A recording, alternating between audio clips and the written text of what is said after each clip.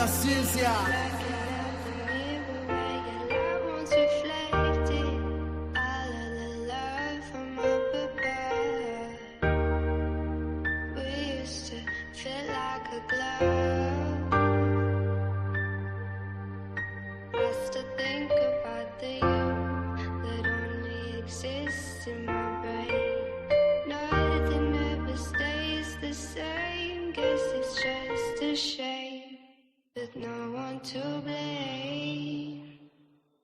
Me, myself, and I still pushing forward, I'm ahead like die. Standing on my flow with my head to the sky. Pass on a bitch, young rip, drop dimes. It's been a rough road, gotta look for the signs. I'm married to this music, so I cook for my bride. Flip out like a skateboarder, look how I grind. It took a long time, but I'm right on time. I'm progressing, that's progressive, I got bars like a correction. Still chasing petty cash, that's semantics. I want extra, I stop searching for my pops. I hold my nuts just like a checkup. I get physical, I'm copping just like Interpol. I play on words like a syllable. To me the world is fading. Hold this L just like a Laker. Like a birthday, my shit cake it. It get messy like an apron. I pick out just like some bacon, and I sizzle like it too. Can't forget about you, boo. It feel like we on a loop. Same shit, different day. I don't know what's really true. I get high as I leave hoops. Who gon' give me what I'm owed? Man, I guess nobody knew. And I know that money talks, so what it said is probably true. It's the feeling that I get and the shit I'll probably do to get through or get by. I get fly, cause I'm Jeff Goldblum in my mind. Tell them hoes to fall in line. If you thought I fell off, bitch, I'm back like my spine. Hot as homemade pie. That's the pro rate, ma. I'm a pro, ain't I? Sniff it out like K9s. I'm a thief, it take time to be great, I'm Bayside. I get blue like Kelly Parker. When I'm gone, I left a mark. Tell them fish I'm still a shark. I will embark on this journey till it's finished. In the midst of all this friction, I got vision on my P's like no limit. Like a mouse, now we clicking. I go out for the spinach, that's business.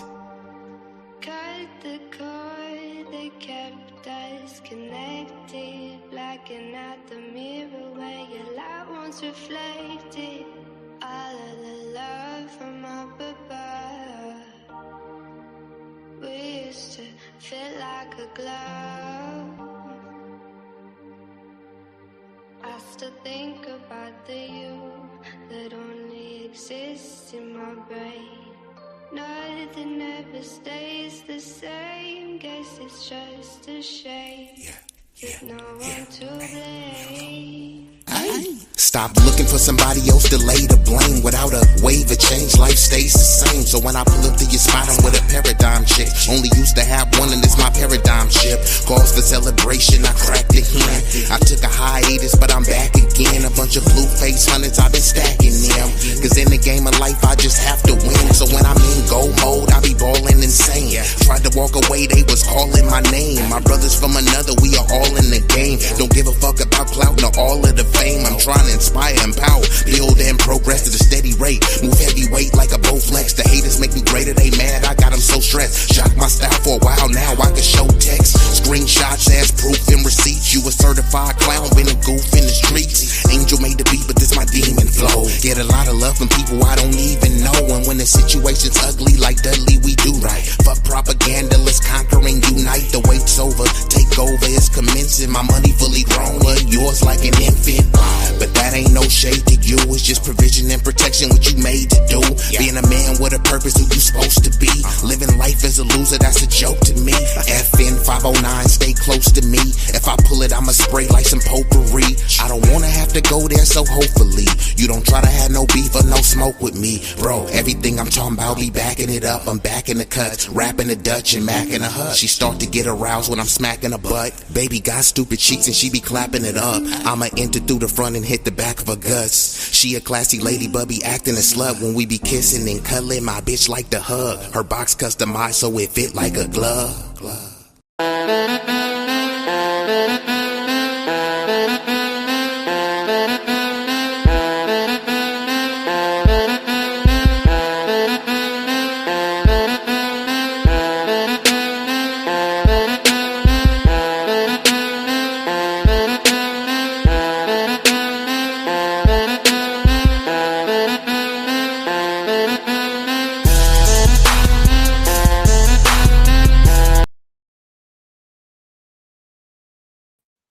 Turn your radios up.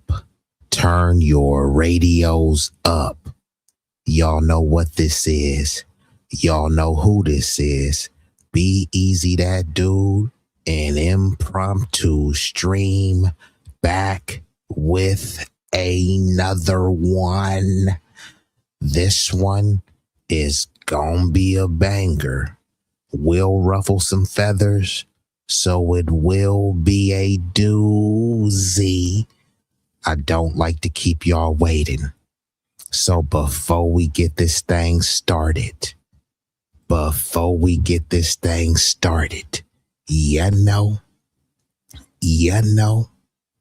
I gotta hit ya. If you know the song, sing along. Yeah, you're right. 私も地元民と言っても実は世代です。もう友達できたの？うん。ぶったまんまこっち見ない方がいいか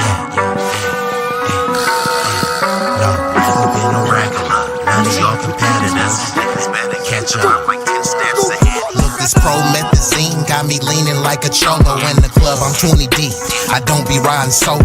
Pull some bad bitches, they vanilla and cocoa. They wanna take some photos when we kick it out in Soho. Chicks is showing tits and popping pussy for my promo. Told them like juvenile, baby, move it for me slow mo. Then I'm right back to the block, cause I keep getting moto. I be flipping, not shrinking. I don't give a fuck about no ho.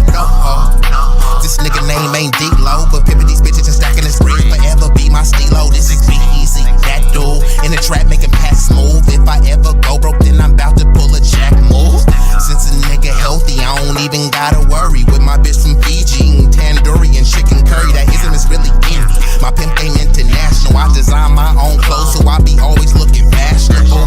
Here's a couple facts about me that y'all didn't know. Some of y'all be getting bread, but I be getting bigger, dawg. I got bigger guns and a whole lot of bad.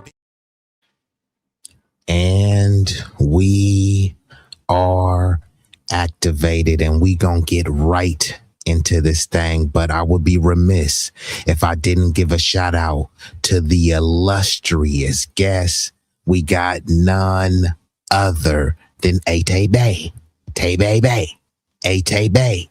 and the sophisticated, the enchanting, and the passionate Miss Jackie Gaines. We got sunlight from the Sunshine State, shining brighter than a diamond.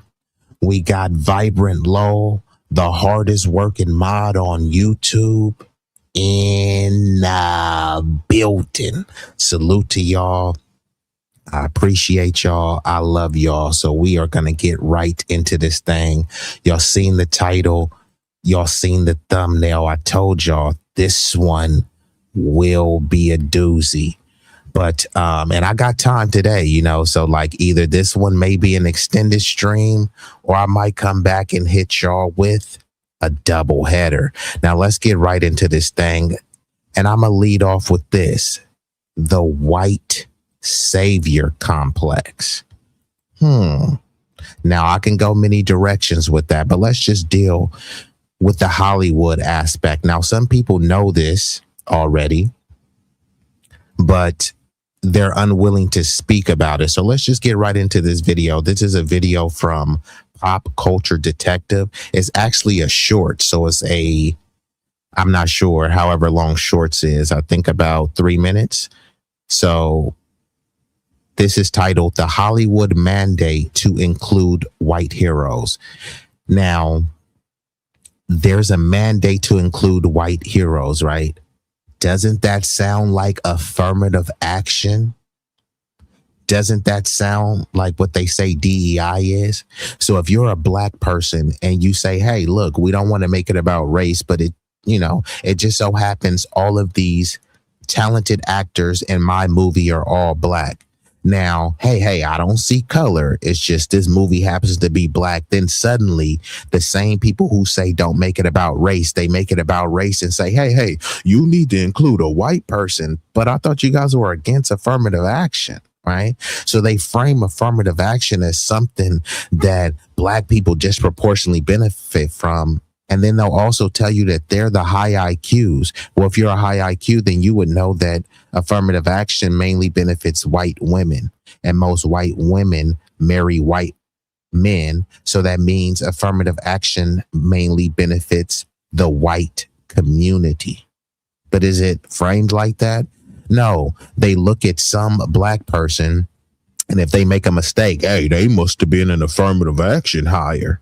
But then when you look at all of the fecklessness, all of the incompetence in the Trump administration, he hired a bunch of Lily W people who are failing at their jobs. But you're not supposed to call it a DEI hire. You're not supposed to call it affirmative action. You're supposed to frame it as meritocracy, and they got there purely off of merit and hard work. Okay, if you believe that, then yeah, I got some beach property in Gaza to sell you. But yeah, for over 20 years, video. Actor Danny Glover tried desperately to get a movie about the Haitian Revolution made in Hollywood. He went to every major studio. He went to studios in Europe, and he was denied funding at every turn. And the reason they gave was that there were no white heroes in the story, so they weren't going to make it. The Hollywood mandate that every big budget movie made for a general audience must have at least. And before I proceed with the video, do you guys hear the video? Just let me know if you guys can hear it. Just, drop a 1 in the chat, a thumbs up or something, just so I know that you guys can hear the video. But the first point that he started off with, the legendary Danny Glover, he said, hey, it would be great if we made a movie about the Haitian Revolution, right? Enslaved, subjugated people who fought their oppressors and gained their freedom, which, was short-lived, and one could say it truly wasn't freedom because they had to pay reparations. The people were against reparations, but they weren't against forcing Haiti by military might to pay reparations to their colonizers and slavers, right? So Danny Glover said, Hollywood, you guys are always glorifying movies like whether it be the 300 and the Gods of Egypt, where they got a bunch of white people to play all of the so-called gods of Egypt, right? You guys have a proclivity for glorifying all sorts of historical figures, alleged figures, right? This was an actual event, 1804. How about, we do that and make it a Hollywood spectacle? They said no, because of course there would be no white saviors in the movie. I mean, is that insecurity or what, right? They always try to tell black people, we was kings and shit. Okay, that's supposed to be a trope. But what about your tropes? Always trying to leech and tether and tie yourselves to some sort of sort of black triumph. And even if they have no connection to it, they'll do the Hollywood spin. And this is why they say things like based on a true story. Yeah, it was based on a true story. And then you added a Hollywood spin to add a white savior when there was none to speak of. And then it's like, here, look, we'll show this disgusting, diabolical, despicable white villain, but we'll juxtapose that with a white savior. And then if there is a black savior, he'll be overshadowed because he needed the white savior to truly triumph. Welcome to Hollywood, or as some would call, Hollyweird. Let me see in the chat. Okay, cool. Sunlight says she can hear it, so let's run this back. For over 20 years, actor Danny Glover tried desperately to get a movie about the Haitian Revolution made in Hollywood. He went to every major studio. He went to studios in Europe, and he was denied funding at every turn. And the reason they gave was that there were no white heroes in the story, so they weren't going to make it. The Hollywood mandate that every big budget movie made for a general audience must have at least one sympathetic white character for white audiences to identify with has been around forever, since the beginning of Hollywood. When I think about movies like The Green Book, you've got The Help, 12 Years a Slave. So again, isn't that affirmative action? So even if it's a black movie or a non-white movie, you have to tie a white person in there for white people to identify with. But these are the same people saying, I don't see color. And why do you have to make it about race? Why do you need a white person in the movie to identify with, right? Are you saying that you hate black people that much, or that you don't identify with anything about black people? They try to say, stop calling yourself Black American and African American, and, you know, we're all just American, right? And we're all just American. Then why do you need a white person in the movie, right? There's a movie full of Black Americans, foundational Black American freedmen, to be extra precise, right? These people are more American, or let me just say, they have a deeper rooted American lineage than you. Your family immigrated here, and there's nothing wrong with that, right? But when you see them on the screen, you don't relate to them. You don't view them as one of your own. Why is that, right? Oh, it would happen to be because of the color of their skin. They always tell you, don't make it about race, and stop, judge them by the content of their character, not the color of their skin. Meanwhile, if it's an all black movie, the only way they want to see the movie is if someone has the same skin pigment as them and can be the hero. I mean, okay. Talk about white fatigue. Like, damn, could we have our own spaces? Sure, you can have your own spaces, as long as you paint me as the hero of your spaces. Then that means it's not our own space. Funding at every turn. And the reason they gave was that there were no white heroes in the story, so they weren't going to make it. The Hollywood mandate that every big budget movie made for a general audience must have at least one sympathetic white character for white audiences to identify with has been around forever, since the beginning of Hollywood. When I think about movies like Green Book, you've got The Help, 12 Years a Slave, Amistad. I mean, the list goes on and on. Even Black Panther has this character who is a CIA agent, but is in favor of black liberation. Like, ridiculous.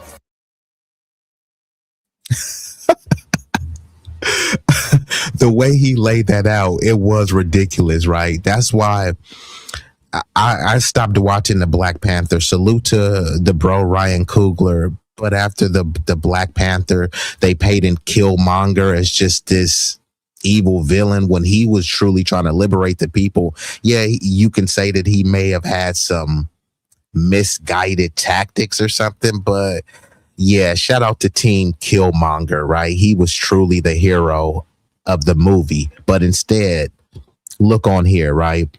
They had this CIA agent. How pathetic. I mean, and how fantastical could you get? This WCIA agent wanted to see black people truly liberate themselves. Come on. And who was that who shot the dude, right? I think the dude was shot by somebody from his own community. Y'all refresh my memory of the first Black Panther. Didn't this dude get shot by another white person? So it was white on white crime. He got shot. Then the Wakandans took him back to Wakanda to heal him. If they didn't heal him, dude would have been unalived. Then suddenly they needed him, this white savior that they actually saved. So think about how sinister this is, right? Dude was about to pass away. The Wakandans saved him. They saved him for him to hijack the Wakandan story as some CIA agent that want to see a foreign land in this mythical Africa be liberated from the colonizers. It's like, come on now. What world are we living on? What planet does anyone believe that? Even in the movie, it's like, come on, bro. This don't seem real at all. But yeah, why the hell was this dude in the movie? We know why. Because Hollywood has a DEIW mandate. Doesn't matter if the movie is about the black experience of Jim Crow. You got to have some white figure, you know, that is the highlight of the story. Yeah, blacks were being lynched, but what about what white people were going through, right? Okay, I thought the story was about black people being lynched. If they make a story about Emmett Till, do we think the story is going to be about Emmett Till or some white savior? What white saviors were there during Emmett Till? There were no white protests to say what happened to Emmett Till was wrong. And if those people did protest, guess what they were called? You called it N-word lovers. Let's get back into it. The reason they gave was that there were no white heroes in the story, so they weren't going to make it. The Hollywood mandate that every big budget movie made for a general audience must have at least one sympathetic white character for white audiences to identify with has. And shout out to Frank Nitti, because he said salute. So salute to Frank Nitti. That's the true DEI, but they won't frame it as that. And I'm going to get into deeper how this is, you know, how it's always been about white DEI and affirmative action higher, right? It's always been that, but they've tried to frame it to you as if it's been black people getting some disproportionate benefits. They're the ones who created DEI. They created DEI. They created affirmative action. They created it in a way that's so nebulous and broad that they benefit from it the most. Then after they feel that they've sucked all of the benefits out of it, they frame black people as the mascot who's got the least out of it, when it was intended to balance the scales of the centuries of the anti-black oppression, subjugation, and disenfranchisement, right? It was supposed to at least balance the scales, right? It wouldn't put us on par, but it would be like, okay, fine, look, we know what we did was wrong. This is what we're going to do to, you know, champion and provide growth for a American demographic, right? But instead they want to try to, you know, frame us as these lost Africans and, you know, oh man, you know, these people are just savages. You can't reason with them, right? And they try to do all of this, what about black on black crime? They do all these things to try to get people, like Malcolm said, who taught you to hate yourself? So people have such a low level of self-esteem that the collective society in America hates black people so much that when they disenfranchise us, when they abuse us, when they discriminate against us, it's like, hey, well, you know, there is black on black crime. So what if we screw over the blacks, right? Well, there is black on black crime. So what if we discriminate against them, right? So but what does this have to do with black on black crime, right? You're creating a Hollywood film, but somehow you need a white savior. What about Chicago? What does Chicago have to do that? Fatherless homes. Like, what does this have to do with fatherless homes? You mean Hollywood is trying to inject white saviors into all of the black films because of fatherless homes, right? You mean that they're trying to do this because there was a drive-by in Baltimore? I mean, what are we talking about here? The schools are failing, and that's why we had to inject a white hero into an all-black movie. Huh? It doesn't make any sense to you, but you've been convinced that this is the way forward. Denied funding at every turn. And the reason they gave was that there were no white heroes in the story, so they weren't going to make it. The Hollywood mandate that every big budget movie made for a general audience must have at least one sympathetic white character for white audiences to identify with has been around forever, since the beginning of Hollywood. When I think about movies like Green Book, you've got The Help, 12 Years a Slave, Amistad. I mean, the list goes on and on. Even Black Panther has this character who is a CIA agent, but is in favor of black liberation. Like, ridiculous. I really enjoyed Hidden Figures. I think it's a great movie, but this guy, played by Kevin Costner, he never existed. They made him up for the movie.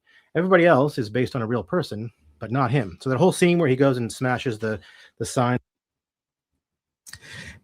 And you want to talk about DEI and affirmative action? So they created a movie called Hidden Figures, based on true stories, based on actual events. And then they add some white savior that never existed. He literally never existed. And then they say, hey, we said it was based on a true story. Okay, fine. Why didn't you add a black hero, right? It's based on a true story. If you want to add a hero, you're centering blackness. You're centering the plight of blackness. And rather than have a black hero, hey, we're going to add a white hero who never existed, right? Huh? How is that real? It's supposed to be riveting and groundbreaking by them adding some fake stuff to it. But guess what? The masses of the MAGA morons and the lefty lunatics, they're not calling that DEI. They're not calling that woke, right? You want to talk about woke? They see some random drag book show reading. That's woke. But it's not woke for them to add this fake white character and hidden figures to try to make white people look better. Huh? How though? Okay. You said why people are first human beings. I don't know what you're trying to say, so I'm gonna go ahead and move on. You said, I feel you. Both parties play these race games. Yes, both parties are the same. Two cheeks on the same booty. Two fangs on the same viper. Both parties are the same. So, you know, good cop, bad cop. And it's up to your interpretation or perception on which one you believe is the good or the bad cop. But yeah, I mean, some of this affirmative action has no limits. Panther has this character who is a CIA agent but is in favor of black liberation. Like, ridiculous. I really enjoyed Hidden Figures. I think it's a great movie, but this guy played by Kevin Costner, he never existed. They made him up for the movie. Everybody else is based on a real person, but not him. So that whole scene where he goes and smashes the sign, the white only sign on the bathroom, never happened. We made it up. It never happened. This one was invented by a writer. It's all there to make white people like me feel slightly better about the history of racism in this country. We can sort of self-insert. We can go, oh, I would have done that too. No more white restrooms. There's a cardinal rule in any system that is white identified. And that is that you are never allowed to make white people feel uncomfortable. And even that scene in Hidden Figures, right? He was supposed to be a savior because he tore down a sign that said no more white restrooms. Yeah, but then he was going back to a lily white neighborhood that if there were black people there, they would say, there goes the neighborhood. You're going to bring my property values down. So there's white flight. So just even that scene was just supposed to be some sort of symbolic sensationalism in the movie. Oh my God, like the bro said, I would have done that too. What? You would have tore down a sign that said no coloreds, no black people allowed? And when you seen that it said no coloreds, who were the coloreds? All of the coloreds were black. But now they use a term like people of color. So you assume that anyone non-white went through the same thing. No, those people were telling you I'm not colored because colored is associated with being black. Now these people want to revise history and say, no, we're people of color too, especially Mexicans. Do we forget? And just let's go to 1848, the Treaty of Hidalgo, right? After the Mexican-American Wars, part of that treaty, once all of that territory was ceded, right? When they say California was New Mexico, Texas was New Mexico, yeah, and that territory was ceded in the Treaty of Hidalgo, and they were paid for it. Now you can say, hey, we want to pay you the money back. We want to run that war back, but you can't just say it used to be Mexico. Yeah, it used to be. And then it was sold. And like some of the W's like to say, it was conquered, right? Yes, it was conquered, it was coerced, and it was sold. And territory was ceded. But in that treaty, they said that any of the Mexicans that were already in the United States and some arbitrary amount of them could immigrate into America and they would be considered white, right? They tried to give Mexicans their own racial ethnic category and they said, hell to the no. They fought to be legally classified as white. Now I can pull this up in real time, but if you're a high IQ as you purport to be, you should already know this. So now these same people who fought to be classified as white, because there's no race called Mexican, so I'm just using them as an example. They're not the only ones. Argentinians, and you can go on and on, right? They fought to be legally classified as white. And now because some random obscure term like minority and people of color, now they're like, oh, well, you know what? Since the whites don't truly accept us, hey, we're minorities. We're people of color. We're the brown community. But many of them are not even brown, like AOC. Is she brown? No. But you're supposed to pretend that she is, and she's a person of color. We already know who the colored people were in this country. But based on a political agenda to try to frame us all as one, they want to use the plight of black people and bury us under a disgusting banner of people of color, which is an idiotic and an offensive term. And if you continue use it, which some people prefer to use it, then I have no choice but to refer to white people as people of no color, people who lack color, people devoid of color. If we are insistent on using this POC language, you know, my hand has been forced, and we've been joined by an illustrious guest, John Sin, one of the dopest and the illest with a pen, aka John Sinatra, in the building. And this person says the naming of people in different races is wrong. We're not a race of different people. We're all just human beings. So here we, and I hear you, right? This is that utopia talk, right? In a perfect world, which we don't live in one, this makes sense, right? This is the I don't see race talk. Race is a social construct. We're all just human beings. There's only one race, the human race, right? I hear you, bro. And I would love to believe that. But the same people that say, why do y'all make it about race? And then you go look at their neighborhood. They live in a neighborhood that's only one race. If we're all Americans, why don't you live in a mixed race neighborhood? You know what I mean? Why are people saying, hey, I don't want this racial demographic dating my daughter. I don't want this racial demographic moving into my neighborhood, right? It shouldn't matter who your daughter dates. If you have a Lily W. daughter named Molly and she dates a black dude named Maurice, it shouldn't matter because we're all just human beings, right? But we know that's not the case. We know many families go out of their way to tell their people to not date black people. Black people are human beings, right? So this whole, I don't see color, we're all just human beings. It's like, bro, just save it. We know it's not true. Go to some white evangelical church and say, hey, we're all just human beings. So why aren't there more different racial human beings here, or different human beings of a different ethnicity and culture, right? Go to them and tell them that, right? Go to the Jewish communities and tell them, hey, we're all just human beings.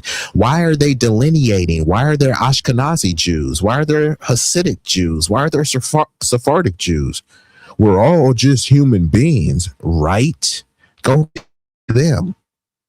If race is a social construct, so is ethnicity, so is religion, so is tribal names and memberships. These are all social constructs that you adhere to. No one is forcing you to, you choose to. So go preach this to your community that, hey, I don't see color. We all just humans. Okay, go tell that to someone in the deep South, right? Go tell that to the people who fly the Confederate flag. Why are you flying that flag? We're all just humans. Go tell that to the MAGA morons. And you say they passive aggressive, go by their action, not their words. Yeah, I tell people you have to look out for polite supremacy, right? And what sometimes people do, they try to politely dominate you in a passive aggressive manner. So they talk to you nicely and you say, hey, so-and-so is nice. They bought me a lunch and they bought me a Slurpee, right? They bought you a lunch and you bought you a Slurpee, and you let your guards down. And then the moment you turned around, you got stabbed in the back, because that's polite supremacy, right? They're dominating you in a polite manner. You don't have your guards up because they're so nice to you, right? They're slapping you and spitting on you, but hey, they did it with a smile on their face. Polite supremacy. Let's get back into the video. Big budget movie made for a general audience must have at least the Haitian Revolution made in Hollywood. He went to every major studio. He went to studios in Europe, and he was denied funding at every turn. And the reason they gave was that there were no white heroes in the story, so they weren't going to make it. The Hollywood mandate that every big budget movie made for a general audience must have at least one sympathetic white character for white audiences to identify with has been around forever, since the beginning of Hollywood. When I think about movies like Green Book, you've got The Help, 12 Years a Slave, Amistad. I mean, the list goes on and on. Even Black Panther has this character who is a CIA agent, but is in favor of black liberation. Like, ridiculous. I really enjoyed Hidden Figures. I think it's a great movie, but this guy, played by Kevin Costner, he never existed. They made him up for the movie. Everybody else is based on a real person, but not him. So that whole scene where he goes and smashes the sign, the white only sign on the bathroom, never happened. We made it up. It never happened. This one was invented by a writer. It's all there to make white people like me feel slightly better about the history of racism in this country. We can sort of self-insert. We can go, oh, I would have done that too. No more white restrooms. There's a cardinal rule in any system that is white identified, and that is that you are never allowed to make white people feel uncomfortable in relation to their own whiteness. That is not allowed. I think it was James Baldwin who once said that being white means never having to think about it.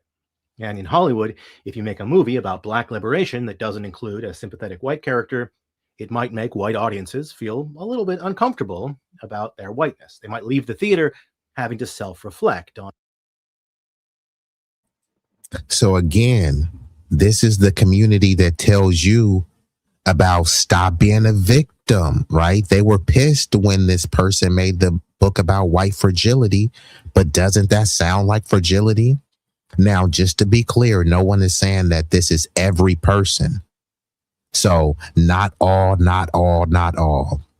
Not making a sweeping generalization, but what I'm saying is it doesn't matter if it's all. What matters is this a significant portion of the population that thinks and behaves like this? And yes, it is. They always talk about, I don't see color, until you try to make a movie of all black people. And then they say, where's the white people? Like, oh, so you do see color after all. As a matter of fact, why would you need a white person in there? You want to talk about insecurity? If you're secure with yourself, right? Your community holds most of the wealth. Your community holds most of the power and influence in this country, right? So you are the people who are dictating things, the movers and shakers, the billionaires. Most of the politicians, white. Most of the billionaires, white. Most of the policemen, white. Most of the military men, white. Most of the pilots, white. Right? So you guys are the movers and shakers of society. Why would you be threatened by a movie that didn't have a white hero in it? You want to talk about victimhood? You have a white production studio.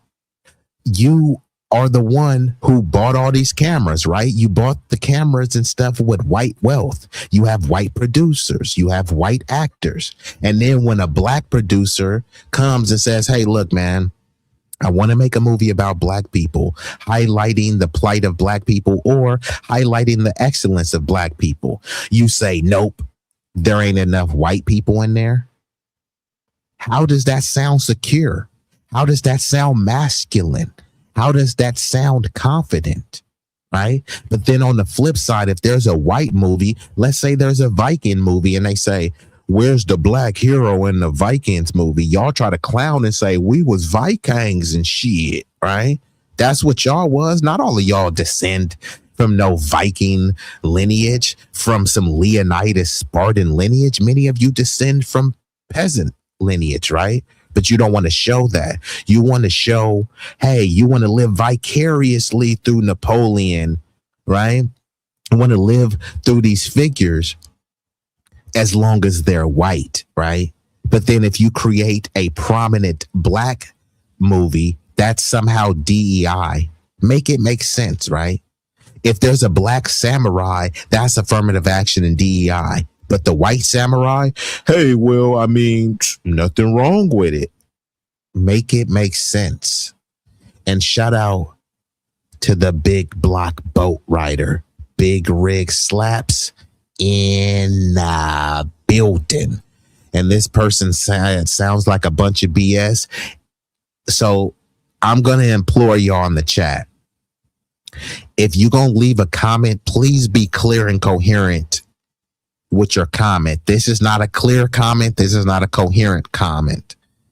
Nobody knows what you're saying. And you're saying it's another conspiracy channel. Everything I'm saying is factual. And Ziggy, I'll drop the link. Do you want to come up, Ziggy? You don't even have to cam up, because I already know with a profile pic like that, you're not intellectually formidable enough to challenge me. However, if you want to give it a go, Ziggy, I'll drop the link. Now, what I'm not going to let you do is just troll in the chat, right? Now, I don't mind trolls. Troll lives matter, right? But bring some level of sophistication. Look at this. These are some juvenile comments, right? Another conspiracy channel. Okay, what was the conspiracy that I said? If you're accusing me of being a conspiracy theorist, you have to say what the conspiracy theory was, right? So go ahead. Don't be adult. You said that I'm saying a bunch of BS. So like I said, Ziggy, if you want to come up, we can have a discussion, which, you know, I'll class you in there, and we can have a debate, which you'll get destroyed in. Either way, Ziggy, I'll drop the link. Don't be a B-I-E-I-E-I-itch and troll in the chat. Let's get back into it. Yeah, like Freedom says, it's a low vibrational comment because there's no substance behind it. It's just people that want to kind of derail the show. And that's why I said, like, I don't mind. I'll give you people a voice just to show how idiotic you are. But then I'm going to have to get you up out of here because, you know, we are trying to educate and enlighten. I'm here to entertain, though, too, right? So I will entertain some rambunctiousness, but only occasionally. Let's get back into it. And I appreciate all of y'all for watching, especially y'all that just tuned in. We're talking about the Hollywood mandate to include white heroes, aka white saviors. It's The Help, 12 Years a Slave, Amistad. I mean, the list goes on and on. Even Black Panther has this character who is a CIA agent, but is in favor of black liberation. Like, ridiculous. I really enjoyed Hidden Figures. I think it's a great movie, but this guy, played by Kevin Costner, he never existed. They made him up for the movie. So looks like we got someone from the white community. Hopefully Steve Lux, hopefully you really are white and not just lying. But I'm going to take it at face value and assume that Steve, should I call you Steve or could I call you Stevie? Stevie Lux. All right. He says, as a white dude, I have never felt any form of white guilt. And you shouldn't. This is the whole thing. I don't even know where people talk about white guilt. So this is the thing, too, right? One thing that I don't like about, I don't think white people should be feeling guilty, but there are many white people who say they try to project black guilt. What about black on black crime? What about it? Some nigga in Oakland did a drive-by. Some nigga in Chicago robbed somebody. Some nigga in Baltimore broke into a store. I don't know them niggas. How am I going to hold them accountable? Why are you wanting me to have black guilt for some niggas I don't even know? So then when somebody says, okay, fine, if y'all want us to have black guilt for some dude in Oakland and St. Louis that committed a crime, then y'all should have white guilt for the epi-pedo list. Y'all should have white guilt for these Uvalde and Columbine type shootings, right? Cecil, same energy, same logic. We can't say one is cool. Yeah. Blame and generalize the blacks, but don't blame and generalize the whites. No, none of us should be having guilt for things that we didn't do. However, things that you are complicit for, things that you are caping for, things that you tolerate, then you should have responsibility for that. You should have to stand on that, right? Because some people like to say, hey, I never owned any slaves. Why should I have white guilt? No, you shouldn't have white guilt for slaves that you didn't own. You should have white guilt because you were complicit in redlining. And I'm not saying you, Steve, I'm just making a broader point, right? It was a bunch of white people that went out and watched lynchings. I never owned any slaves. Yeah, you just took your kids to watch a black dude get lynched. Hey, but you never owned slaves, right? It was a bunch of people that lived in these Levitt towns, these all white enclaves, where they said no niggers allowed. And their only retort was, I never owned any slaves. Yeah, but you were okay with black people being subjugated, right? You were okay with the oppression, and your only fallback was, I never owned any slaves. Okay, you never stood up for black people either, right? We're just as American, more American, or at least the lineage more deeply rooted than many people who came from Ellis Island and beyond, right? So, yeah. So he says, I've known too many strong blacks just as capable as me. Any blacks I have met can do just as much or more than me. Yeah, because it's not about race. Unfortunately, many in your community do make it about race. They talk about, what about black owned black crime and fatherless homes? What about the fatherless homes in the white community? Forget the fatherless homes. What about the people with the silver spoon? Do y'all know who Luigi Mangione is?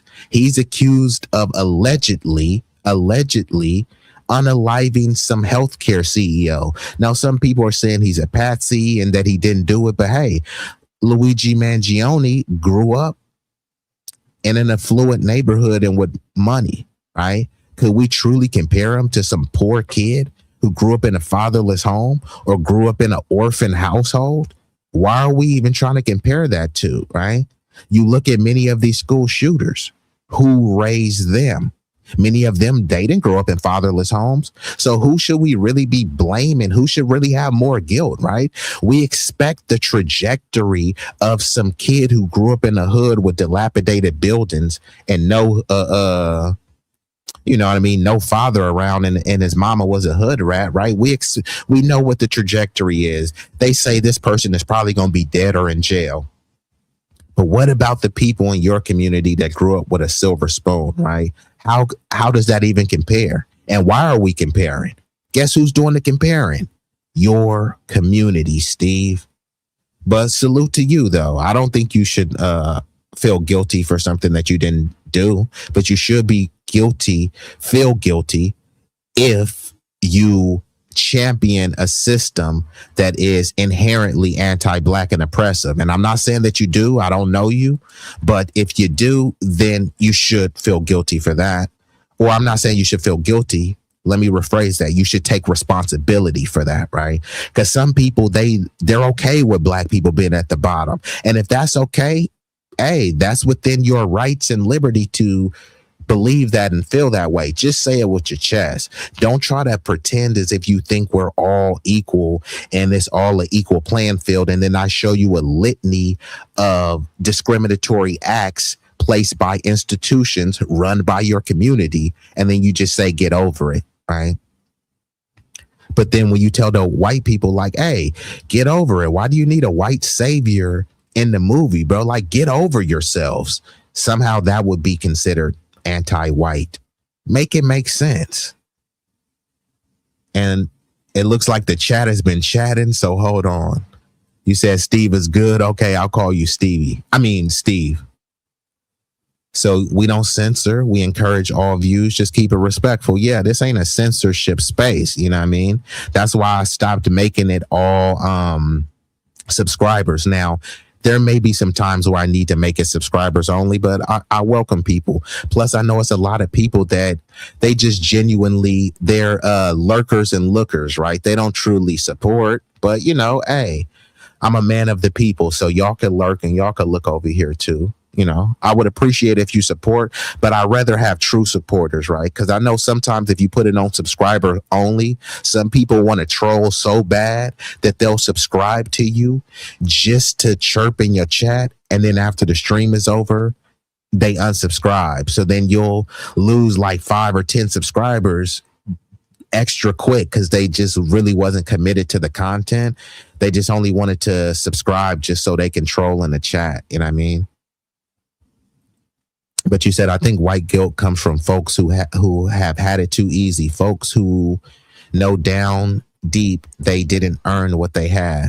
Well, I'm not white, so I'm not an expert on white guilt. I don't think white people should go around feeling guilty just for being white. If you're white, you should be proud to be white. If you're Asian, you should be proud to be Asian.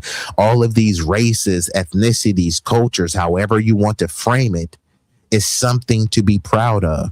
It's actually a prestigious title to take claim to. You know what I mean? Just got to lean into it. But I don't think you need to denigrate and disparage another racial, cultural, or ethnic group just to try to prop up yourself. You know what I mean? And I'm not saying that you do that, but, you know, of course, many in your community do that. And we got my boo, the marvelous, what it do in built-in. And like Miss Jackie says, welcome everyone coming in. I want to salute and thank y'all. Y'all could have been anywhere in the world. Y'all chose to be here with me, at least momentarily. And for that, I thank you. He said they always want to set rules and never follow them. Yeah, well, this is the thing. Many of them set the rules, but then when it's time to follow the rules, then they want to change and bend the rules, right? Talking about this is a nation of laws, but then when they break the laws, you know, it's just like, okay, I'm part of the dominant society. Nana, nana, boo, boo. I could do this, right? They don't talk about the racial double standards. They don't talk about the double standards of how the law is applied, right? They don't talk about the affirmative action that truly benefits their community. You said every man knows what they have done. Yeah, that is true. But, you know, there is a rewriting of history so that when the younger generation comes of age, they've rewritten the history to say, hey, no, you know, we didn't enslave people. They put a spin on words. It wasn't chattel slavery. It was involuntary servitude. Huh? Involuntary means they were forced, right? And servitude means they were serving people. They were doing labor. Involuntary labor, free labor, unpaid labor. Sounds like slavery. No, don't call it slavery. Call it this, right? And then when they do admit it was slavery, they say, yeah, it was slavery, but they learned skills. They could have learned those skills without slavery. And actually, they had those skills prior to slavery. They were enslaved because of the skills that they had. No one was just saying, hey, look at this dumb person who has no skills. Let's enslave them. No. If you were going to enslave, you enslave something that you would consider valuable, something that was profitable. Unfortunately, I hate to look at it this way, but that's how they were looking at us, as like animal. That's what chattel property is. They, you know, they're breeding you and treating you like property. If someone was going to go buy a horse for, you know, some equestrian events, right? Are they going to look at the skinny, famished horse that they don't think is going to win any race? Or are they going to look at the Mustang stallion that they say, oh man, I can get a lot of rides out of this horse. You know what I mean? That's what they did, right? They saw skilled people. They saw fit people. They saw people that could help, you know, build the empire, create the empire. They wouldn't look at people who were poor, sickly, and couldn't do anything for them, because this was about capitalism. This was about profitizing, right? So you said for some, being progressive is what they are all about. They need something to progress against. If there isn't something, they will create something or dig up old history that cannot be fixed. Well, this is a kind of vague, nebulous comment, Steve, so I don't really know where you're going with this, but you have an issue with the term progressive. You can have an issue with all of these terms, right? Steve, this type of commentary makes me assume that you identify as some sort of conservative, right? Just let's clarify that, Steve. What are you trying to conserve? And if you're against progressives, are you a Republican? What are the Republicans trying to conserve, right? I don't even use these labels because these labels, they don't really mean anything. They mean different things to different people. AOC and Amy Klobuchar are saying she's a progressive. James Clyburn and Nancy Pelosi are saying they're a progressive.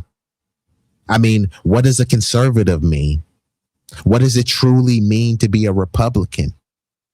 There's a bunch of gay conservatives. There's trans conservatives. Some conservatives say that being trans is not conservative, but based on whose ideology, based on whose litmus test.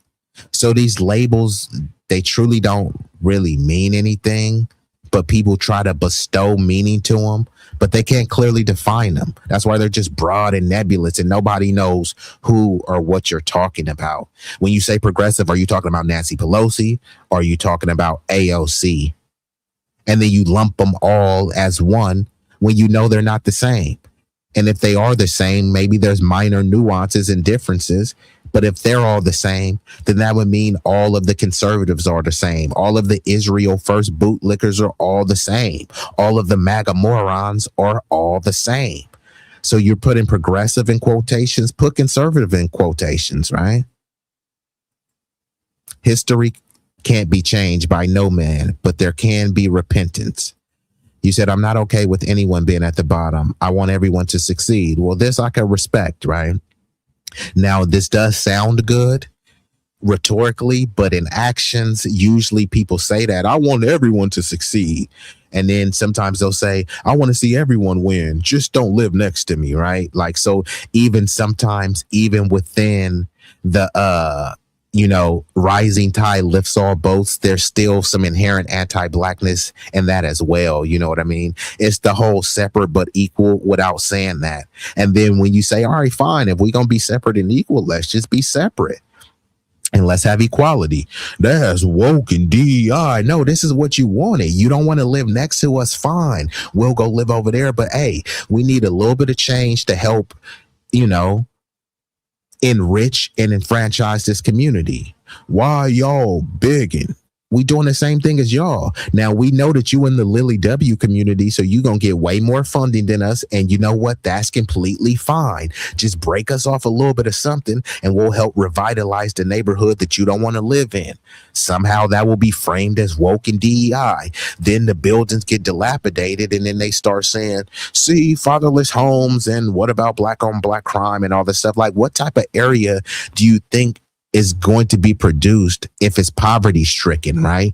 Look at all of the poor white neighborhoods, right? I mean, do you think that you won't get robbed out there? I mean, there's a bunch of meth heads and junkies. And actually, I'm going to pull up a video of San Francisco littered, all white junkies scattered around. Should I attack the entire white community because there's a handful or a contingent of white junkies in the street?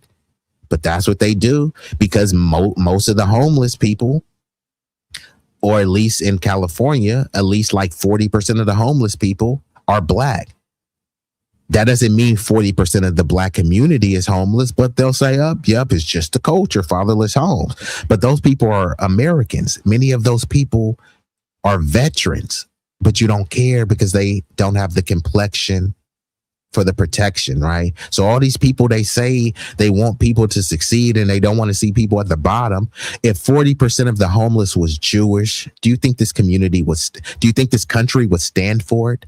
If 40% of the homeless were undocumented immigrants, non-citizens, would this country stand for it? If 40% of the homeless were Asian people, we already know the answer, but because it's of a specific racial, ethnic demographic, no one cares. Just pull yourself up by your bootstrap. No one cares. What about black on black crime? Because there's black on black crime, we shouldn't give a crap about the black homeless people, right? This is what people have been convinced. This is what some black people even have been convinced. But this is supposed to be a white Christian nation, what would Jesus do, right? Would Jesus not care about all of the homeless people? They Bible thump and say we're all created in the image of God. So why are you treating God's children like that? These are all people who believe they're going to heaven, right? These are all people who talk about helping the less fortunate. So they'll step over a black homeless person and say, we have to help someone in Tijuana. We have to help someone in Bogota, right?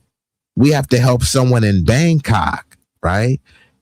Because they're poor over there, right? But what about the poor people that you just stepped over? Oh, he's black, so no one cares, right? And unfortunately, many Americans, and this is where I do agree with you, Steve, many progressives are okay with this, right?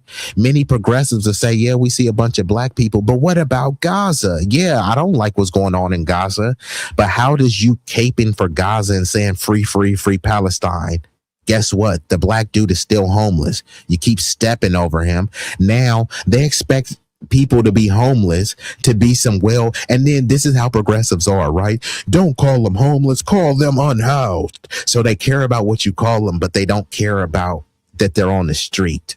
So they're on the street and they don't care. They don't care if they get peed on, pooped on, robbed, spit on, hosed. Just don't call them homeless. They're unhoused. Isn't unhoused a euphemism for homeless? Yeah, but that's offensive. What's more offensive? Being called homeless or not having any food or shelter? It's the same thing with illegal alien. They'll let some person come over here, enter the country illegally, be given housing, being given shelter, and then say, don't call them an illegal alien. That's not my term. That's a legal term. If I went to another country and they gave me housing, they gave me daycare for my child, they gave me schooling for my child, I wouldn't give a damn what you called me. They're going to call you stuff anyways. They're going to call you epithets anyways, right? You might as well be called an epithet and getting something out of it. Illegal alien is not an epithet. It's a legal term. The Democrats have been in power far more than the Republicans have over the past 20 years. They're bleeding heart liberals, right? Why didn't they get that terminology eradicated from the legal lexicon? So they want to convince you that using that term is so bad. You can't call them a legal alien, but you can call black people nigger because you heard it in a rap song. Well, my next rap song is going to be called illegal alien.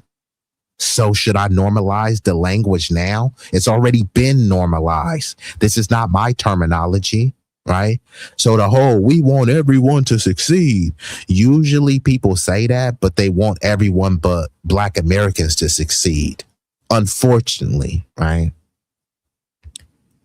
But my says, agree, be proud of who you are, and salute to all of my people. I got people from all racial and ethnic backgrounds that I rock with. I want to know what your ethnic and cultural background is so I could appreciate it. Why should it be lumped under some generic banner, right? If you just say, oh, this is Asian culture, what does that truly mean, right? I mean, some Polynesian people are considered Asian. Vivek Ramaswamy is considered Asian. Chinese people are Asian. Cambodians are Asian, right? Pakistanis, Asian. Japanese, Asian. Oh, that's Asian culture. Are we trying to imply that Koreans have the same culture as Japanese people? Chinese people have the same culture as Cambodians? They're all Asian. Yeah, no. That's like saying samurai culture is Filipino culture. Filipinos is Asian. Japanese people is Asian. So Filipinos could take credit for samurai culture? Huh? It doesn't make sense.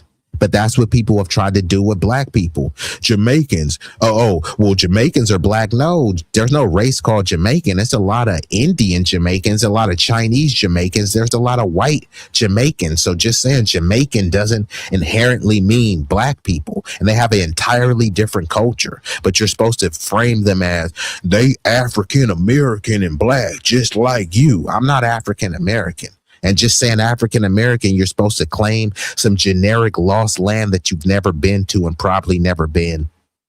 And you're supposed to have a collapsed culture that you don't know about. I didn't grow up eating plantains, curried goat, or jerk chicken. Nothing against that. It's from a different culture. In order for me to celebrate and know, I need to draw a distinction between that culture so that culture could shine brightly, right? It's not really rocket science. There's over 500 plus federally recognized native indigenous tribes. Why aren't they just called one big Native American? Why aren't they called one big indigenous tribe, right?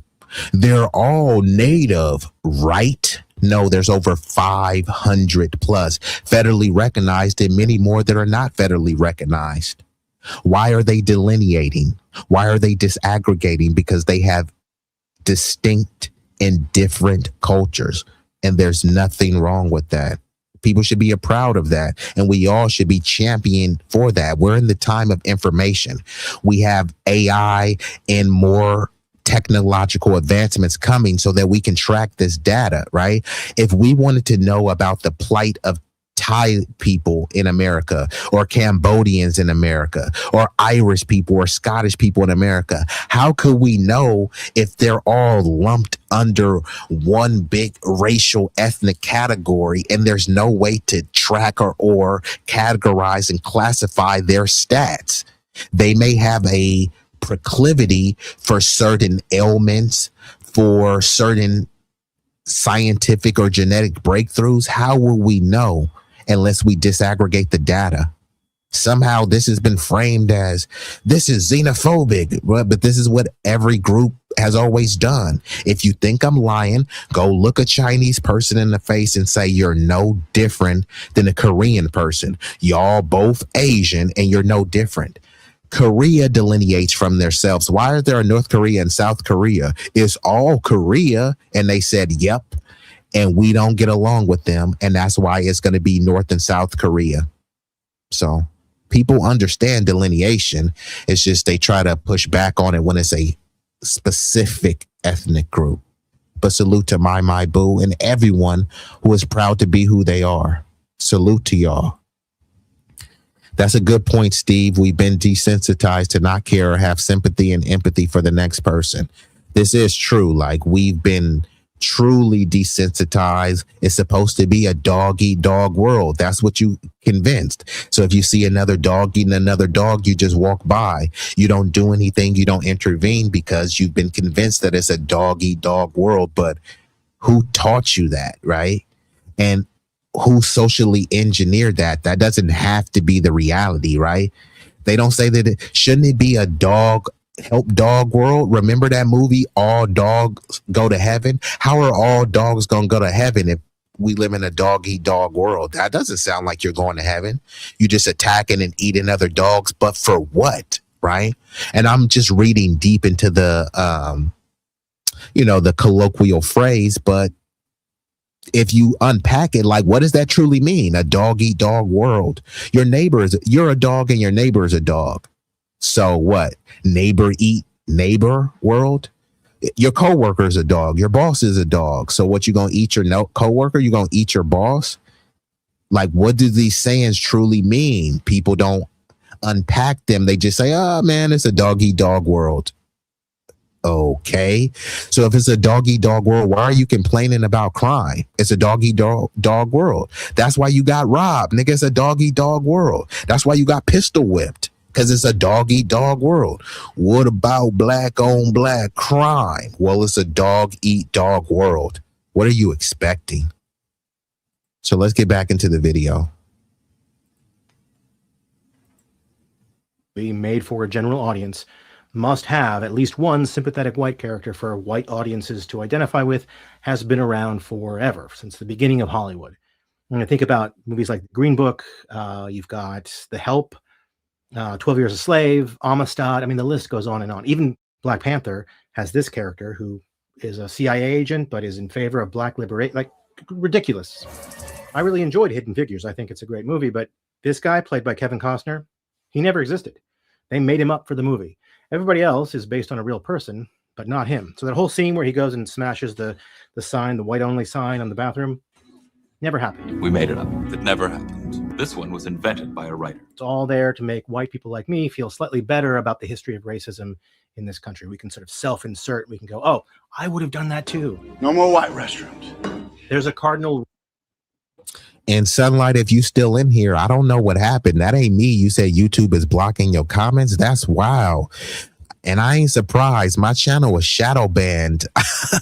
I mean, I don't really know exactly what I did, but I know that I touch on controversial issues. I mean, not necessarily controversial issues. I give controversial takes. But yeah, multiple people have told me my channel was shadow banned. So I don't know. Maybe that's YouTube doing something, but I'm not dealing with anything in the chat. So I don't know how you got blocked. And shout out to my boo. And I didn't even see Last Call. Salute to Last Call. Last Call, Mr. Midnight Soul chatting from an undisclosed location in Northern America. And shout out to Ya7. It starts at home in our communities. It starts at home in everyone's community, right? So if someone has a dysfunctional upbringing, then they're going to bring that dysfunction into society. But sometimes there's always this psychoanalysis of what's going on in the Black households. But then we don't have that same analysis in other households, right? Because if someone grew up, let's run down the tropes, right? He grew up in a fatherless home, so that means his daddy ain't ish, so he wasn't there. His mama, either she was a hood rat bopping around, or maybe she was a very strong sister girl, but since his daddy wasn't there, she had to work extra hours and go to school and all this other type of stuff, right? So this person is going to be raised by the elements that they're around, become a product of their environment. And people know if the environment is not good, and if she's a single mom, she's only going to be able to afford to live in a not good area, most likely on Section 8 or income-based housing, which is going to be considered lower income, is placed in the lower rung of society, right? How are we expecting that child to be raised? Now, many people overcome these obstacles, but if you lay that out, if you tell an Asian person, a Latino person that, hey, these are going to be the odds, your kid is going to be raised in a single parent household in a let's call it an urban area without a lot of opportunities. Nobody is going to say, oh yeah, man, that kid is destined for greatness. People will say, man, that kid was set up for failure. Then when the kids fail, then they're like, oh my God, we're shocked. But you didn't do anything to intervene. You already saw the trajectory of what was going on. And many of these government institutions, they'll look and analyze because they have all sorts of reports and data where they know many of this stuff. This is why they push it out there. Fatherless homes. What about black on black crime? In order for them to push these narratives, that means they have some sort of data, right? So if they have data, why aren't they doing anything to combat what they say is an issue? Who is going to be more of a menace to society? Someone that grows up in an area where they have parks, they have activity centers, or someone that grows up around a bunch of crack in dilapidated buildings, right? And they say, nah, we can't do nothing about those buildings. Okay, fine. Well, you're not going to do anything about the crime. The crime is going to keep happening. Like, what are you complaining about? They know how to stop crime. They know how to create programs. They know how to create opportunities. Most crime is economic based. Nobody is robbing just to say, here, I'll rob the nigga. No, they rob the nigga so they can get money from the nigga. But if you provide alternate avenues for them to get money, it won't be a lot of robbing going on because these young kids will be making money. And once they make money, they gonna want to be swimming in some young, lively vajayjay. Let's just call it what it is. If bros is stunned and flexing, after they stun flex, they gonna want to holler at some beautiful women. And if they spending a lot of time earning money, making money, being gainfully employed in society, and their next time is engaging with beautiful women, it's going to be a lot more babies made, and there's going to be a lot more mayhem and chaos in the streets, right?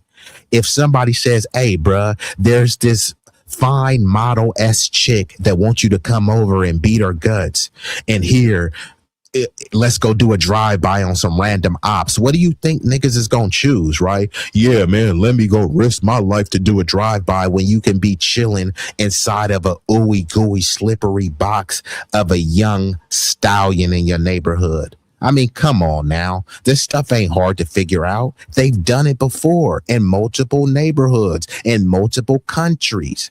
They just pretend as if they don't know what to do. They want crime so they can complain about it. They know how to end crime. They know how to end poverty. They know how to mitigate poverty. They know how to subvert poverty. So if they don't do it, right, think about this. This is the greatest nation ever, right? We can figure out how to get to the moon. We can figure out how to get to Mars, but we just can't figure out how to get the inner city youth some gainful employment.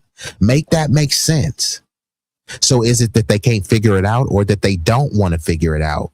Many of these counties and districts in some states, they rely on prison labor. They've chosen which demographic is going to be overrepresented in prison labor. In order for them to lock them up, they need to be over-policed and over-criminalized. They need to commit some sort of crime. And then, yep, we'll just give you football numbers. They could have gave them a slap on the wrist.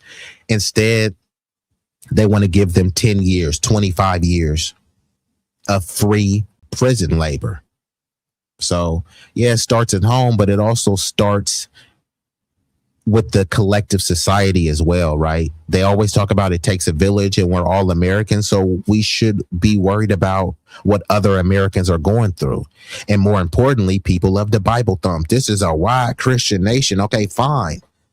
Most black people are Christians. So you should worry about the plight of other Christians. Instead, they say, why do you make it about race? We're not making it about race. These are other Christians who happen to be black. Why won't you help them out? You don't have to call them black Christians. They're just Christians. Why won't you help them out? No, they're black. And then it turns into them making it about race when they just complain to you about not making it about race. Let's play some more of the video, though. Rule in any system that is white identified. And that is that you are never allowed to make white people feel uncomfortable in relation to their own whiteness. That is not allowed. I think it was James Baldwin who once said that being white means never having to think about it. And in Hollywood, if you make a movie about black liberation that doesn't include a sympathetic white character, it might make white audiences feel a little bit uncomfortable about their whiteness. They might leave the theater having to self-reflect on our own history in this country. Can't we just, for one night, just all be family? It's incredibly, shockingly rare to have a movie that is made for a general audience that's about race or racism, but doesn't include a sympathetic white character. And that's one of the reasons why Sinners was such a big deal. There's no sympathetic white hero in this movie at all. And yet it did really well. But you can count on your hands, like the number of movies that do that. You've got Get Out, Moonlight, Sorry to Bother You. I mean, there are very, very few. And the truth is that being made to feel uncomfortable in relation to white supremacy is a really important thing for white folks like me. Like, being made to feel uncomfortable is a critical step in learning how to challenge those systems, how to become and feel uncomfortable back then. So we need more movies that make white people feel uncomfortable in relation to their own whiteness. Not just one about the Haitian Revolution, which we definitely need. We also need movies about other forms of black liberation, other forms of indigenous liberation, and none of them need to have sympathetic white characters. For over 20 years, actor Danny Glover tried desperately to get a movie about the Haitian Revolution. Okay, so that was the video right there. And salute to the chat, because the chat has been chatting. And I'm going to pull up this other point just to drive this point home. Give me 1 second. Hold up. Just give me 1 second. Okay, hold on. I'm trying to show the bias of just pretty much what we just discussed. So just give me 1 second. Okay. Let me know if y'all can read this. Give me one banner. Let me pull this down. I'm going to pull the comments down. So let me make this even a little bit larger. Don't trip. Class is in session, right? So this is just further discussing the white savior narrative, and then I'm gonna transition into a different story. So the Coming to America case study, many of y'all don't know, but this was the 1988 classic. So this provides a clear and well documented case study of this practice of what I'm talking about, the white savior complex, right? So the studio mandate, remember we talked about the Hollywood mandate. So Eddie Murphy and his co-star Arsenio Hall have repeatedly stated that Paramount Pictures refuse to make the film without a white character in a prominent role, right? So you want to talk about affirmative action? You want to talk about DEI? They won't bring this up. And even if you sit on a panel with someone and then you lay this out and ask them, hey, is this affirmative action? Is this meritocracy? They'll start stuttering and splaining, deflecting and obfuscating. This is everything that they rail against. This is what they now called woke. But it wasn't woke then. This isn't just in 1988. This was before 1988, and this is now in 2026. And it will be the same way in 2028, right? And now what they've done is now they've completely said, you know what? We don't care about Black Americans. Let's try to get British people and African people to play Black American roles or to serve as the Black American representation, because we can pay them less. There'll be less pushback. And of course, they're perceived to be more subservient and docile and willing to play ball more, right? Others have talked about this, but you know, it's supposed to be some unspoken secret, an open secret, right? So Murphy recalled the studio's position bluntly. We have to have somebody white in it. We're not making the movie without somebody white in it. What white person has spoke up about this? You mean to tell me no white person has ever heard this? They've heard this. They went on a tour telling this stuff, but what white actors have spoke out about this? What white producers have spoke out about this, right? And this is the same thing when Steve was talking about white guilt. Yeah, they shouldn't have guilt if they had nothing to do with this, but you should have a responsibility to speak out, because this is a form of anti-Black prejudice, bias, and discrimination. If there's a movie about Jewish people, they won't say, man, it has to have a Black hero in it, right? They're like, no, you guys can create the movie how you think it represents your community best. If we're representing our community and we think that we don't need any white person in the movie, they're saying, no, well, we ain't making it unless you put a white person in it. And they've convinced you that somehow that's meritocracy. So the demand was non-negotiable. This is the whole thing too.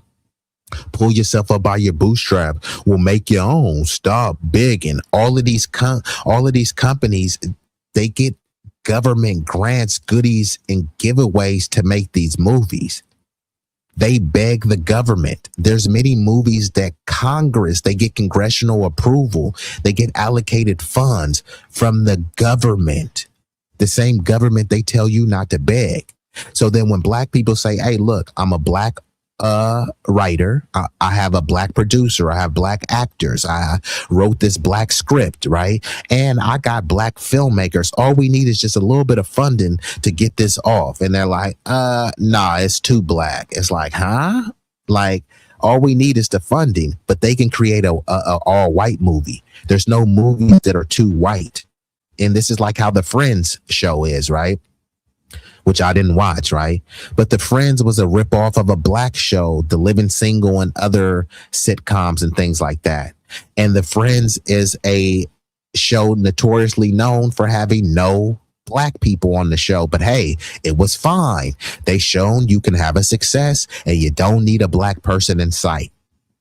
But they've tried to convince you that you can't have a Black show unless you have to have some white person. You got to have some white interracial relationship. You have to have some white savior, but there's never any black saviors in the white movies. Sounds like insecurity to me. So the creative compromise, the role of Maurice, a fast food employee, ultimately went to comedian Louis Anderson. Murphy and Hall chose Anderson from the list because he was a friend and a comedian they respected. And I respect Louis Anderson as a comedian, allowing them to meet the studio's ultimatum on their own terms. Murphy reasoned, who's the funniest white guy around and a friend of mine? Oh, Louis. Perfect. So they gave him a canned list of people that they wanted for him to pick. That doesn't sound meritocratic, but Eddie Murphy ended up choosing Louis Anderson. So George Lucas, and I know people were freaking out because George Lucas, I believe he has a black wife. He created the movie Red Tails in 2012. Star Wars creator George Lucas revealed that every major Hollywood studio refused to finance Red Tails, his film about the all-black Tuskegee Airmen, right? Tuskegee Airmen are American, right? They love to talk about American exceptionalism. This would have been the chance to highlight that, but no, they saw them as niggas, so they didn't want to highlight that. Unless, hold on, we'll highlight those niggas as long as you have a white hero to come and save them. But there were no white heroes to save them. Yeah, well, then we'll create one. And this is why they love to say based on a true story, based on actual events. Yeah, it was based on actual events until you added that lie in there. The lie wasn't needed. So this is what they love to do. Now, his film about the all-black Tuskegee Airmen, it lacked a white protagonist, Lucas stated. I showed it to all of them and they said, no, we don't know how to market a movie like this.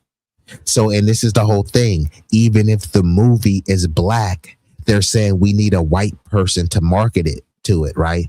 And they've convinced you that we live in a colorblind society while they tell on themselves. They're saying that white people won't go see a movie unless white people are the focus. That sounds insecure. They say that black people, y'all got main character syndrome. We go see movies all the time. Unfortunately, there's a lot of movies that we shouldn't be seeing, movies where we're painted in a disgusting and grotesque light. And sometimes many people still go and see those movies. And we're told to get over it.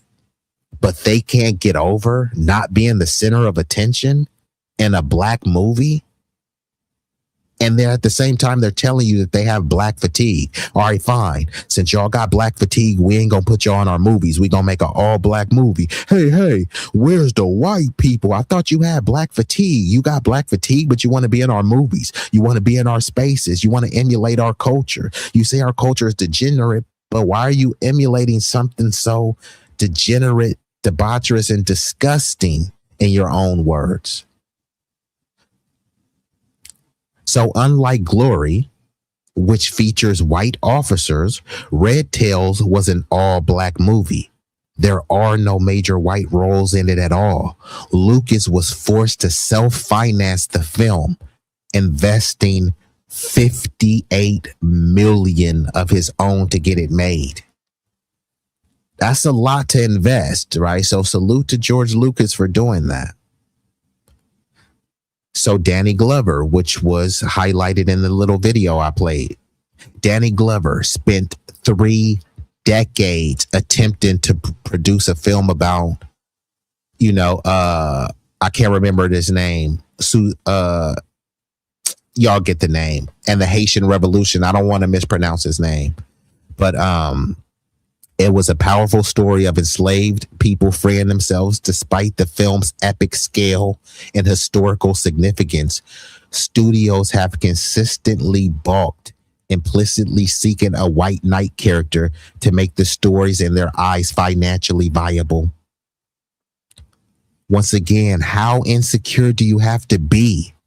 The Haitian Revolution, but you want to make it about white people, and then you're saying that white people won't go see them. White people won't go see a movie about the Haitian Revolution unless it's made about them. because they don't want to feel guilty. Why would you feel guilty? They love to wag their fingers and say, I never owned any slaves. So why would you feel guilty about a movie about the Haitian Revolution? Someone did enslave those people, right? There was a Haitian Revolution. Why would you feel guilty about it? If you didn't own slaves and you're not guilty about that, why would you feel guilty about a movie about colonizers that you have no connection to? Make it make sense. But like I said, these people have convinced you. Black people have a victim mentality. This sounds like a victim mentality to me. We're trying to make a black movie, right? They talk about black movie. They talk about black culture, right? Black culture is rap music. Okay, fine. We're going to show something other than rap music. We're going to show something that empowers the black community. We're going to show something that galvanizes the black community. No, you can't do that unless it's a white savior, huh? But there was no white savior around. Well, we'll create one. They've convinced you that that's meritocracy, right? So hold on. I got more, right? The white savior framework from an academic lens. Sociologist Matthew Huey, in his authoritative book, The White Savior Film, Content, Critics, and Consumption, provide the definitive academic analysis of this genre. His framework helps explain why demands like this one from Paramount are so damaging. So look up Matthew Huey's book. It's called The White Savior Film, Content, Critics, and Consumption. The white savior film is a genre where messianic white character rescues people of color from their plight. The narrative centers the moral awakening and heroism of the white protagonist, while non-white characters are often portrayed as helpless or passive and as stupid, right? They're stupid until the white genius comes and saves them, right? They have all these resources until white mommy and daddy comes and saves them, right? So the function of the narrative, Huey argues that these films are fundamentally racial redemption stories for white audiences. Sounds like fragility, sounds like victimhood, sounds like low self-esteem.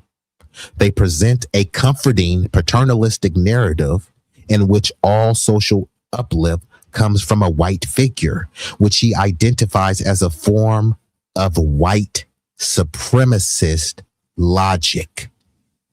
White supremacist logic that is presented under the guise of assistance. Yeah, white supremacy, white dominance, or what I call polite supremacy that is presented under the guise of assistance. Here, I'm politely trying to help you, and then I politely stuck this knife in your back. Or I politely cooked you up a steak dinner with mashed potatoes and corns and all the fixings, but I put some poison in it. Polite supremacy. Marginalization of black voices. A core criticism is that these films ultimately focalize whiteness and marginalize black characters and their voices. The stories are often told through the white lens, rendering black subjects as secondary in their own narratives. They create a movie and say, this is for black people and the black community, and black people stand up, and black power and excellence. Say it loud, I'm black and I'm proud. And then you watch the movie and it centers whiteness. They only use those buzzwords and bumper stickers of blackness to galvanize the black community, spend our dollars, and then we consume. You're consuming and being pacified into accepting that white mommy and daddy will always be your savior, even in your time of triumph, even in your time of liberation. It will only come if it's granted to you by white mommy and daddy. That's what you've been socially engineered and convinced to accept. The white savior trope is not a relic of the past. More recent films like The Help, Green Book, mind you, The Help was 2011, wasn't too long ago. 2018 wasn't too long ago. They faced significant criticism for employing this narrative, right? So this is a flawed economic logic. The studio mandate is almost always justified by economic arguments. The belief that predominantly black or non-white casts are not as profitable, especially in international markets. However, data-driven research has debunked this repeatedly. Multiple studies have shown that diversity is not a financial risk. A study by a professor at Northeastern University and McGill University analyzed data from 2014 Sony Pictures Hack and found conclusively that diversity actually makes bank. It actually is profitable, but they've convinced you that it's not profitable. And then this is why they make fun when people say diversity is our strength and they say it is woke. And then they try to say that as a pejorative term. And the same people that balk at diversity as our strength, a lot of times it's some white dude with an Asian white, right? You always talking about white this, white that. So why do you have an Asian white, right? So clearly diversity is your strength. You went and diversified your dating pool, but then when someone tries to diversify in a film, that's woke, that's DEI. You went and found you a DEI wife. You took affirmative action and flew to some Asian country and got you a mail order bride. Seems to be diversity is your strength. So their research showed that diverse films perform well, both domestically and abroad, and that arguments about a poor foreign box office returns for diverse films are false, which means it's a lie. A separate study encompassing 723 films found that predominantly white audience had no negative effect from diverse casting, and in fact, they roundly enjoyed racially diverse films from non-white lead actors, right? Remember when they used to say the quintessential man, they would say that he was tall, dark, and handsome. Y'all remember that? Tall, dark, and handsome. It wasn't black people who came up with that. Guess who came up with that? The dominant society. Guess what race and color are the women in the dominant society? White. So you can say tall, dark, and handsome. Hey, does it mean black? Does it mean melanated? Maybe they were talking about a dark person like Vivek Ramaswamy, or maybe they were talking like a dark person like Seal. Who knows? But have you ever heard the saying tall, light, and handsome? I've never heard it. Not saying that some people don't like that, but I'm saying there was a reason why someone popularized the term tall, dark, and handsome. You can't tell me that there's a contingent of society that's okay with that term, but then they would be mad if you put someone tall, dark, and handsome in a movie. Like, make it make sense, right? Look at the dude that plays Aquaman, Jason Momoa or something. Is he a white dude, right? Like, he seems to be doing good on the box office. Look at The Rock. Is The Rock a white dude? He seems to be doing good on the box office. Michael J. White, I mean, he seems to be doing good. So let me go to a little bit more. I just want to see, because there were some of these films. Now I can get into the real nuance of it, but I just want to get into some of these movies so I can move on, because some of y'all don't even know. But let me just see some of these movies. So for one, Glory, 1989.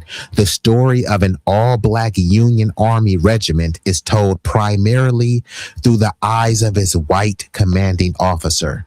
Glory is supposed to be about the all-black Union Army, but is mainly told through the eyes of its white commanding officer, right? And their convention is like, yeah, if we didn't make it about the white dude, then nobody would have watched the movie. It's like, fine, just make this a white movie. Don't pretend as if you're doing this for the black community. You're doing this for the white community. And if you want to do that, just say it. But what Hollywood likes to do, they try to say, hey, this is a black representation. Black representation that's subservient to whiteness. They don't finish the statement. Yeah, it's about representing blackness in a state of subservience to whiteness. say the full story, right? Robert Goldshaw exemplifying how Black heroism is often filtered through a white perspective. The Blind Side, which was based on true stories, and then they mixed in a bunch of I'm white and I say so, a bunch of lies, right? This biopic of an NFL player, Michael Orr, is overwhelmingly focused on Lee Ann Tui, a white woman who takes him in, framing his athletic and personal success as a direct result of her intervention. Now, I didn't see the movie because I already knew what type of movie it was. She got awards for this movie. And I think they made the dude like some big dummy in the movie as well. And I think the real person was like, hey, bro, I could read, bro. I'm not just a big brute and dolt. But they had to dumb the black dude down. So all he was just this big savage black brute who was good in football, but he was only good once his white adopted mommy unlocked his inner abilities. He wouldn't have unlocked his inner abilities if white mommy hadn't came and saved him. This is what this movie tries to portray. You're supposed to look at her and say, oh my God, she took in the black dude when no one else would. And not only that, she helped harness his great agility and ability. Okay. Not only that, in real life, these actual people, right? Because this was based on a true story. So the actual white family that did adopt this black dude, they got paid millions and millions off of this dude's name, and then he had to sue them because they didn't pay him. So they took this story, mind you, once he got older, they gave him the boot, right? They were acting like he was just his loving son. And it's crazy, right? This is a red flag to me. There's always these white families that have no history of standing up for black people, no history of standing up for the black community. But when it's time to adopt a kid, they make sure that the kid is black. Why? You live in a white neighborhood. You've done nothing to stand up for black people. Why won't you? You love Asians so much. They're the model minorities. Won't you adopt Asians, which many of them are doing? Won't you adopt whites? Latinos work so hard, or won't you adopt them? They're always adopting a black person and then saying, I don't see color, which you've seen that your kid was black that you adopted. So you do see color. And then they try to say that, hey, I have a black son. So you have to excuse their bigotry, right? You having a black adopted son doesn't mean that you can't be anti-black, i.e., Jillian Michaels, who went all the way to Haiti to adopt a black kid. Plenty of black kids in America she could have adopted, but she went all the way to Haiti, right? The Help. A white aspiring journalist, Skeeter, is positioned as the hero who gives voice to the black maids in her town, a narrative choice that a CNN report and other outlets highlighted as a classic example of a white savior theme. So mind you, the movie is called The Help. It's supposed to literally be about the help. I didn't watch this movie because I'm tired of seeing black people in a subservient, docile role. It's supposed to be about the black maids. Instead, they focus on some white aspiring journalists. A white aspiring journalist is not the help. They frame the movie on the help, and then they don't highlight the help. Imagine you make a movie called The Quarterback, but your focus is on the coach. Your focus is on the cheerleaders. Your focus is on the water boy. Why the hell is the movie called The Quarterback? Your movie is called The Quarterback, but you're focusing on the general manager. Huh? There's a movie about Dak Prescott, but you're focused on Jerry Jones. Make it make sense. But this is what you've been conditioned and engineered to accept.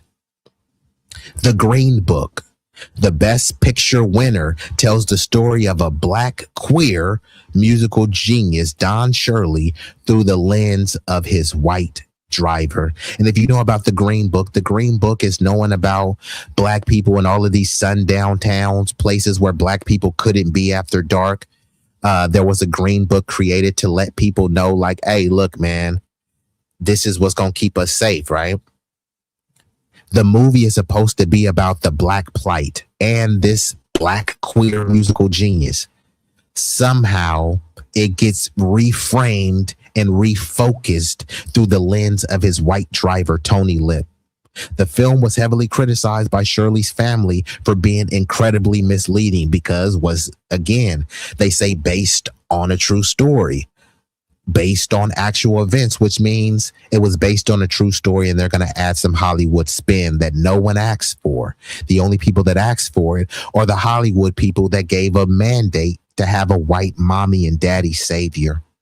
Hidden Figures, which I've already talked about. The white savior, Al Harrison, was completely fabricated for the film. He didn't exist. But because they know Hollywood is so bigoted and anti-Black, they created Al Harrison, this made up figure, to just so that white people feel better. I know what people are like, we don't want white guilt. So what do you want? White adulation, white admiration, white worship? Because why would you create a white figure, a heroic figure at that, in a historic time period where there really wasn't no white heroes? Definitely not how you're portraying it. So I can go on, but you guys get the gist. This is utterly pathetic. But it looks like the chat has been chatting. I may be way behind, but it looks like we've been joined by the East Coast finest, Nassau County, Roger Meadows in the building. You said, hey, showy show today. It's the B-Eazy show on YouTube. And shout out to Tara Sanchez. Hola, amiga. Salute to Tara Sanchez. You said guilt should not be painted with a wide brush. It should be pointed to specific people who erred, who messed up, and hold them accountable. Blaming they accomplishes nothing. Well, many people, this is where it gets a little bit dicey, right? Because the same people who say, I never owned any slaves, they champion the people who did own slaves. They love Thomas Jefferson. They love all of the anti-Black bigots. They love the traitor Confederates. So then they try to say, don't hold them responsible. But it's like, bro, you're championing this, right? You think there should be you think Thomas Jefferson should be celebrated, right? You think someone who enslaved people should be celebrated, but then at the same time you say, well, I never owned any slaves. That's like celebrating a pedo and then say, I never touched any kids. Yeah, but you're celebrating a pedo. Like, how am I supposed to look at you different, right? Because you didn't touch any kids, right? You didn't enslave anyone. It's just your champion slave owners, right? So how are you any different? And I'm not saying this is you, Steve. Maybe it is. Maybe it isn't. I'm not saying it is. Just making a broader point. But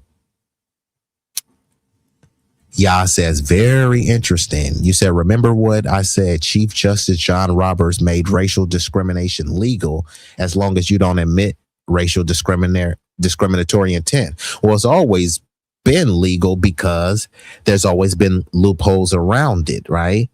As long as you don't blatantly say that you're discriminating based on race, you can discriminate based on race. That's always been the case. This has just been further codified in law, but it's already been codified in common law, right? It was written clearly in black and white, then it was pretended as if it was overturned, but it's all about enforcement, right? They can say you're not supposed to discriminate on someone based on race, but then you can deny a black person a job and say, hey, it wasn't based on race. This white person was just more qualified. Or even if you are more qualified, you can just say, hey, this white person was just a better fit. Like, there's always ways around it, even though it's about race. So there's nothing new, unfortunately, about this ruling outside of putting it back in black and white. When haven't we been being discriminated based on race? When they racially profile you, right? They pulled you over because you were DWB, driving while black. But then they're going to say, oh, we pulled you over because of the tints. But there's a bunch of people of different racial groups that have darker tints than me. You then pull them over, right? But when they pull you over because of the tints, or they pull you over because of whatever reasoning they give, yeah, they pulled you over because it was black, but they gave another reason. So it's framed as not being racial, right? If they target a black restaurant or something like that, they targeted the black restaurant and they say, no, we didn't target you because you were black. We targeted you because there's people hanging out there and you're a public nuisance. So that's not race-based. We're just, following the law. Why didn't you comply? So it's always been about race. It's never going to not be about race. So all of the imbeciles who say, why do you have to make it about race? This country makes it about race. Everything is about race. If there's a crime going on right now, let's say somebody does a mass shooting, what's the first thing that people want to know? Before they know, are all of the people safe and secure? They want to know what race that person was. And these are the same people telling you not to make it about race. And after what race, they want to know their religion. And actually, they really don't care their religion as less as Islamic, right? It's a bunch of Christians committing crime, but they don't talk about the Christian on Christian violence or the uprise or uptick in Christian violence, right? You never hear about Jewish on Jewish crime. You never hear about Judeo crimes or anything like that. But you do always hear about black crime. You don't even hear about brown crime or yellow crime or white crime. The only crime that has a color is black crime. Funny how that works. And shout out to Jackie Gaines. She's still rocking. And if y'all haven't taken the time to hit the like button, make sure y'all do that. You said what you're saying right now reminds me of the song Smiling Faces right now by the Undisputed Truth. That song is a classic. Black Panther movie, not only could they not do a movie without including the white guy, but having the white guy be the worst of the worst, being CIA. That's what I'm saying. Bro, that was a slap in the face. Like I said, not only that, the dude got shot in the back. They had to take him to Wakanda to save the dude. Like, what has the CIA, right? The CIA, FBI, and other alphabet agencies are known to do Iran-Contras, COINTELPRO, and infiltrate the black community. Demonize people who are fighting for black liberation. But in this Wakanda utopia, we have some white CIA agent just doing the right thing, fighting for black liberation to save the Wakandans. And without this good old boy, the Wakandans would have been doomed.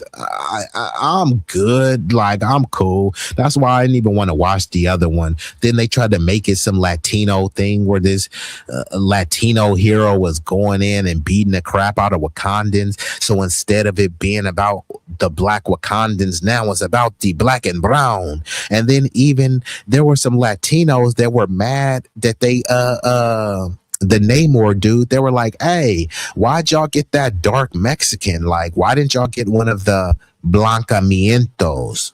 A lot of people don't even know that. Yeah, the Black Panther faced backlash because the Mexican that they got to play Namor was too dark. Don't take my word for it. Look it up. Mejoró la raza, lighten, brighten, and whiten the race. Laura Ingraham, Mitt Romney, and John McCain adopting black babies. See, I didn't even know Laura Ingraham had a black baby, and no one questions them, right? But if Kanye West wanted to adopt a white baby, like literally you would see everybody, oh my God, he could not have a white baby. Why? Like, I mean, he brought his beautiful black daughter on stage with him. His daughter seems to love her pappy. But no, you can't adopt a white kid, right? And then when a black person adopts a white kid, there's been countless stories of people calling the cops on them, thinking that this person was a perv, a pedo, or a predator trying to kidnap the kids. But then when you see these bigoted white people with black kids, You're not supposed to bat an eye. And it's not just any black kid. They usually go out of their way. They go to the Caribbean or Africa. They have no track record of standing up for black Americans. They try to claim they America first, but they didn't look to America first to get a black kid. There's plenty of kids. And then also, why do you got to make it about race? They go out of their way to get black kids, but then they have a track record of speaking out against black people. The Speaker of the House, what is his name? Mike Johnson. He has a black kid. Why? It doesn't make any sense, right? So if I ever adopt any kids, I'm gonna make sure I'm gonna have a mandate. Make sure that they're all blonde hair and blue eyed, right? Because I don't see color, right? And I'm gonna try to make those blonde hair, blue eyed kids the most pro black, whitest blonde haired kids ever. You know why? Because we're all Americans and we don't see color, right? But do you think people will start seeing color if I had a family full of girls that look like the Brady Bunch, right? It shouldn't matter, right? As long as I'm a good dad, right? But let's see what else the chat has to say. And we've been joined by the 504 boy, Wode, New Orleans, in building. You said The Help. Yes, I got these 2 junior high school students who were customers. She said it was a movie that took place during slavery. I asked her, where were the cars in the movie? She said, yes. I said, what? You said slavery end. Every time I heard her say 19, I said wrong. This was before the delineation movement. So now I look back at it. I'm thinking that she was probably not freedmen. You said they want crime so they can profit from it. Correct. So this is the whole thing. When people talk about what about crime, they have drones, they have dogs, they have cameras on every corner. They can illegally tap into your cell phone. They can ping your cell phone, and they're still whining about crime every year, even though crime is at historical lows. If you survived the 80s, if you survived the 90s, this is a drop in the bucket, right? Crime is nowhere near as rampant as it was in the 80s. This ain't the crack era. This ain't the early 90s with the gang wars. This ain't even the early 2000s. But somehow they convince you that crime is a war zone everywhere you turn. Yes, you know, there should be a elimination and a mitigation of crime, but that costs money. It costs resources, and it's going to take a concerted effort to ensure that these communities are protected, but also that there's alternative avenues, because most of the crime is committed by the youth, usually between 16 to 24. If these youth are gainfully employed, if these youth are properly educated, if they see a future in this life and in this country, they won't have time to be committing crime. They'll be chilling with beautiful women. They'll be working their butts off. They'll be playing basketball. You know what I mean? A bunch of kids from the hood is great at basketball. Why won't you create an indoor basketball gym that also has classes? In order for you to go to this gym, you need to be a member. In order to be a member, your family has to pay a fee. We'll have fees that help based on income. And not only are they learning skills, but in order for them to maintain membership, they have to take courses on financial literacy, right? So even if they do or don't make it to the league, they still have that financial literacy. They know how to balance a checkbook. They know how to not be impulsively spending money that they don't have, not to be running up credit, right? This could all be packaged together. Look, man, we know that y'all love rapping. You got a free state-of-the-art studio. In order for you to have membership access to the studio, then you may have to do an hour or 2-hour classes where we talk to you about royalties, ASCAPs, licensing, BMI, things like that. So not only are they gaining, they're creating. You ain't gonna have a lot of time to be committing crimes.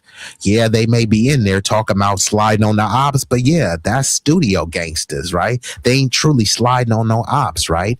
You have leagues and other institutions where you teach them about STEM and things like that. All of this money could be invested into the community rather than militarism. Now, if they don't want to do it, then stop complaining about crime. What do you think is going to happen? It's either you invest in the community or crime is going to run rampant. And like SWP always says, this country has the black people that they deserve, right? You can't chain a junkyard dog up, have that dog be malnourished and famished. You occasionally throw the dog a bone. You always abuse the dog, neglect the dog, but somehow you want that dog to be a cute, cuddly dog like Air Bud or Lassie. No, it's going to be a junkyard dog like you chained and trained it to be. What else were you expecting? Now let's get back into oh, hold on. You said John Roberts had more to do with stopping racial discrimination in civil cases from reaching the court and upholding them accountable for their racism by bringing lawsuits showing racial discrimination. Crime is needed for slave labor to exploit the 13th Amendment, which is why through ballot measures, a lot of the former Confederate and border states that didn't take one side or the other. Well, there was a ballot measure in California to end the mandatory slave labor in prisons here. And guess what? The vote blue no matter who, white liberals out here, they said no, slavery in prison should be permitted. And like Jackie Gaines post, feel free to hit your boy on the Cash App. Now let's get into this video. Let me pull this up right here because I've already addressed the bigoted. Tonight, we also have a new development in the ongoing controversy of Ashley Gonzalez. Y'all remember her, Ashley Gonzalez, the bigoted HPD officer who said like she hates niggers, and then when she see black, she wants to lock those niggers up, etc. Well, this still has a lot of people in a tizzy, especially the Latino community. Many people in the black community was like, newsflash, shocker. No one was shocked. We've been calling out the anti-blackness in communities across the country. African communities, Caribbean communities, even there's some internalized self anti-blackness within the foundational freedom community, Asian community, white community. Anti-blackness is global. So we're not shocked or surprised by it, but there is some Latino denialism to try to say, hey, she doesn't speak for all Latinos. And I agree. I don't think she speaks for all Latinos. However, she speaks for a significant amount. So it doesn't truly matter if it's all. Silence is complicity. If you know somebody was a sick pedo and perv and you didn't say anything, well, I never touched any kids. Yeah, but you knew this person was a perv and a predator and you didn't say anything. Silence is complicity.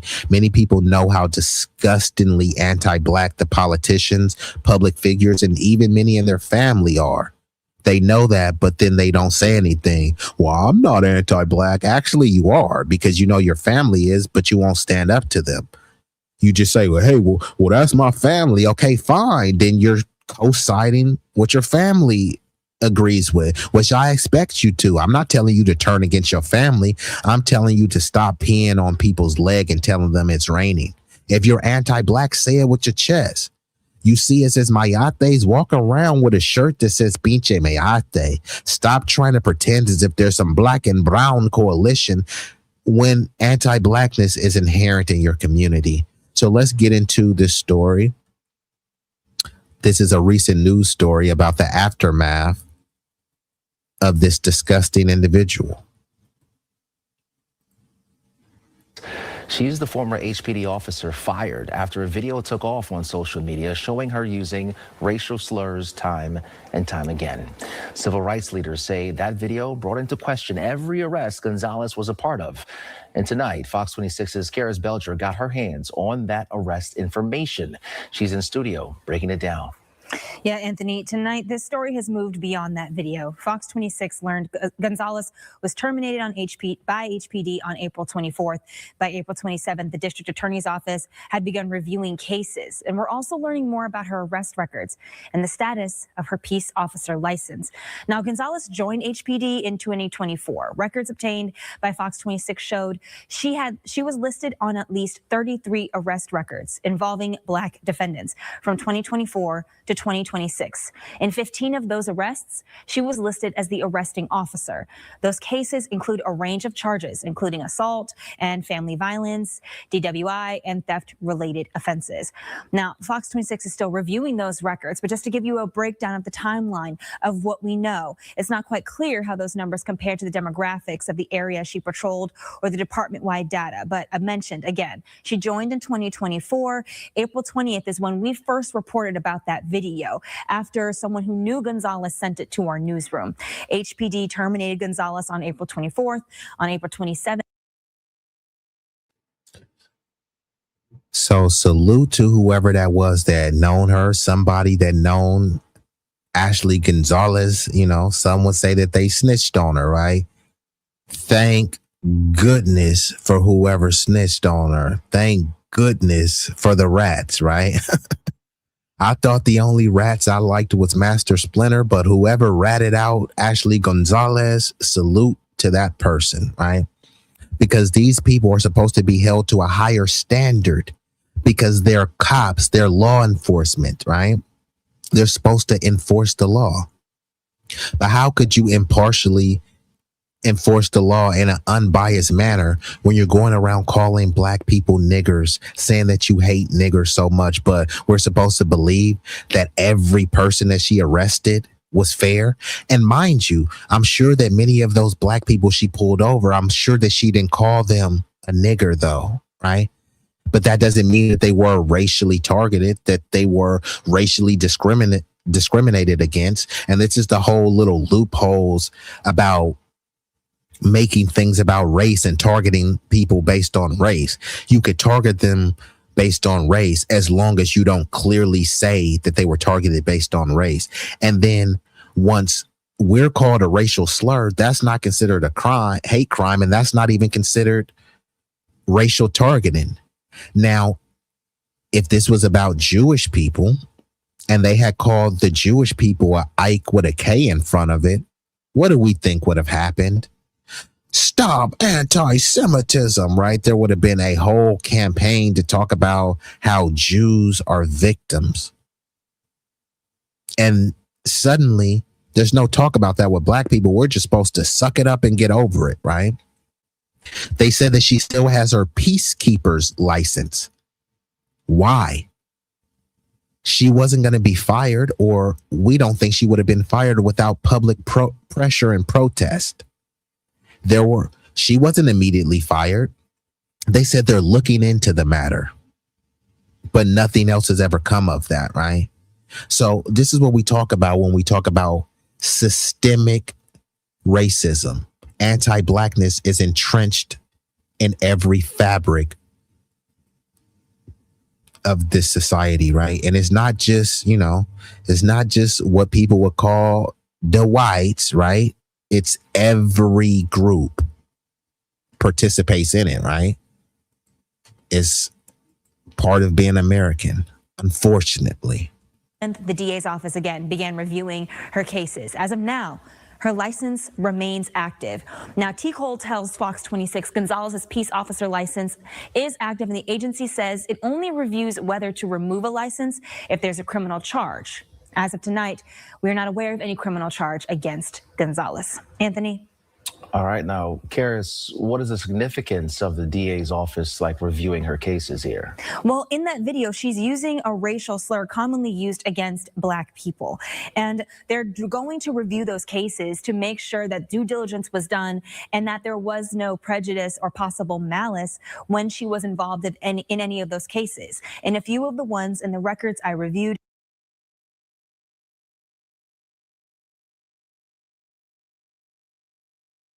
she was the main arresting officer. In other cases, she was assisting in another arrest. In 33 of those, there were Black defendants involved. Now, again, we do not know all of the details involved in every single last one of those cases. We received this data within the...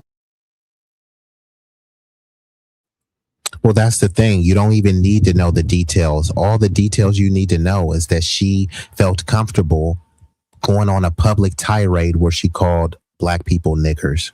That's all you need to know. And now they're trying to pretend as if, see, we need to figure out if there was any malice involved when she was arresting all those Blacks. Like, okay, you think that she would call us that word, that slur, and then be fair the way she pulled people over, the way she apprehended and arrested Black people? Like, who are we kidding here? But don't worry, I'm going to give a broader perspective. So I'm going to bring up none other than Ricardo Ignacio. Let's see what he has to say about this. And this is on his channel. You can watch uninterrupted. Subscribe to his channel because he's probably one of the only Latinos that calls out his community in a respectful manner. He doesn't throw his community under the bus. He doesn't denigrate and disparage his community, you know, to protect Black people. He just calls it as it is.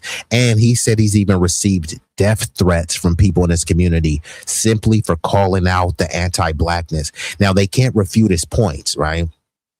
They can't call him a liar. But it's just, oh, you're making us look bad. Okay, no, the anti-Blackness is making you look bad. But they're mad at him for pointing out the anti-Blackness. And these are the same people talking about a Black and brown coalition. Many of them don't see themselves as brown. Let's get into it, though. To play for you is 100% in Spanish, but I'm going to translate it. Here we go. Qué fuerte, ¿eh? Ashley González despertó algo en los negros que ha hecho, que ahorita mismo no sé si a vos te ha salido algún video de ellos, pero hay cientos de videos donde madre, expresan su odio hacia nosotros los latinos. Ashley Gonzalez has awakened something inside of Black people that has caused Black people to hate us Latinos, according to him. O sea, expresan su odio y según ellos, desde su perspectiva, según el video de Ashley, todos... And mind you, so this person right here, he'll talk about that Black people hate Latinos just because we're calling out a racist Latina cop who's calling Black people niggers. We call her out, and then this dude goes on this rant talking about that we hate Latinos. Huh? So I can't truly say most. I know Trump said most, right? So I'll just say this, right? A significant amount of ICE agents are Latinos. A significant amount of Border Patrol are Latinos. A significant amount of Latinos are saying, I will vote for Donald Trump, right? They were saying, I am Hispanic and I vote for Donald Trump, right? Those people don't hate Latinos, right? But a Black person challenging a racist Latina who's anti-Black, suddenly that means we hate Latinos? Make it make sense. These people, the reason why you had to flee your homeland, many of you, is because what you call U.S. imperialism. That wasn't Black people. It wasn't Black people colonizing you, slapping you up and down. When you try to say, California used to be Mexico. Okay, well, who conquered that land? Who smacked you up and beat you up? Who bombed you? Who was shooting you? Right? It wasn't Black people, right? But they won't say that these people hate Latinos, right? Because realistically, Latino is just a made up term. And they've tried to embrace this term as if it means something, right? As if there's some solidarity. Oh, Latinos, we need to come together. Okay. Where's the Mexican and Puerto Rican neighborhood, right? No, there's a Mexican neighborhood, a Puerto Rican neighborhood. They're not together, but they convinced you that they're together based on them being Latino. If you think I'm lying, tell a Mexican they're no different than an El Salvadorian. They're both Latino, right? Tell a Brazilian they're no different than a Venezuelan. Where's the Brazilian and Venezuelan coalition? Where's the Honduran and Argentinian coalition, right? They're all Latino, right? All of these people are focused on their specific nationality, their specific ethnicity. The only time they use Latino is to try to receive some benefit under the banner of Hispanic, Latino, minority, person of color. That's the only time they'll lean into the term. But other than that, there's no such thing as Latino culture, because if you're saying there's a Latino culture, you're saying Mexican culture is the same as Puerto Rican, is the same as Brazilian, the same as Venezuela, the same as Honduras, because they're all considered Latino. So what would their culture be? They all have different and distinct cultures, which is why that term is nothing more than a erasure term, a buffer term. It was just created to say, hey, look, we'll help the Latinos over the blacks. And look how great in numbers this population is growing, right? They just thrown these people into one category to pretend as if they're a bigger group than they actually are. You know what I mean? But all those groups care about is their individual identity. And when you start comparing our numbers to their individual identity, our numbers are always greater than. So they've concocted Latino, Hispanic culture to pretend that there's just this fake solidarity of people based on them speaking Spanish. Okay. I mean, do you think everybody was celebrating Cinco de Mayo yesterday? You think Brazilians were celebrating Cinco de Mayo? Because they're Latino. But that's what you've been convinced. They're all the same, right? Let's get into it. Donde, madre, expresan su odio hacia nosotros los latinos. Ashley Gonzalez has awakened something inside of black people that has caused black people to hate us Latinos, according to him. O sea, expresan su odio y según ellos, desde su perspectiva, según el video de Ashley, todos los latinos somos racistas y no los queremos. According to black people, the video of Ashley Gonzalez represents all Latinos, and it is evidence of how Latinos feel about black people. Now, if you go to the comment section of this video, you're going to see these comments.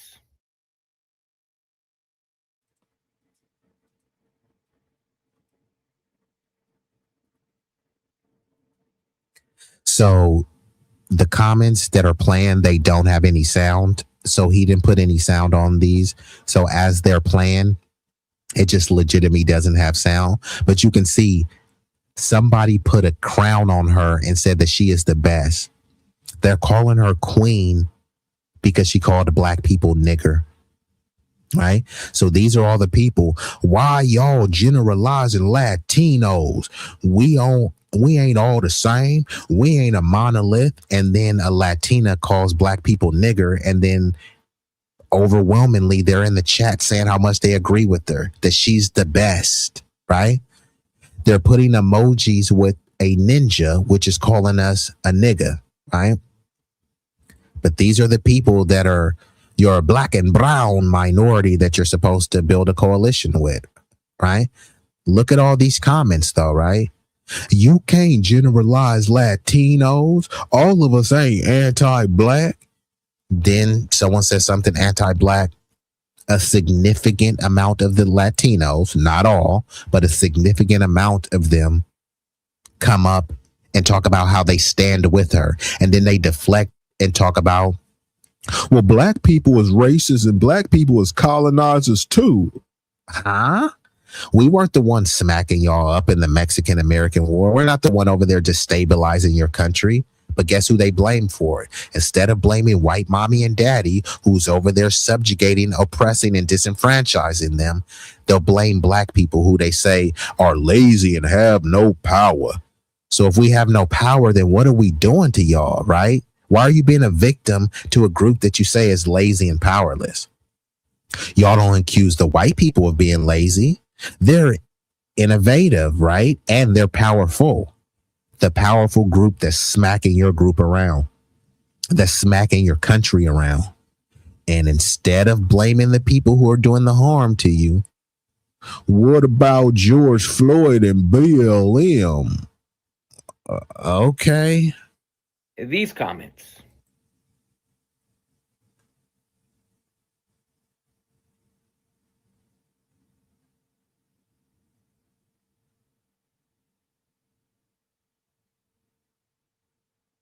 I support Ashley Gonzalez, the queen.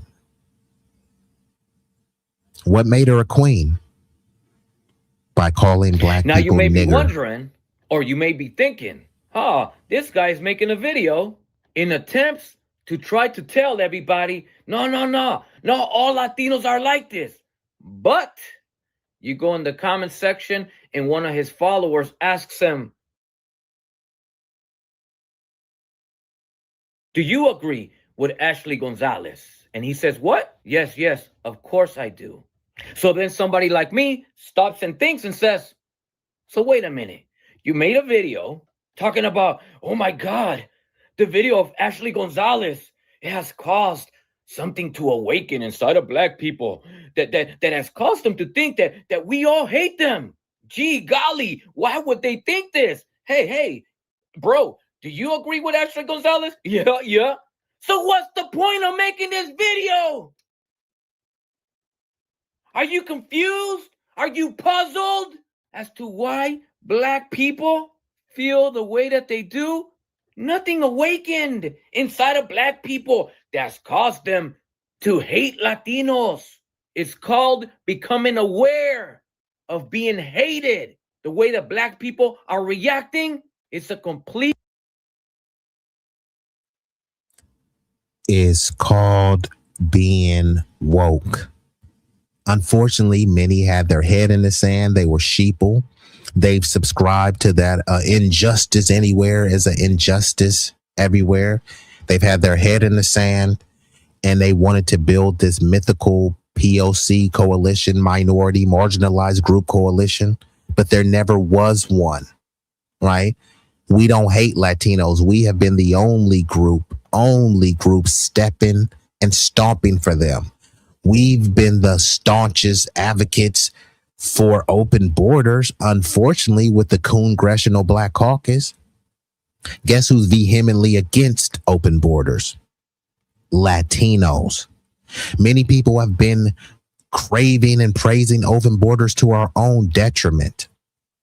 They bring in undocumented people by the millions. And guess what? They all love to say this is a nation of immigrants built by immigrants, except these people don't want any immigrants in their neighborhood. So where do they drop these immigrants? In a black neighborhood. They put so many immigrants over there that the black neighborhood is no longer a black neighborhood. Your black kids now have to learn Spanish. You know what I mean? Right? Many of those kids, their parents are undocumented, but because they have kids, which people call anchor babies, those babies anchor them here. And we have to treat those kids what I call immigrant exceptionalism, right? If kids are struggling to learn English, then they're like, well, figure it out. If there's a little Spanish kid who doesn't know English, suddenly they pull out resources to help this kid either be taught in Spanish or to transition from learning English or Spanish to English, right? That's not free. You have to pay for that, right? Suddenly the funds just fall out of the sky to help someone learn English. And you says I'm tripping, but like, once again, if y'all gonna come with the comments, bro, leave, and you need to learn how to spell, Joseph. If you gonna say that I'm lying, what am I lying about?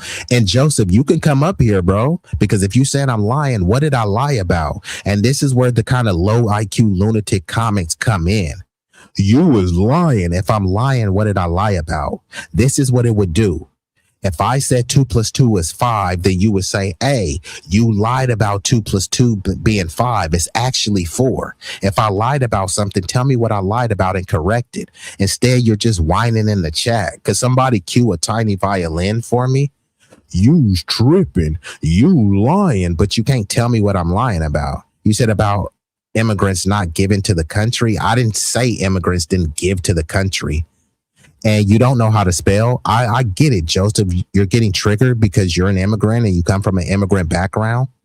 There's nothing wrong with being an immigrant, right? There is wrong when you acting like you know some stuff that you don't really know. And what did immigrants give to the country? No one even said that. And you said, speak some truck. Joseph, bro, hooked on phonics. How about that? Speak some hooked on phonics. I'll speak some truck when you read some hooked on phonics. Joseph, you're not intellectually formidable enough to challenge me. You can't even spell, bruh. You can't spell, amigo. You're a joke. You're a joke, essay. Like, come on, bro. Learn how to spell, amigo.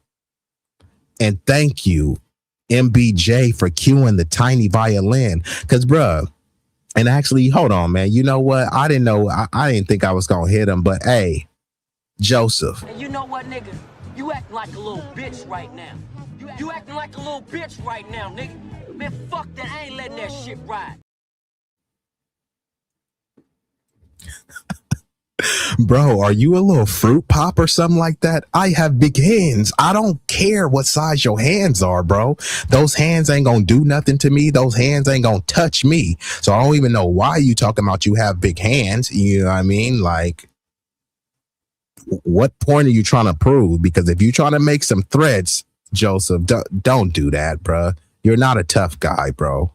You're not tough. I have big hands. Yeah, you have big hands and a tiny brain because you can't spell. So, right, use those big hands to type and type. Use those big hands to type hooked on phonics. Right, put those big hands to use. Don't act like those hands is gonna do anything to me, bro, because those big hands will get handed to you if I ever seen you anywhere near me. Sweet chin music, Joseph. Dumbass. I present to you a low IQ lunatic, Joseph. All right. But Joseph, like I said, bro, if you want to come up, Joseph, you know, you can get smoked intellectually. You know what I mean? Because you're not tough. So just stop acting tough, bro. And thank you, Miss Jackie Gang, because I'm getting tired of bro with the corny fit. The fit corny, the hat corny. Joseph, get out of here, bro. He trying to derail the thing. And then I know we had Tampon Timmy in here, but nobody cares about Tampon Timmy. It's like it's his period every day. The moist maniacs are coming out. When they say the freaks come out at night, I guess the moist maniacs come out in the afternoon. Sheesh. And thank you, Big Grids. Hey, the mods is gonna moderate, bro. I don't mind trolling. I don't mind contrarian views. But when I tell you to come up here and you just don't even want to come up, i.e. Joseph Torres and Tampon Timmy, they always want to whine in the chat like these little B-I-E-I-E-I-itches. Bruh, you'll be given the floor to say whatever you need to say. But instead, you want to troll. I have big hands. Bro, I'm talking about having a discussion or a debate and you want to talk about the size of your hands. Bro, how pathetic could you be? And then even if you was trying to act tough, right? Imagine we was on the block and we about to fight. I have big hands, nigga. You finna get knocked out. Your big hands is finna be on the ground. So I don't even know why you saying that. Obviously, this isn't a hypothetical situation. I'm not condoning or promoting violence. But Joseph is over here trying to threaten people, talking about, I have big hands. Okay, bruh. You got big hands and a frail face. You can't work out your face, Joseph. You can't work out your jaw. But let's get back into it, though. Man, the moist maniacs is in full effect. Sheesh. Response to the evidence in their faces. Accused Are you puzzled as to why? So what's the point of making this video? Are you confused? Are you puzzled as to why black people feel the way that they do? Nothing awakened inside of black people that's caused them to hate Latinos. It's called becoming aware of being. Hey, and shout out to Beastie Heavy Fitness. I haven't seen you over here, but I like that. I don't know, is that your logo or something? That's one heck of a name. So yeah, hey, like I said, man, that sweet chin music put you to sleep like Jigglypuff, and you can't work out your face, you know what I mean? And even if you bench press 300 pounds or maybe 400 pounds, you know, I walk around with equipment and artillery that will bench press you. I don't care if you bench press 500 pounds. You can't bench press a Magnum. You can't bench press a FN. I'm just saying. Hated the way that black people are reacting. It's a complete response to the evidence in their faces, to the fact that every single time that a Latino, a Latina makes a video being anti-black, the comment section is filled with Latinos praising this Latin person for being anti-black. And here you are. Uh-oh, Big Rig. Big Rig talking that talk, bro, is on mute. Okay. I'm gonna have to call him Big Rig Slaps or Big Rig the Silencer. Big Rig the Silencer. He'll do too much talking. And like he said, bro, the link could be dropped at any time, bro. We ain't ducking no smoke, bro. We can catch the intellectual fade. I prefer a discussion, because a discussion is us trying to come to an understanding, not trying to have a gotcha moment. But if you want to debate, then we can have a fair debate and you can get chewed and eaten alive. Pause. Roger says the weak-minded turn to the physical when they can't handle mental combat. And that's what I'm saying. I'm over here like, hey, bro, let's debate. Come up here and we can debate. I have big hands. It's like, bruh, we're talking about a debate, a battle of intellectual wits. And you're talking about how big your hands are. Like, okay, bro, go circle jerk in the corner. That's not what this is, bro. Sir, making a video looking shook. Oh my God, something has been awakened inside of black people. What happened? Did we do something wrong? I don't know. Let's find out. The amount of times that I will always and forever say that I hate. Oh my God, I hate. Like, I hate y'all. Like. So just to be clear, I'm gonna run that back. But like she said, the amount of times that I always, y'all know what always means, and forever, you know what forever means, you know what always means. She said, I always and forever says that I hate niggers. And she didn't just say that she hate niggers. She said she fucking hates niggers, right? And that's just like how the anti-blackness always is. They can't just say the one thing. They have to add more emphasis, right? They can't just call you a mayate. They have to call you a pinche mayate. They can't just call you a nigger. They have to call you a fucking nigger, right? And then she says always and forever. Forever, ever? Forever, ever? I'm just saying. These are the people that they're telling you to build a black and brown coalition with, even though this chick is not brown. No, let's find out. The amount of times that I will always and forever say that I hate. Oh my God, I hate. Like, I hate y'all. Hate.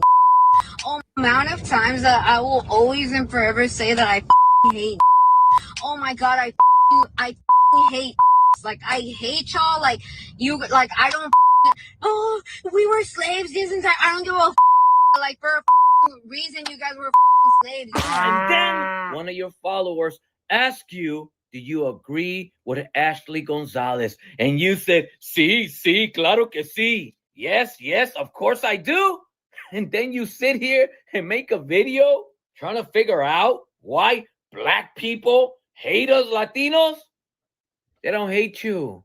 They're just becoming aware of their surroundings. They're beginning to realize that all these other people don't like them. It's not a matter of, oh my God, black people don't like us. No. It's a matter of, hey, with that whole little smack thing that he be doing, I like that. I'm going to have to try to somehow incorporate that into my stream. So salute to hermano Ricardo Ignacio, and salute to the lovely Miss Jackie Gaines for sharing his channel in the chat. Definitely subscribe to bro. He's probably one of the only, and I do mean only, Latinos that is willing to hold his community accountable. And he does it in a constructive way. He's not throwing them under the bus. He's not saying that they are POS. He's not saying that this is everyone. However, he's saying that this is pervasive in Latino culture, right? And I know people try to frame it as, no, it's not all of us, you know. Silence is complicity. So you're just as complicit for not saying anything. obviously, all these other people, white people, Latinos, Asians, are expressing their anti-blackness. And black people are just simply responding to it. Pedro.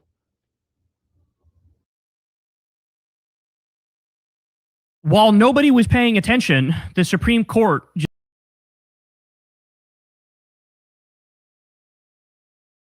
salute to him. Like Big Rick says, oh, we. And he called him Pedro. So salute to Ricardo Ignacio. I'm going to pull up another video. This one is going to be about Tucker Carlson. Some call him Tucker Quatarlson, right?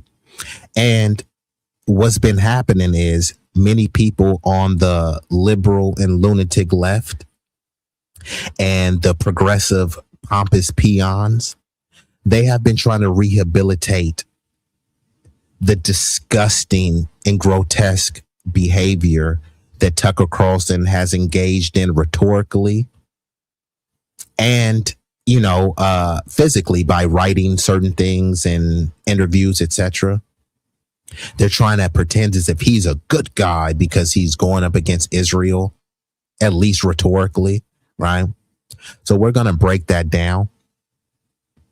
And this will be a reaction from the Honorable Professor Black Truth. So you can watch this video on his channel, uninterrupted. And this one is titled, Why Do Leftist Podcasters Suddenly Like Tucker Carlson? Let's get into it.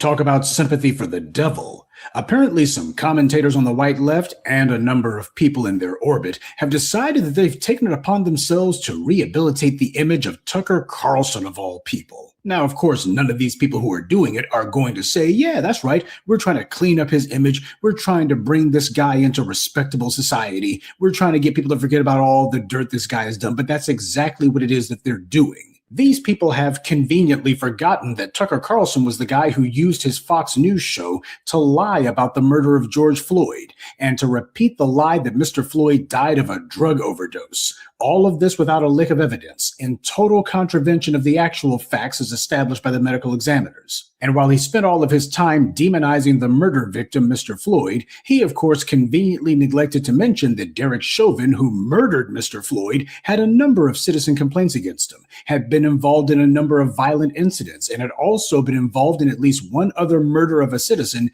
before he went on to kill George Floyd. But then again, these newfound supporters of his on the left, they seem to have forgotten about all of that too. Very convenient. Tucker was also whining about how the cops, oh my mistake, I mean former cops who murdered George Floyd were falsely convicted, as he put it. This is what Tucker Carlson was posting less than a year ago. And of course, Facebook never penalized his account for spreading disinformation like this. So this is the thing. Tucker Carlson, right? Just last year, he's still whining about George Floyd. How many times do I have to tell y'all, what about George Floyd at BLM? Like every day you hear some of these whiny little white wackos whining about George Floyd. This was just last year that he was whining, saying he OD'd of fentanyl and all this other type of stuff. Let's just say that all of this stuff was true, right? George Floyd was a fentanyl head who had a counterfeit bill. Does that mean that someone should kneel on your neck till you pass out? They try to say that, oh, well, he just OD'd. Okay, does anyone think that he would have allegedly OD'd if someone wasn't kneeling on his neck for 9 minutes? And then people say, oh, well, you know, it wasn't the knee on his neck that did that. But then nobody, that's like, fine, let me put my knee on your neck for 9 minutes, right? All of this stuff. It's like what exactly are you championing? Tucker will try to pretend as if he's such a devout Christian and he has so much faith in God. Is this what Jesus would do? If Jesus saw someone who was high off fentanyl, would he pull him out of the car and knee on his neck, right? Because Tucker is always Bible thumping. We need more God in schools and all this stuff. I'm a Christian. He loves to talk about how Christian he is. And then just last year, he's whining about George Floyd. He's a convicted felon. Isn't Trump a felon? And Tucker Carlson was crack licking and booty kissing for Trump. So he doesn't care about felons, but he does care about felons that were high off fentanyl, right? But he doesn't care about felons who talk about grabbing chicks by the pussy. But you're supposed to look at Tucker Carlson as if he's, you know, he's standing up for the little guy. What little guy has he stood up for? Because he rhetorically says something that you agree with, then you've been convinced that Tucker Carlson or Tucker Quatarlson is standing up for you. No, he's just an anti-black stooge. And he's extremely smart. He's grown up extremely privileged. So we can't give him the pass as if he doesn't know any better. No, he should know way better than you. He's grown up with the shiniest silver spoon that you can think of. He's heir to a political family dynasty that's worth hundreds of millions of dollars, right? But you really think that this guy is going to be fighting for you? You have nothing in common with Tucker. The only thing in common is that he occasionally parrots your talking points that he heard from the grassroots that wasn't a trust fund baby that had hundreds of millions of dollars. We've truly been convinced. Like, imagine if somebody was trying to get into the league, right? The NFL. And you want to hear the experiences of people that were in the NFL. And in order to hear the experiences from people in the NFL, you go talk to someone in high school that never made the NFL. It wouldn't make any sense. But now they convince you that in order to reach to the grassroots, in order to connect with the urban society, we need to talk to someone who has hundreds of millions of dollars, who doesn't know what it's like to eat, sleep for dinner. Someone that doesn't know what it's like to open up your oven and use that as a heater. Someone that doesn't know what it's like to have a pallet on the ground and you got to wake up and make the floor. Tucker Carlson don't know what that's about. But if he hears you saying a talking point and he repeats the talking point, then suddenly he connects with you. If you're a poor white junkie in Appalachia and Tucker says America first, now he relates to you because he's white and you're white. Make it make sense. You can't, because it doesn't. Let's get back into the video. For doing what Alex Jones and so many others did, lying about the circumstances of a murder victim, ignoring the facts reported in the media to push lies and white supremacist conspiracies. Remember, you got these social media companies who have this little informal agreement amongst themselves that, well, you're not supposed to be disagreeing with whatever the official line is from the white media. That's disinformation. And yet Tucker Carlson is immune from that. So they're deliberately platforming the racist lies and his intentional disinformation. And these white leftist podcasters and some of their non-white counterparts. White society is a house of cards, and like any fragile fake edifice, the people who are propping it up need to be frequently reassured that the house of cards isn't in danger of falling, at least not today. And because they know this house that they're living in is based on lies, they need to be reassured tomorrow and the day after and the day after. And this is where the unpunished murders of Black people comes in, because that is the best evidence that white supremacy is still standing and that the people who count in the society are on board to make sure that this behavior continues. Tucker. Correct. And then before I get into further the video, you can see it on the screen. Tucker Carlson calls fury over the Tyree Nichols death a propaganda campaign. So in the Tyree Nichols, there were a bunch of black cops, you know what I mean? Some of them being immigrants, right? And they beat the crap out of a black dude, right? Because those black cops, as soon as they get a badge, they don't see themselves as black anymore. They see themselves as blue. And just like how they try to convince black people to, with the Democrats, vote blue no matter who, black cops are going to back the blue no matter who. Because as much as they talk about no snitching in the black community, guess who have a very staunch and rigid no snitching policy?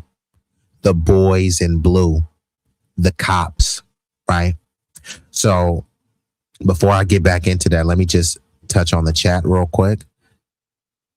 You said, remember, their God is contaminated, right? Yeah, and this is the thing. They just like to say these things. We need more Jesus in school, and people need to be worshiping God. It's like, what God, though, right? You're not supposed to ask these questions, right? Because then you'll agree with it. Yeah, man, we're supposed to look up to God and worship God and our Lord or Savior. But it's like, are you worshiping the same God, the same Lord and Savior? And Jackie says, Satan was once an angel too, right? Carlson deflects all the time. That's his whole shtick, is deflecting. And then you start arguing and responding to the deflected point, but he never answered your original point. It is a deflection tactic. Some would call it gish galloping too, where you throw a bunch of stuff at the wall. It's so much stuff to you to respond to. Then you end up responding to something that strays from the initial point that you were trying to make. And Roger said he's the heir to the Swanson TV dinner empire. That's what I thought. I just didn't want to speak ignorantly, but my suspicions were proved correct by Roger giving me this tidbit of information. His dad was a CIA agent, and he's an agent. He applied for the CIA before he said. And this is why I don't get how the MAGA morons and these lefty lunatic imbeciles just let him pass. You had Nick Fagwentes, who was over there saying that, hey, Tucker is a CIA agent, or Tucker's daddy is a CIA agent. And then Tucker was saying, how would he know that? If he knows my daddy was a CIA agent, he must be an agent. My dad wasn't in the CIA. So then once it was proven that his daddy was in the CIA and that he knew about it, then Tucker tried to say that, hey, I had no idea. It was news to me. Like, come on. How could you respect somebody like that? If he knew his daddy was in the CIA and he lied about that, what else won't he lie about? Ever notice how these people on the right will regret things that they thought and said in the past? How they end up finding the humanity in all these other groups, except for when it comes to us, and the white leftists will accept us? Yeah, and this is what I'm saying. This is why I always talk about the Gaza grift. Candace Kundis Owens did the same thing. Candace anti-black. She sees the humanity in Palestinians, and they're like, come on aboard. We love you, Candace. Dave Smith, anti-black. He sees the humanities in Gazans. Come on, Dave Smith, even though you're not a funny comedian. You know what I mean? Tucker Carlson, anti-black. He sees the humanity in Gazans. Oh, well, forget all the anti-black stuff. He's anti-war, right? Anti-war, how? What protests has Tucker went to? What protests has he organized? No, he's just sitting in his cushy office and created a podcast. So because Tucker created a podcast with talking points that you agree with, suddenly he's the white savior of the segment that I played earlier. Then you got TYT, Cenk Uygur, who I call Chunky Yogurt, Anna Karen Sparian. Who else? What's the other dude? Majority Report, Sam Sleazy Cedar. It could be Mehdi Hassan. I mean, just name any of them. Breaking Points, Crystal Kalinsky Ball, right? They don't care what they said about our community, as long as he's anti-war. But this is where the stuff is fake, right? If you talked about Crystal Ball's daughters, right, in a hypothetical situation. You said that her kids were bastards, or you said something very mean and demeaning about Crystal Ball's kids, or Anna Kasparian's husband, or something like that. Do you think that they will say, yeah, we don't agree with that, but he's anti-war, right? So I'm going to try to unite with them. Yeah, Dave Smith is extra anti-black. I can pull the clip up. He went on a whole tirade. He was high and keying. He was talking with Nick Fruit Wentes, and he's sitting with this little fruity little effeminate weirdo, right? And he's talking about how he doesn't want to live next to black people, and he was mad at that dude who wrote Dilbert. The dude who wrote Dilbert and passed away, I think his name was Scott Adams or something. Scott Adams was saying there's no fixing the black community and you can't live next to him. And then Dave Smith was saying like, oh man, when I heard that, it sounded messed up. And then he starts saying that, but that's exactly what he did. He said he didn't want to live next to black people. Then he starts saying black people, they blame racism for everything. Like, yeah, he went on a whole one. But like I said, people don't care because he's allegedly anti-war. But yeah, Dave Smith, he's a stooge to me, an anti-black bigot. Let's get back into it though. But I guess since Roger didn't know, I'm gonna have to do a whole segment breaking down Dave Smith, because he's not funny. He's a comedian. Could anybody tell me one funny Dave Smith joke? Any joke that you can point to? Does he have any knock jokes? Is there any segment that you can play of Dave Smith being funny? It's the same thing with Jimmy Dore. Jimmy Dore bitch ass blocked me, which I don't care, but I'm just saying, what has Jimmy Dore said that was funny? So then when you concede that he's not funny, you try to say, yeah, but he's a populist and he's standing up to Big Pharma, or he's standing up to Israel. Like, is he really though? Like, how is he standing up? They consider someone standing up by making a podcast, right? So by me making this podcast, I'm standing up, right? No, you're not standing up, but Tucker is standing up. How? What has he done? Tucker ain't gonna protest nothing. Tucker's not gonna fund any protests, right? All he's gonna do is whine. But he's helped lead our country into the demise that he complains about. He was the one bootlicking for Israel. He was the one bootlicking for Trump and warmongers. And now he said, I regret my vote. Yeah, I don't regret my vote because I never voted for him. And you're supposed to be convinced that Tucker Carlson is such a genius and such a savant. If he's so smart, how didn't he see this coming? He voted for Trump like an imbecile, and now he's acting like a whiny, moist hoe, whining about Trump. Trump is bad. You mean the Trump that you endorse? You mean the Trump that you voted for? Yeah, but I made a mistake and he's bad, right? And then it's like, okay, let's pet Tucker on the head because he made a little innocent mistake. You know what I mean? How pathetic could you be, Tucker? Carlson also complained about the public outcry over the murder of Tyree Nichols. He dismissed Mr. Nichols' murder as being nothing more than propaganda meant to cause social unrest. When it came out that the thugs with badges who murdered Mr. Nichols were black, and at least one of them an immigrant, Tucker Carlson said that they were all affirmative action hires. That was his response. This piece of trash is not some intelligent and conscientious commentator. He's a Twitter troll with a TV show. And this is the cowardly nature of Tucker Carlson. So he'll call a bunch of black cops that get hired affirmative action. Most of the police force are white cops though, right? So they're not affirmative action hires, but then if there's a few handful of blacks, then they're affirmative action hires. So what do you want? The police force to be all white? They talk about it be about meritocracy. They would say the police force is meritocratic. And then when they hire black people, then suddenly they're affirmative action hires. So all of the white people got in based on merit. The Asians got in based on merit. The white Latinos based on merit. The black people, oh no, that was affirmative action, right? And let's just say it was.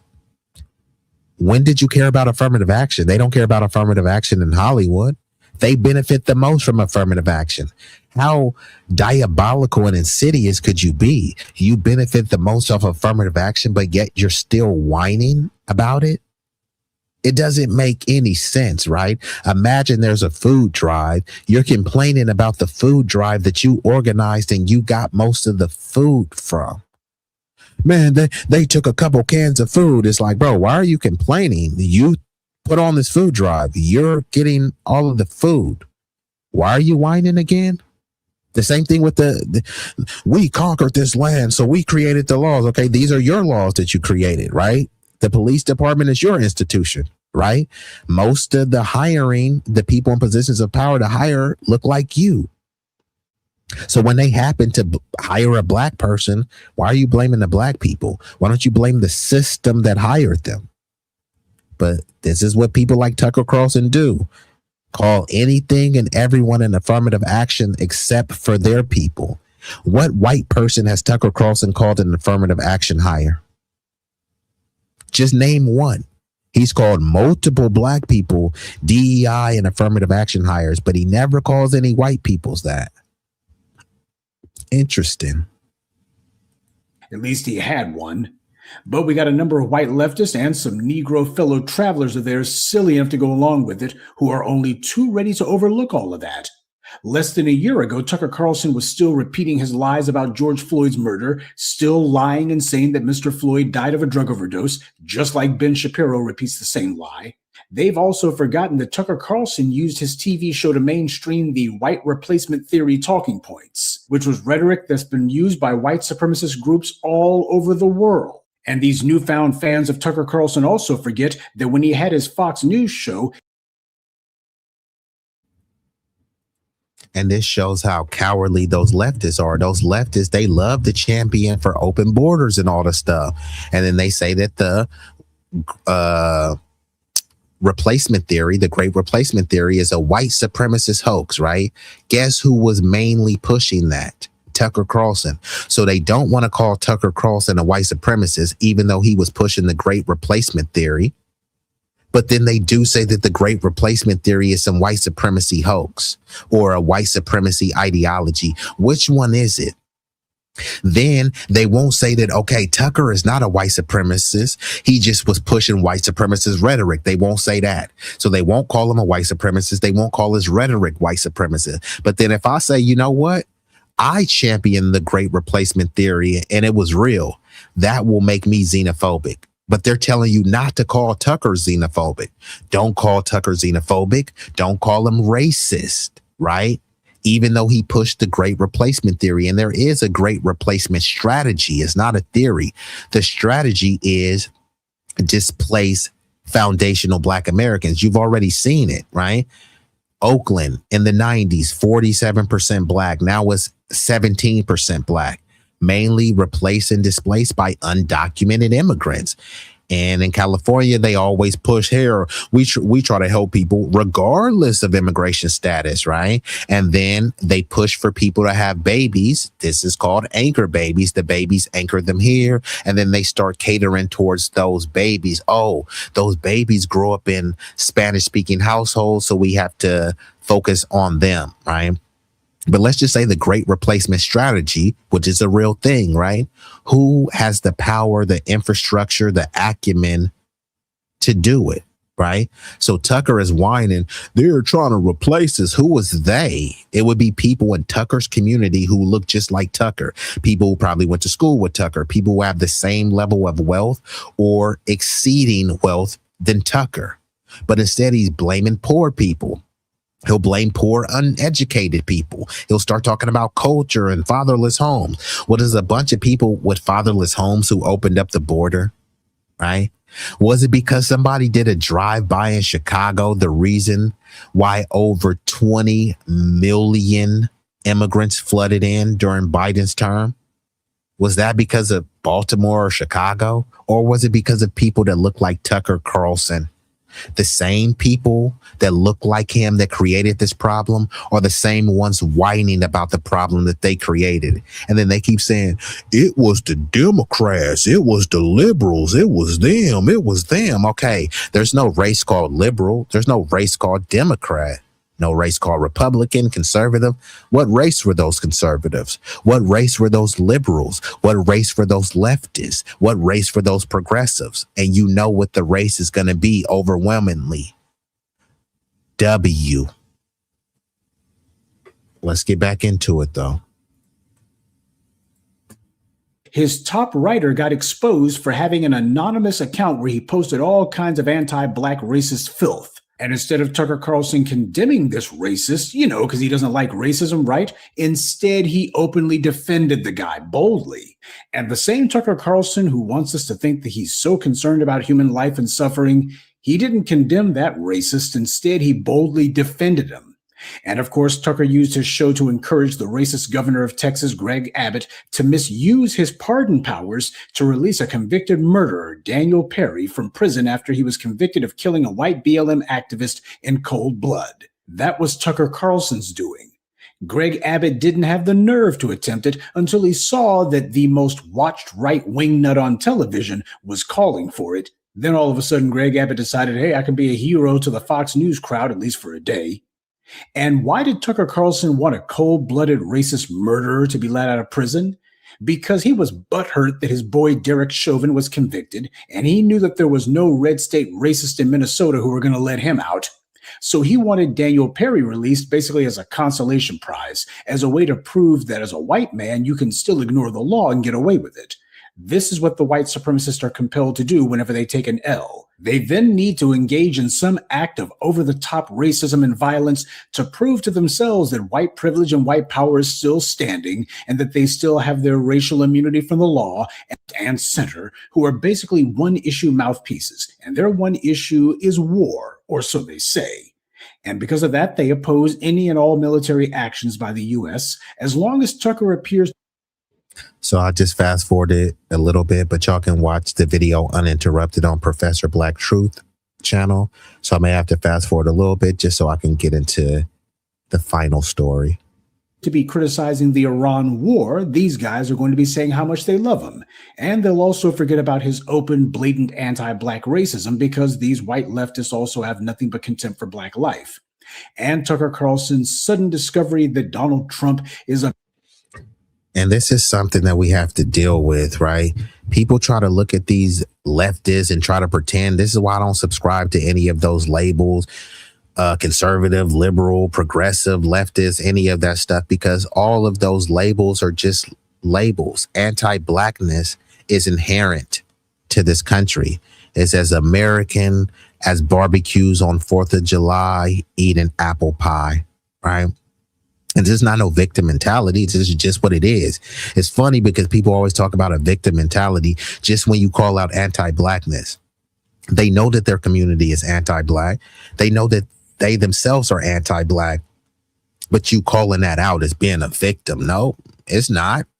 Why don't you lean into your anti-blackness? And then when I call you out for being anti-black, don't say that I'm a victim. If somebody is good in basketball and they could dunk and I say, man, that person is a heck of an athlete, you being a victim, how? The dude is a great athlete and I'm just pointing out what I see. This person going around calling black people nigger, nigger, nigger all the day. I'm like, damn, that person is a racist. You being a victim for pointing out what I see. I saw this person do a 360 windmill. I called him an athlete. Right? You wouldn't say that I'm being a victim for pointing out the truth. So why am I being a victim for pointing out the truth that you're anti-black? That's the truth. I'm not saying that I feel sorry, that I'm finna go in a corner and cry. I'm saying that you're anti-black so that my people know, hey, look, stay away from this disgusting individual. They're anti-black. No one is saying they're anti-black. Now go cry in the car, be a victim. People ain't saying that. But, you know, people try to say like, oh, you know, you're too sensitive. No, actually, you're being sensitive, right? Because you know that you're anti-black. And then when I call you out, you get triggered by me calling you out. That sounds like sensitivity on your part. I've accepted that your anti-blackness is grotesque, right? I've accepted that. But you were still trying to frame it as, no, I'm not being anti-black, you know, I'm just telling it like it is. Well, just tell it like it is. Drop more of those N-bombs. Use more of the racial tropes. Use more slurs and epithets towards black people. Not because that's what I want. That's what you truly believe. And then don't act surprised when someone gives you the Heisman stiff arm or uses that same type of rhetoric generalizing your community. Like, why would you be shocked? But yeah, the lefty community, they're extra anti-black, right? They're no different than the right-wing community because they pretend as if, hey, we're standing up for you. But what do the leftists usually stand up for? Non-citizens, LGBT, trans issues, and foreign issues, right?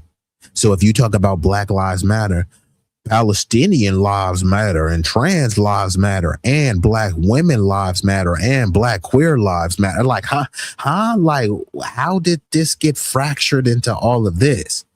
That's what they're about. They push Pan-Africanism. When they talk about what about Chicago, they say, man, we need to focus on what's going on in Sudan. Look, it's sad what's going on. You know what I mean? I think we should be helping those places. That shouldn't take precedence, and that shouldn't be your primary concern over what's happening in your own household. Imagine you land there with your wife, and your wife is sexually deprived because you haven't been giving her no good loving. And you say, yeah, but the neighbor's wife is being abused. So now I got to go over there and put this mandingo on the neighbor's wife because all wives matter. Huh? You have your wife right there yearning, to be fondled and penetrated, but yet you're worried about helping out the neighbor's kid reach her arousal climax. That's how it is when it comes to tangible resources. The little Black kid in your hood is starving, but instead of feeding that kid, oh, there's a poor kid in Tijuana and we have to help them. There's a poor kid right here in Tennessee. Why the hell are you looking to some poor kid in Tijuana? They love to talk about, what about Chicago, right? Chicago is like Chirac. It's a war zone. Okay, cool. How are we going to help Chicago? By focusing on Venezuela, huh? How are you helping clean up Chicago by focusing on Venezuela? But that's what you've been convinced to. Injustice anywhere is an injustice everywhere. Okay, yeah, but then the Black Americans are still poor. Yeah, but at least we brought over more immigrants, and this is a nation of immigrants built by immigrants, so you shouldn't care if your neighborhood gets flooded by immigrants. Huh? Okay, cool. Y'all love immigrants so much. How about we drop them all at Martha's Vineyard? Plenty of room, plenty of resources. No, let's drop them in a poor, dilapidated neighborhood. Don't trip. We have NGOs that's going to allocate millions and millions to help give them an upstart because they're just seeking a better life. You think the Black kids in Oakland ain't seeking a better life? No one cares because they're not undocumented immigrants. The kids in Baltimore is not seeking a better life. The kids in St. Louis, they're not seeking a better life. The poor kids in Appalachia, they're not seeking a better life. Owsley, Kentucky, they're not seeking a better life.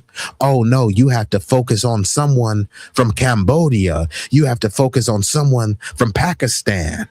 Huh? How was that America first? How was that helping the Black community? It's not. But you're just supposed to shut up and go along with it, right? Is that what your ancestors fought, bled, and died for? You think your ancestors got a dog sicked on them, got hosed, and got lynched so that they can have gender studies in Pakistan. That's what they've convinced you. Look at the C-19, the CARES Act. They gave $87 million to Pakistan for gender studies. What do you think would have helped America more? Investing $87 million in urban communities that they complain about crime, or $87 million to Pakistan for gender studies, right? But we don't have the money. Stop begging the government. Okay, shouldn't Pakistan stop begging our U.S. government for our taxpayer dollars? No, we don't mind sending $87 million to Pakistan for gender studies. But if you invest that in America, stop begging the government. So we ain't supposed to beg the government. We're just supposed to let money go to these foreign entities and not say anything about it, right? That's what you've been convinced to believe. Okay. bad politician and a bad leader and a bad guy, they're also the exact same people who are going to love that too, but for different reasons, mainly because of the fact that they're not going to get anything from the orange man. So Tucker Carlson could go ahead and criticize Trump all the livelong day. That's the actual thought process of these newfound cheerleaders for Tucker Carlson. It makes all the sense in the world, though, that the people most interested in rehabilitating the reputation and public image of a racist are also people who claim to be so concerned about stopping wars. As the old saying goes, in war, truth is the first casualty. You sound stupid as hell, though, if you try to palm Tucker Carlson, the Klansman, off as some sort of moral voice who's concerned about human life, when this guy went on TV for many years and advocated for a racist governor to ignore the law and for an unquestionably fair and honest verdict to be ignored to release a convicted murderer from prison, not because there was any evidence to justify it, but instead, as Tucker Carlson himself admitted, it needed to be done to send a political message, nothing more. And it was Tucker Carlson's successful effort to get the murderer Daniel Perry released that encouraged another anti-black racist, Ben Shapiro, to publicly request that Donald Trump, who was returning back to the White House, pardon another anti-black racist, Derek Chauvin. Of course, Ben Shapiro was just trying to raise his own profile with the problems he's had with the Daily Wire seeming to go under. We all So these racist bigots will talk about if you do the crime, you do the time, right? But then when that crime is committed against black people or against someone who perceived as helping black people, you know, the ones they call NLs, nigger lovers, right? Then suddenly you can bend, break the law, you know, you can pardon people based on that. You can say that people are victims. People who ran and stormed the Capitol on January 6th, somehow they turned into victims. They did the crime, so they should have done the time. Then it starts saying, yeah, but some of them, they got harsher sentences than they should have got. Yeah, welcome to being black in America. On average, black people get disproportionately more time. On average, they say about 20% more time than their white counterparts would get. They're denied parole at a 30% higher rate than their white counterparts for the same crimes. A black college graduate has a lower net worth than a white college or a white high school dropout. You can't tell me that that's about meritocracy. Pull yourself up by your bootstraps. Okay, this dude did. That's why he's black and he has a degree. And they still look and say, yeah, we're going to take the lice-infested junkie over there who barely graduated high school. Don't take my word for it. Look it up. These aren't my stats. But let's get into a little bit more of the video before I transition. I'll see why, but it was Tucker Carlson who got that particular train rolling. And the people who are sitting here trying to cheerlead for him, they're just ignoring all of this. They're just overlooking all of that. What does that tell you? Tucker Carlson cannot be redeemed for what he's done any more than Charlie Kirk could be. And the people who are online trying to rehabilitate Tucker Carlson's image, they know exactly who and what he is. They understand precisely the kind of anti-black racism they're trying to bestow credibility on. Even if you are someone who's concerned about the war in Iran or obsessed with stopping the American empire from engaging in wars of choice, well, I guess you can obsess over what you want, but you can't call yourself a moral person when you cheerlead for walking trash like Tucker Carlson. Well, that is, unless you think that Iranian lives in the Middle East are more important than black lives in the US. If white leftists think that Charlie Kirk was racist, and he was, then how is Tucker Carlson any better? Answer, he's not. And they can't answer that. They'll say Charlie Kirk was racist. Okay, cool. He was anti-black, but Tucker Carlson is. Yeah, but Tucker is anti-war. Okay, so are you conceding that he was anti-black? Then they'll start obfuscating and they won't try to be nailed down on that question. They'll try to pretend as if Tucker Carlson, just because he's taking a stance that's anti-war, then suddenly what? His image should be rehabilitated, that he's some sort of morally virtuous person. No, he's a disgusting bigot. And just because he's smarter, just because he has some influence, he has millions of dollars and he has a lot of subscribers, we're supposed to take him serious? How could you take someone serious that lied about his own pappy? He knew his dad was in the CIA. He lied and pretended that he didn't know. And then people just swept that under the rug. If he'll lie about that, what else won't he lie about? This is his own father, right? And he's lying about him being in the CIA when you can just easily publicly find this. Why would he tell that lie? Then he pretends as if he didn't know his daddy was in the CIA. And this is who we're supposed to look to for our populist energy, right? I mean, come on now. If you're a young white dude, like, why would you follow Tucker Carlson? And like Miss Jackie Gaines says, he has not changed. No, he hasn't changed. And this is the fact, though. So when you see all of these people, the TYTs, anybody that's trying, Jimmy Dore, just think of any of these people, right? They don't care. They think that, oh, well, yeah, he was anti-black, but like, stop being selfish. Stop trying to create a main character syndrome. This is about war. Okay. This is the military industrial complex. None of these podcasts are going to stop war. So they're trying to pretend as if by them doing podcasts and collaborating together, they're going to make some populist anti-war movement and do what? What, we're all going to be in the streets? Okay, fine. Who would be the people in the streets? It would be people like me and you. Tucker Carlson ain't finna be in the streets. What money Tucker Carlson could say, hey, look, man, we really need to end this war. And this is the organization that I helped fund. What organization did he help fund? What movement is he building? What movement did he help fund? All it is Tucker, Tucker, Tucker. Follow Tucker. Subscribe to Tucker Carlson Network. Tucker, Tucker, Tucker. It's all about him. Where do you fall in that?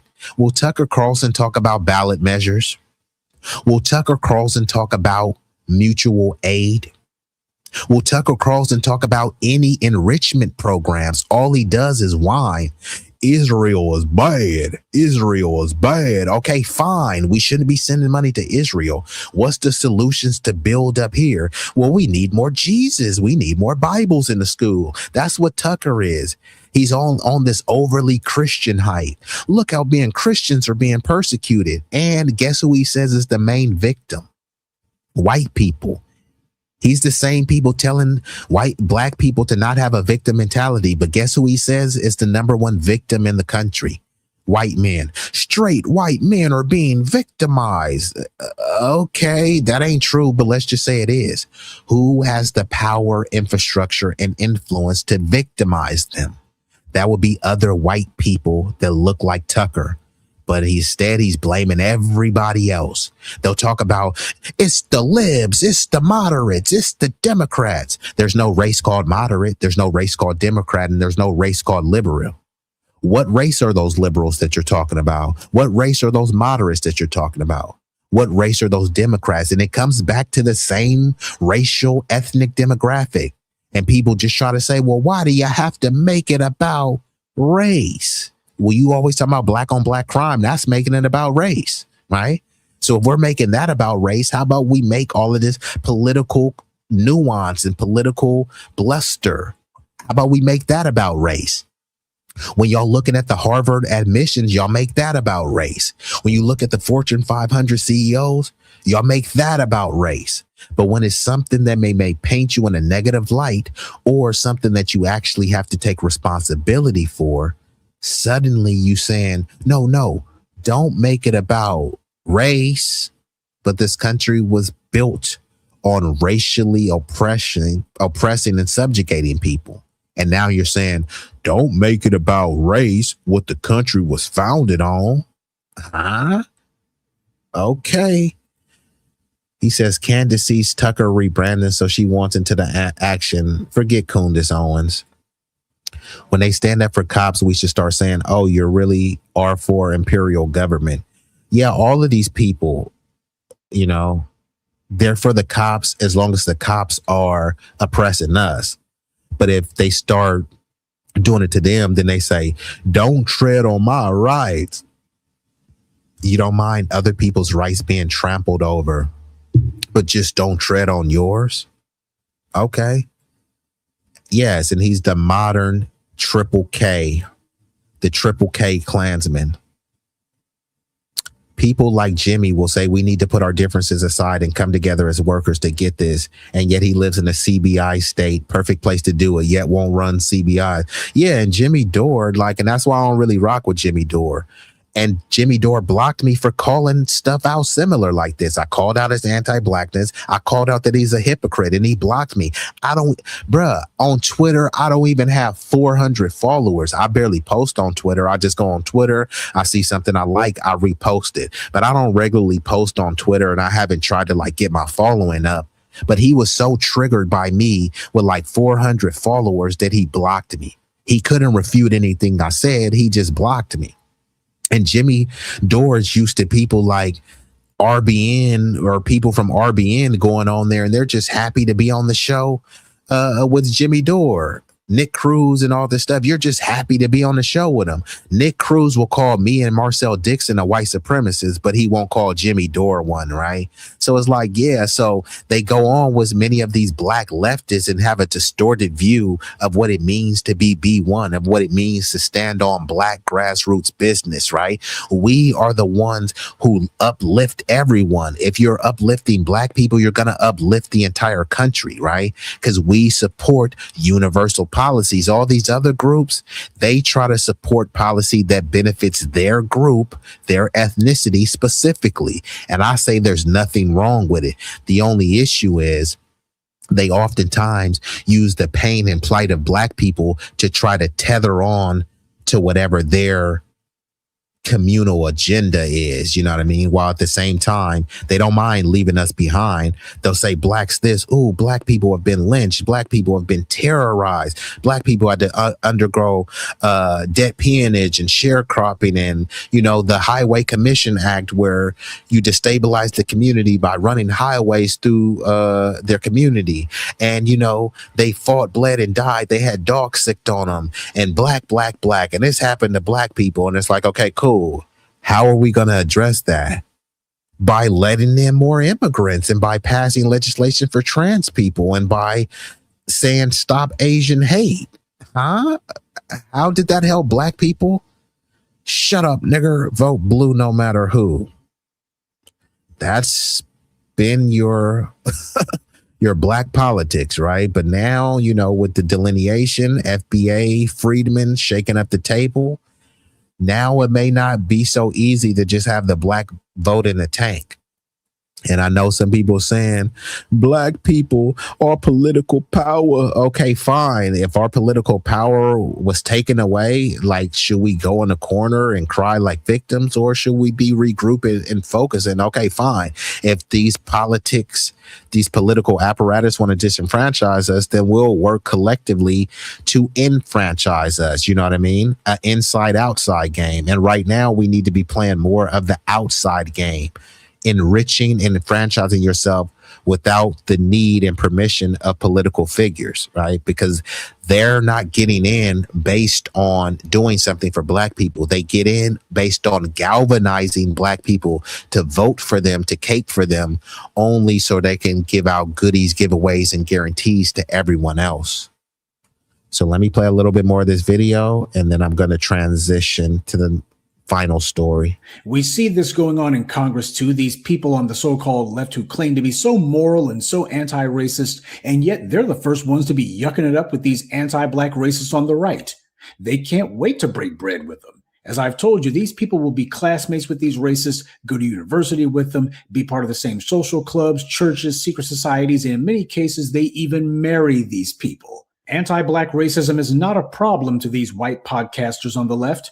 Common sense and common decency ought to tell anyone that Tucker Carlson is not a spokesperson for any moral cause, because he's not a moral man. Is this creep really the best person that these white podcasters on the left can point to for their pet issue of the war in Iran? Apparently so. Well, that means that they didn't have many moral people on their side to begin with then. The people who are loving Tucker Carlson all of a sudden, they're trying to help normalize him. And that means that they're trying to make it respectable for people who are not right-wing racists to have a right-wing racist like Tucker Carlson around. to give him entree to decent society. And they also understand that this means normalizing and getting people to not call out his many years of anti-Black racism. They know that that goes along with it too. Short of personally killing someone, Tucker Carlson has literally done everything he could to embolden, make excuses for, and encourage as many murders of Black people as he could.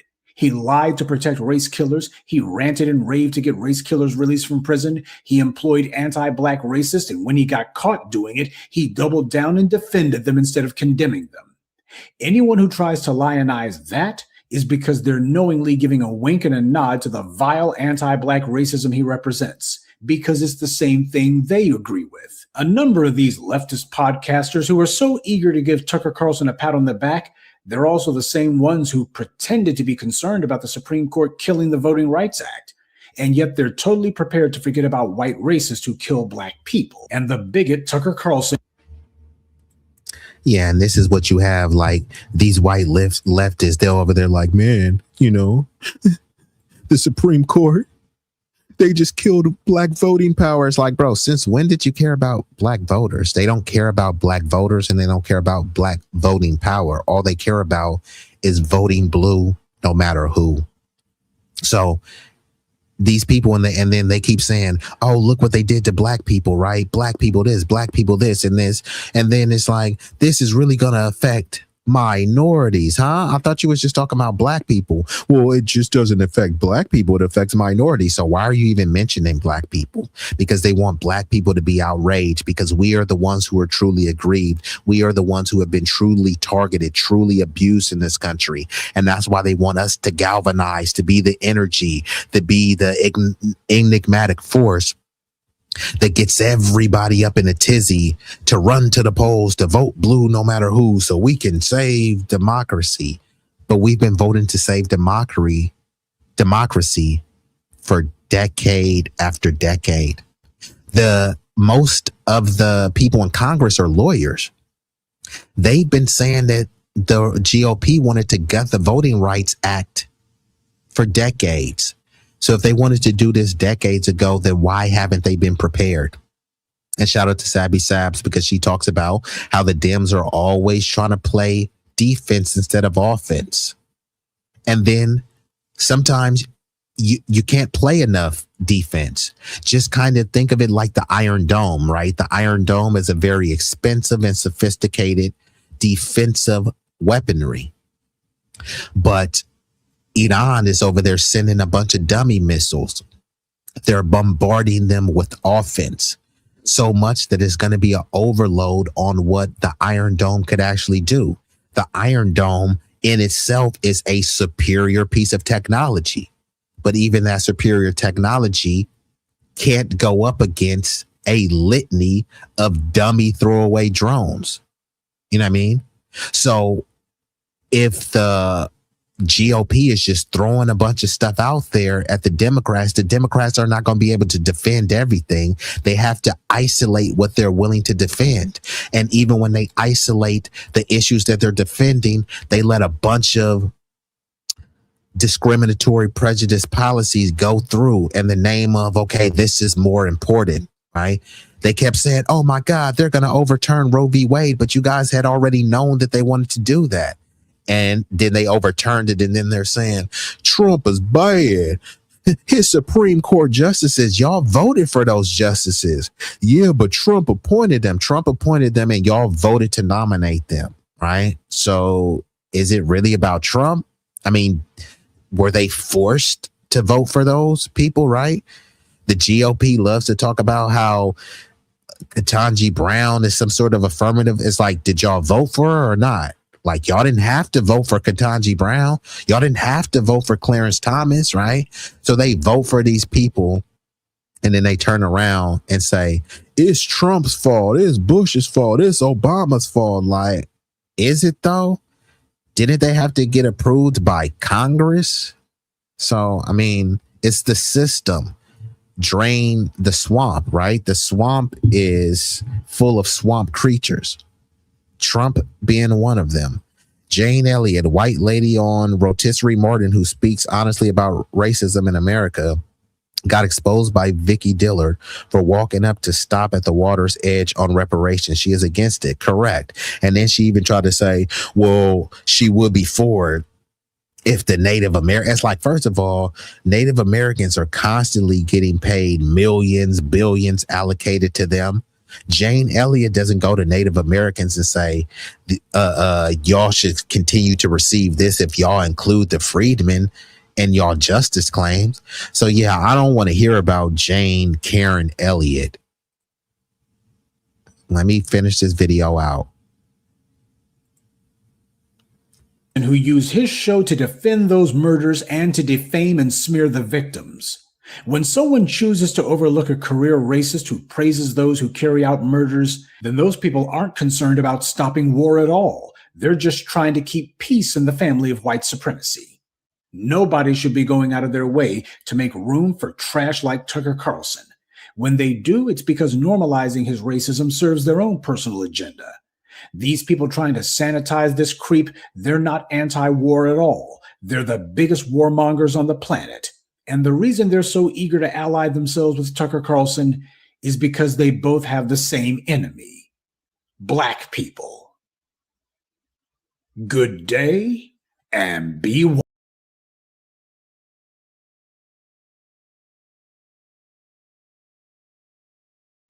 Okay, so salute to the legendary Professor Black Truth. And now I'm about to play one more story, and then I will be shutting it down. Now, this one may ruffle some feathers, but while I'm getting ready to pull this video up, make sure that y'all hit your boy with the like. Look, it won't cost you a fee. The likes are free. Now, you can make a financial contribution if you'd like, or if you're unable or unwilling to, then you can just hit the like, share, comment, and subscribe. It is free. So let me give y'all a like intermission while I'm pulling up the next video. 45 seconds. Time for a like intermission. We kindly request that you show love to the channel's creator and platform by leaving a like, sharing, commenting, and subscribing. Don't forget to turn on the notification bell to stay up to date with all the latest content. Liking posts is completely free and helps the algorithm boost our reach. We want to grow the community larger and larger. So thank you all who take the time to support us. It does mean the world to us and doesn't go unnoticed.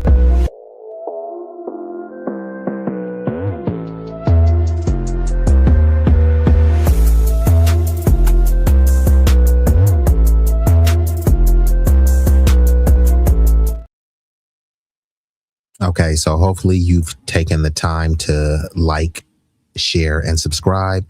This video I'll be reacting to is from a creator who goes by the name of Teal Swan. So you can watch this video uninterrupted at this channel.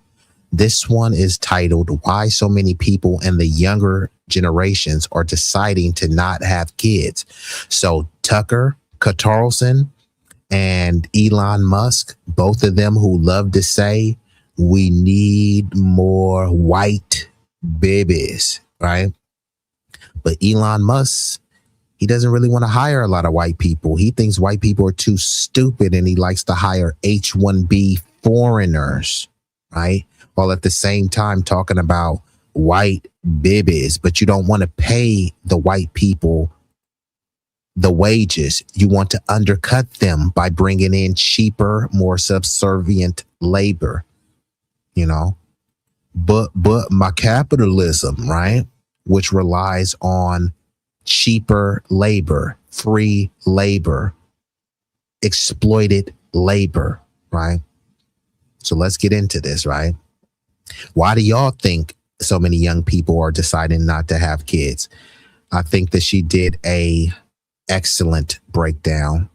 So salute to Teal Swan. Never heard of this channel until this video. Let's get into it. Months. So many people have been writing in wanting to know why so many people in the millennial generation and Gen Z generation are choosing not to have children. And so by popular demand in today's episode, I'm going to explain this recent phenomenon that is occurring in certain areas of the globe to you.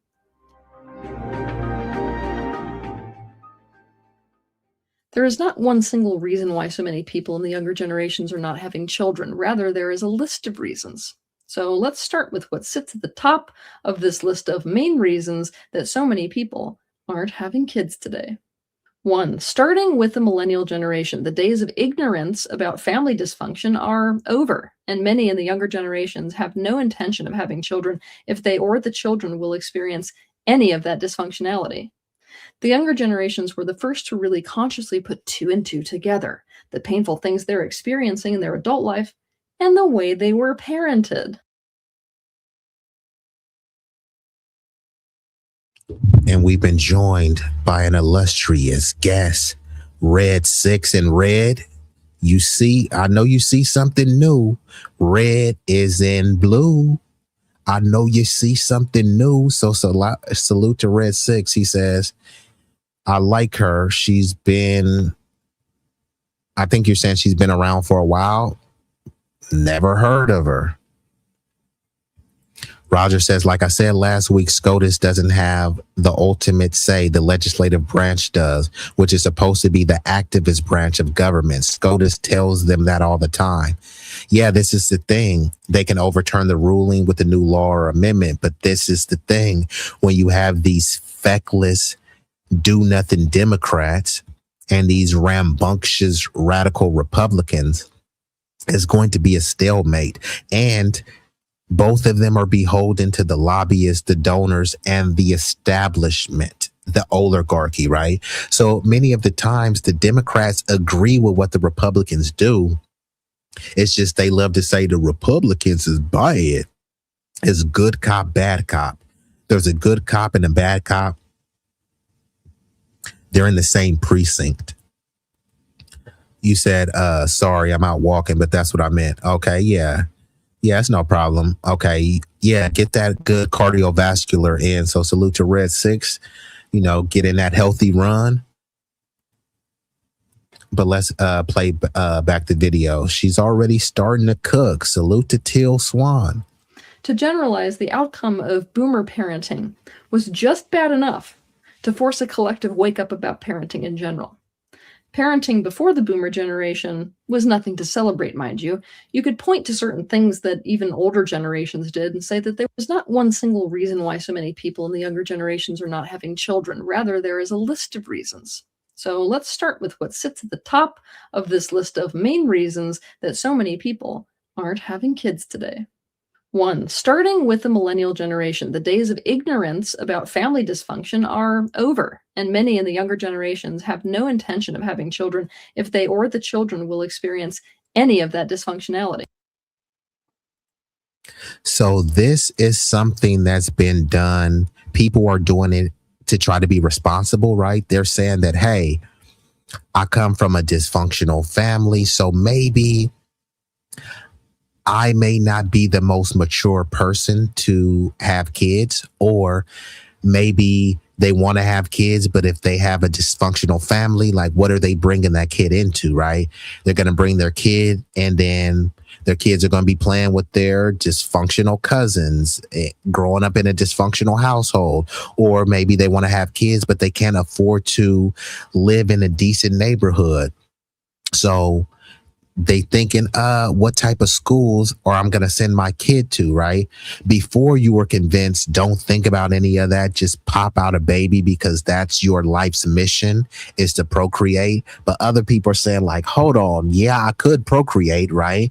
I could shoot up the club and have this lady pop out a baby. But then when she pops out a baby, I mean, do people have homes for that baby to live in? Can people afford diapers? Can they afford all of the doctor's visits? Can they afford the schooling? Can they afford the extracurricular for their kids, which is the ballet, the sports, the football? So now people are making a conscientious effort to think like, it would be great to have a kid, but it will also present a more arduous obstacle sometimes for people's careers and just for them financially. And I know you're supposed to just figure it out, or man, just get on welfare. And a lot of these same people that talk about There's no such thing as a free lunch and pull yourselves up by your bootstraps. They talk about declining birth rates. Well, which one do you want, right? Because the people with more money, they typically have less kids. And the people with less money typically have more kids. But they see the people with less money that have more kids is like a bane on society, which is why you had the Margaret Sangers and the Planned Parenthood eugenics type of stuff, where they deemed the black people as undesirable, so y'all shouldn't be having these undesirable kids. But white people weren't having births that were replacement level, so that's why they wanted to curtail the black births, you know what I mean?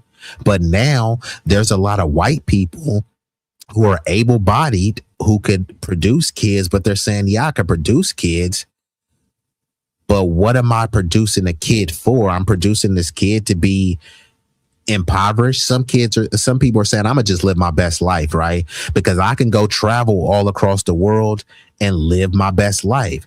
If I have a baby, some people don't see that as living their best life because it's going to be a struggle from there on out. If you have a kid for at least 21 years after that, I mean, once you have a kid, that's your kid for life. But I'm talking about in terms of the moral, spiritual, financial responsibility, that's going to be at least 20 plus years after your birth, right? So some people are just looking around and saying, look, I live in the hood. If I have a baby, my kid is going to be going to this hood school, which means, you know, based on the conditions, based on the data trajectory, maybe they'll go to college, maybe they won't, right? Maybe they'll turn to a life of gangs, maybe they won't. Some people are just saying, you know what, it may or may not be worth the risk. Some people are saying, I'm already struggling to put food on my plate. You think I'm not going to be struggling to put food on your plate and your baby's plate? And, you know, if you have multiple kids, right? If you have a girl and a boy, do you want your girl and a boy sharing the same room? So then you got to have a house that's big enough to accommodate your kids, right? These are all things that many people didn't have to think about back in the day. And we're going to get into that a little bit more into this video, but we've been joined by an illustrious guest, none other than the sincere Saida in the building. Salute, Sincere. And if you want to come up during this segment, let me know. So Roger says, hold on. Remember when I said that last week about more white Americans dying than giving birth? Opposite of our community, and how Robert's allowing for open racial discrimination as long as you don't admit it has doomed his descendants. Correct. Yes. White people have sold out other white people. And when I say white people, I don't mean every white people. So let me give this disclaimer because I know people get triggered. Not all. I'm talking about the white peoples in positions of power, influence, the oligarchs, the plutocrats, the kleptocrats. They have sold out your community and they convinced you that it was BLM and George Floyd. You can't send your kid to college. Blame George Floyd, right? You can't afford insurance. Blame BLM. But you couldn't afford insurance before BLM was even a thing. Well, blame Chicago, right? Your schools are failing. Your kid is a junkie addicted to fentanyl, right? Blame rap music. Blame everybody but yourself. Blame everybody but your community. Your community known as the dominant society. Biden not putting us back in the Iran deal when he himself was vice president to the president who did put us in the Iran deal proves that he agrees with Trump. Correct. Both parties are the same. Two cheeks on the same booty. Let's get back into it.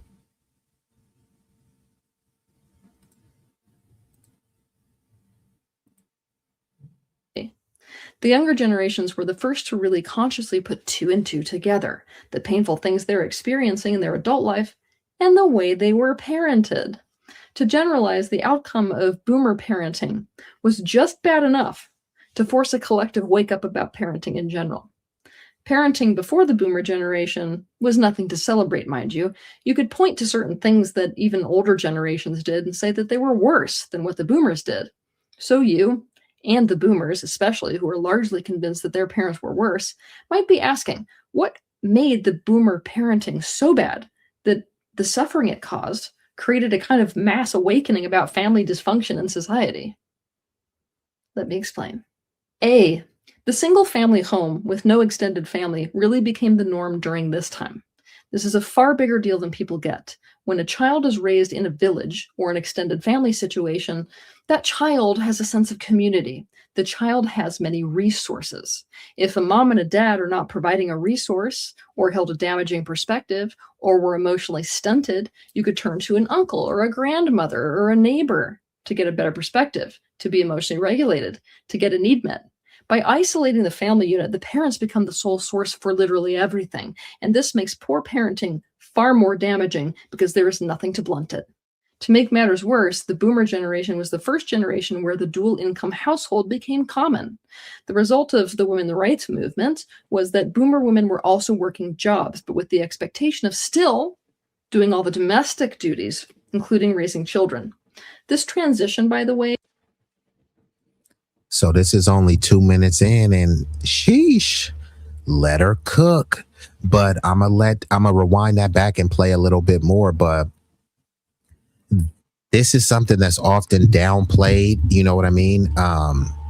Because it's framed as y'all just want the women in the house barefoot and pregnant, right? But then once a bunch of these women go out into the workforce, they talking about how tired they are. And I wish I can stay home and be a mother and love all my kids. It's like, that's what you were doing. But then you fought for equality to be, you know, on the same par as men. Many of these toxic waves of feminism, right? They fought to be equalized as men, right? So then that means, and then this also was capitalism as well, right? If they're having this single family home, that means that you only need one car for the family because, you know, daddy, Mr. is going to work, right? And mommy is staying at home. You don't need daycare because mommy is staying at home. But now, because mommy, we can't have daddy paying all the bills, even though he still paid all the bills. No, mommy has to live her best life, and, you know, she has to go get her an office job. So now, since mommy's not at the house and daddy's working, guess what you need? Now you need a sitter. Now, you used to have a grandma that can sit. And if she couldn't sit, then it was Miss Smith down the street. And if they didn't, then you were a latchkey kid where you just went home and the key was under the mat. And whoever was the oldest sibling, you raised the kid, right? And you've been convinced at that time that that was okay. And that was the norm. It wasn't the norm. It was made the norm because some wanted to, you know, explore, you know, just being a stay-at-home mom wasn't good enough. And it's funny because many of these women, after they've served enough time in whatever career, many of them would love to just be a stay-at-home mom or a stay-at-home wife. It's like, well, if ultimately that's what you envision, you know, when you retire, I mean, why are you championing so hard to go out there and work? And I'm not saying no women should work. I'm just saying it became a point to where they were demonizing the men who said they didn't want their wives to work.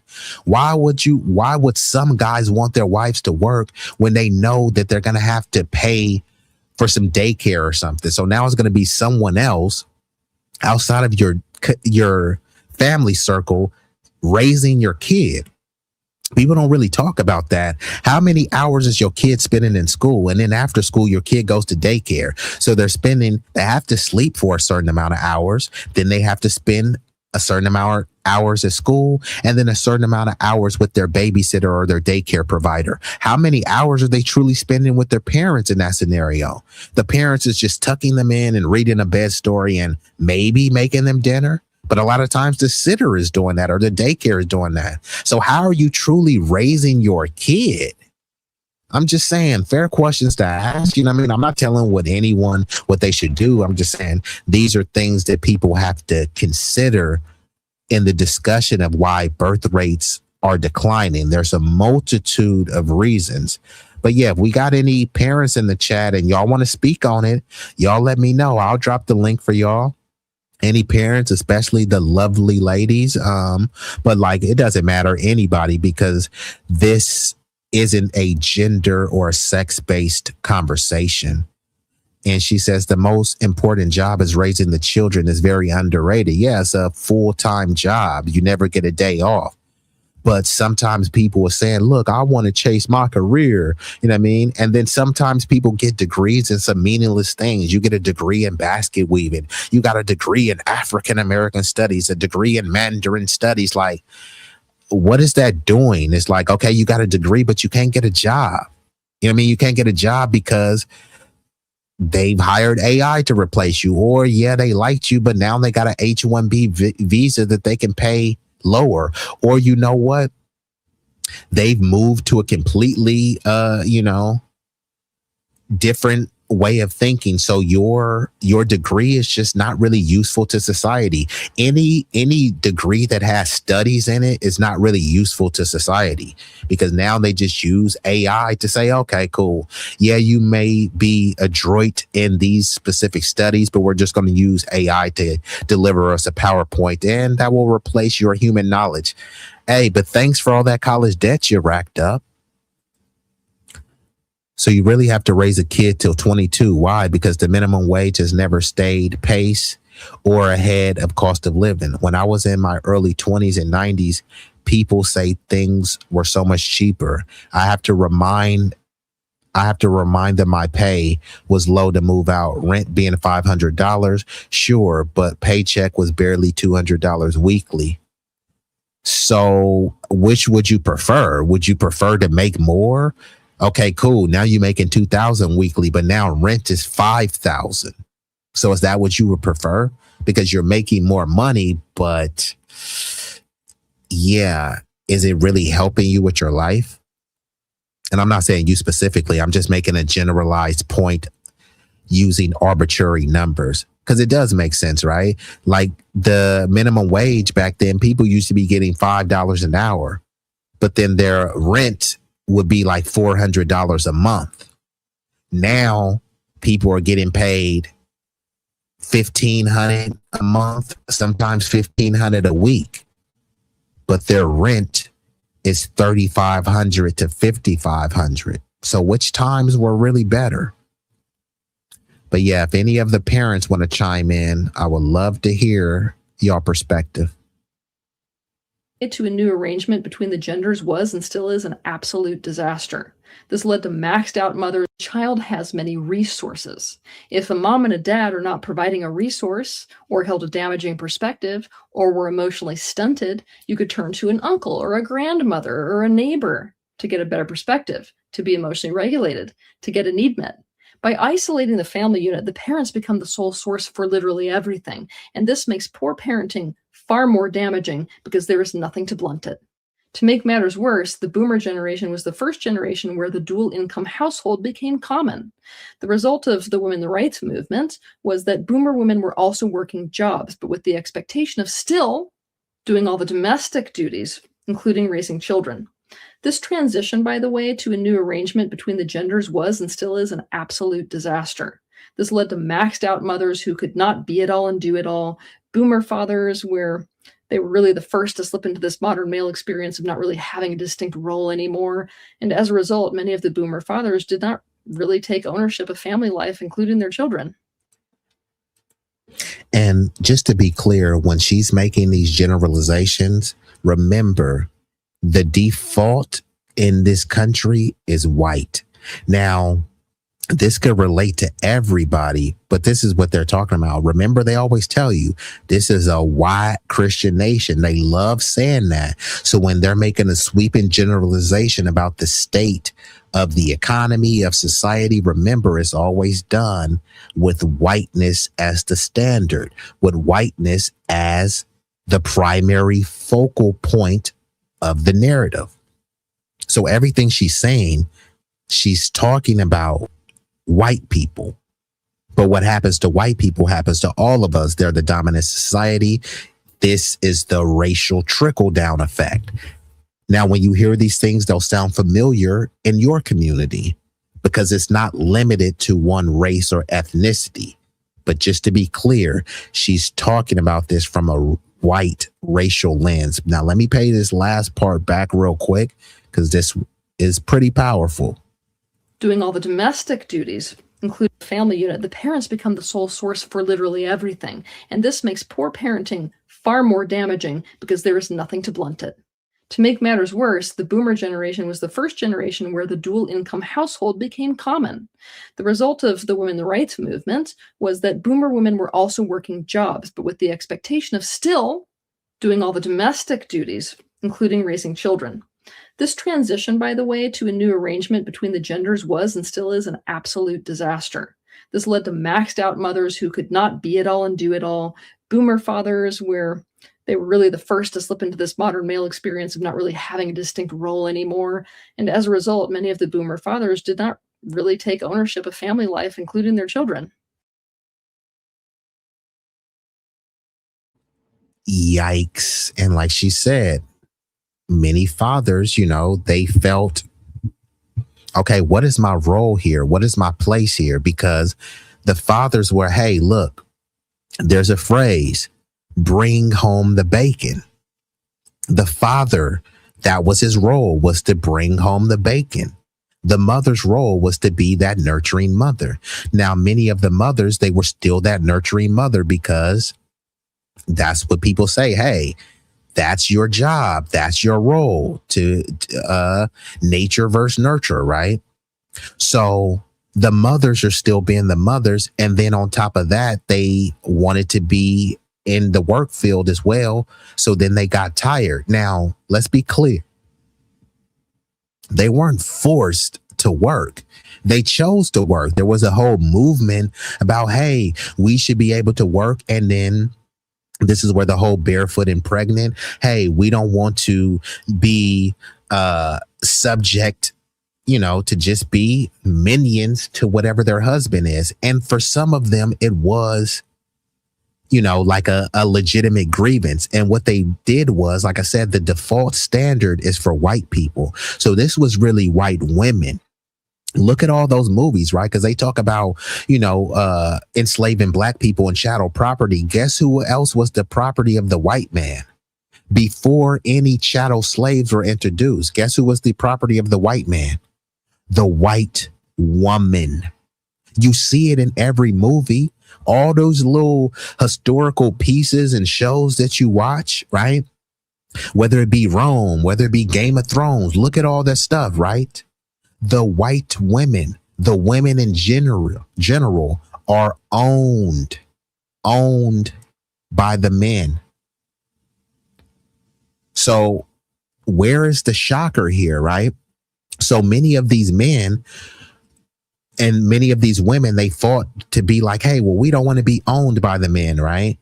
Even though they were reaping the benefits of what those men had did, right? They reaped the benefits of their men enslaving other men. They reaped the benefits of their barbarism. But the thing was, yeah, y'all being racist towards them, y'all enslaving them. Why are y'all treating us like this, right? So it was a bunch of white women. I already talked about, how they had the sisters of the Confederate, the daughters of the Confederate, many of these Lily W's who were just as complicit.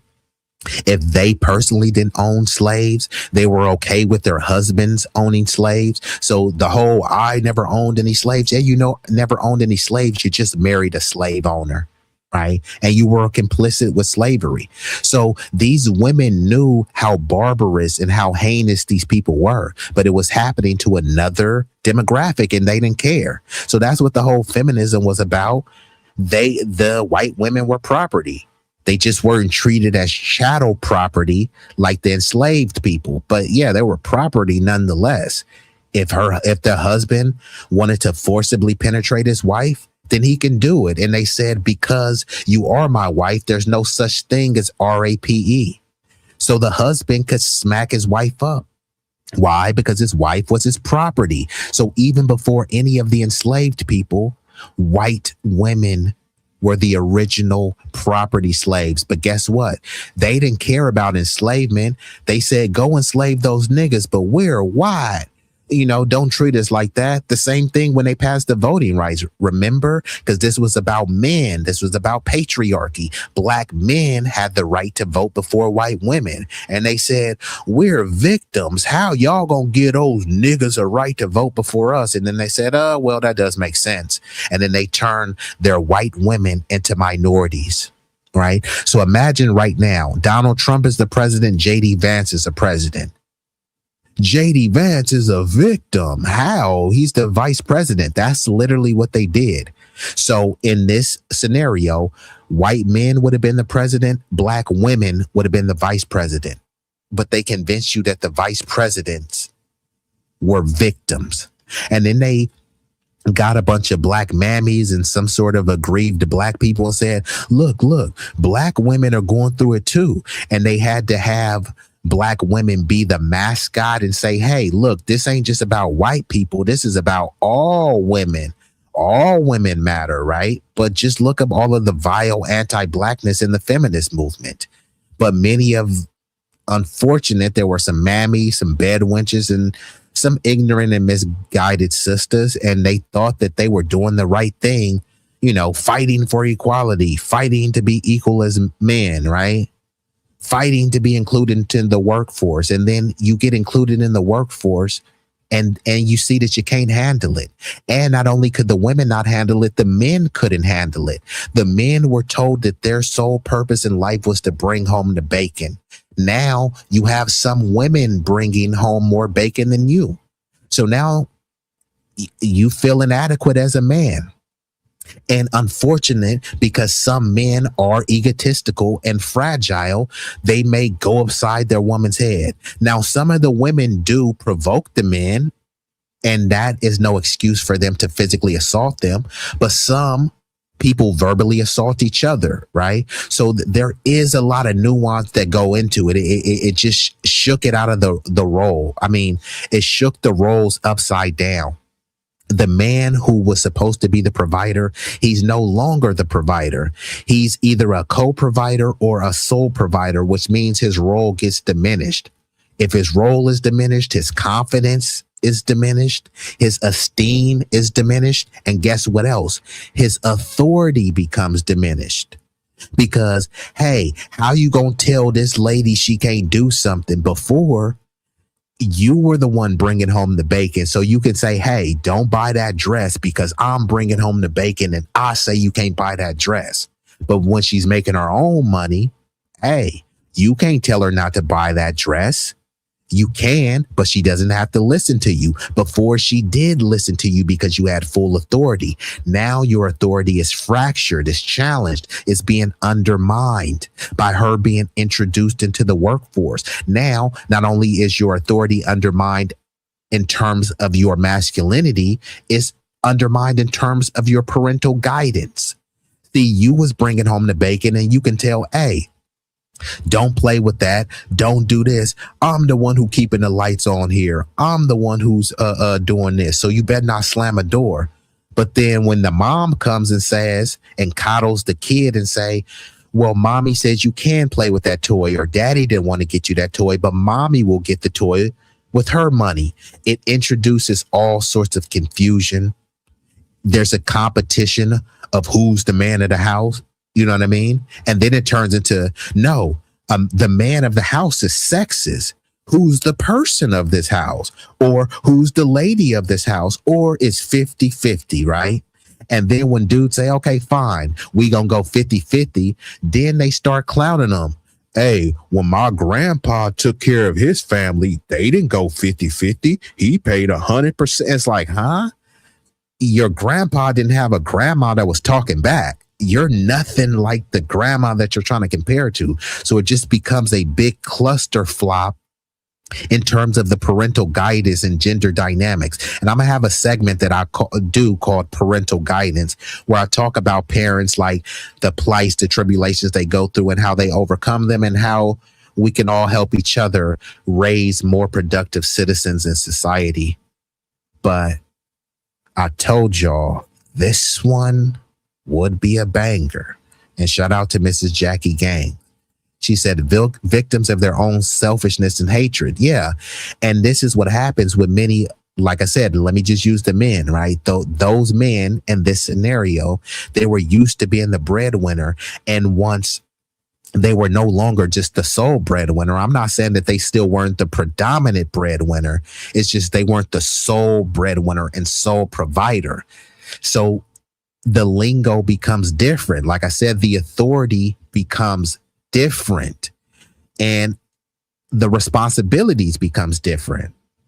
And rather than embrace that and say, okay, cool, let's just evolve with the times. My wife is working now. Let me just evolve. A lot of resentment and disdain was born out of that too. And that's just a lot of selfishness too. And many people still do the selfishness too when they talk about 50-50. Some chicks are saying, I ain't going 50-50 with a nigga. Okay, cool. So make this make sense. You won't go 50-50 with a dude, but you will go 100% of all the bills by yourself. And then you start complaining about how hard it is.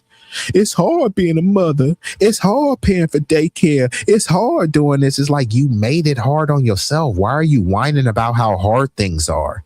What would have been more hard?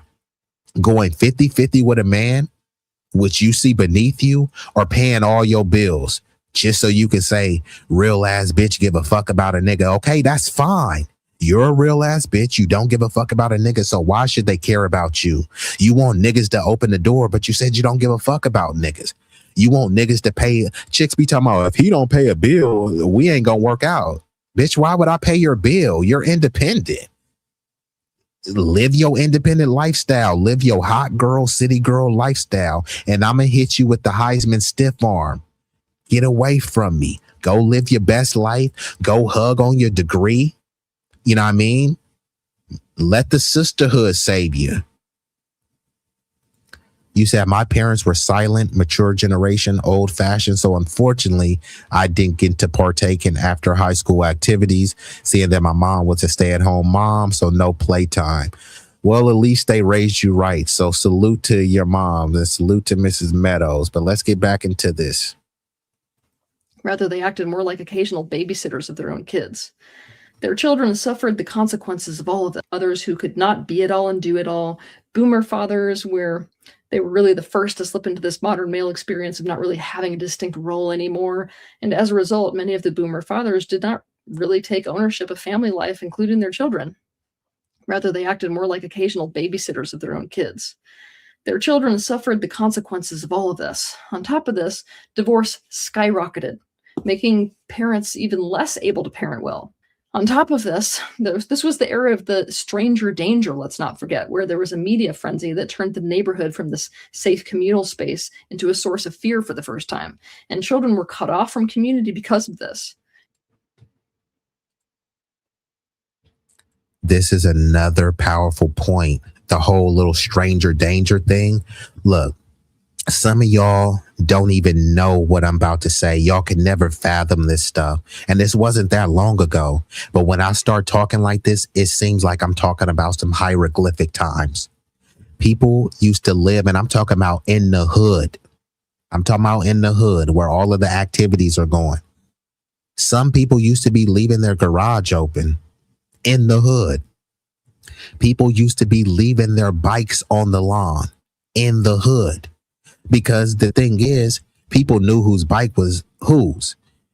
If someone's like, bro, that was Roger's bike, you know what I mean? And you can just say, hey, I saw man, you said your bike was stolen, right? Man, I seen him riding your bike. And then we know where man lived because everybody in the hood knew each other. I go over to man house. Hey, nigga, did you steal my bike? We either got to shoot the fade. Man got to lie. He either sold the bike or chopped the bike up.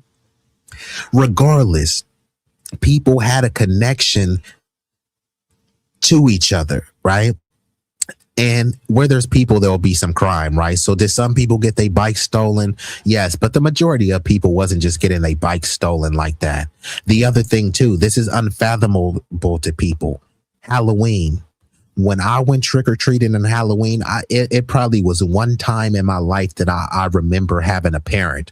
And I probably was so young that I don't even truly remember that. All of the times we went trick-or-treating, there were no parents in sight. As a matter of fact, it was considered like kind of corny. Like, Nigga, you're going trick-or-treating with your parents, bro? Like, what are you doing? You know why? Because there was so many kids in the neighborhood that we knew that it wouldn't be no stranger danger. And if it was a stranger danger, it's a bunch of kids that's going to get mopped. All these kids will be yelling at the highest decibel, and there will be some savior in the hood. So the worst thing that happened when we were trick-or-treating is that somebody occasionally would get their bag snatched. And if that happened, somebody would go home, they would cry to their parents, and their parents would give them a bunch of candy. So it wasn't truly that big a deal. Oh, mommy, my bag got snatched. Oh, little baby, here's a bag of candy. That's what happened. That's how it went. The majority of us wasn't getting our bag snatched. For me, I was gripping on my bag. If you tried to get my bag, you know what I mean? It was going to be sad for you. But there were no parents around. Nobody was talking about stranger danger. Now, we did know about strangers. We were taught about how to avoid strangers, but we didn't see the strangers as danger because we was in a mob. Us kids, we would have got busy. You didn't want that smoke with the baby's kids. Now their kids are so coddled, right? We were told, hey, go out and play. And this was the thing. Boy, you ain't going to keep coming in and out of this house. So once you went out, like if you kept coming in and inside the house, my mom would be like, okay, you keep coming in, you have to stay in. So in order for us to not stay in, we just stayed out. And this is why I was talking about on another stream. If you was thirsty, you would just go to anybody's lawn and turn on their water hose. And that water hose, the water was always delicious. It was cold. I don't know what they start putting in our water now, but back then you used to go to anyone's house and get a quick little drink of the water. Your mama didn't know where you were. All they knew was just be in before the lights came on.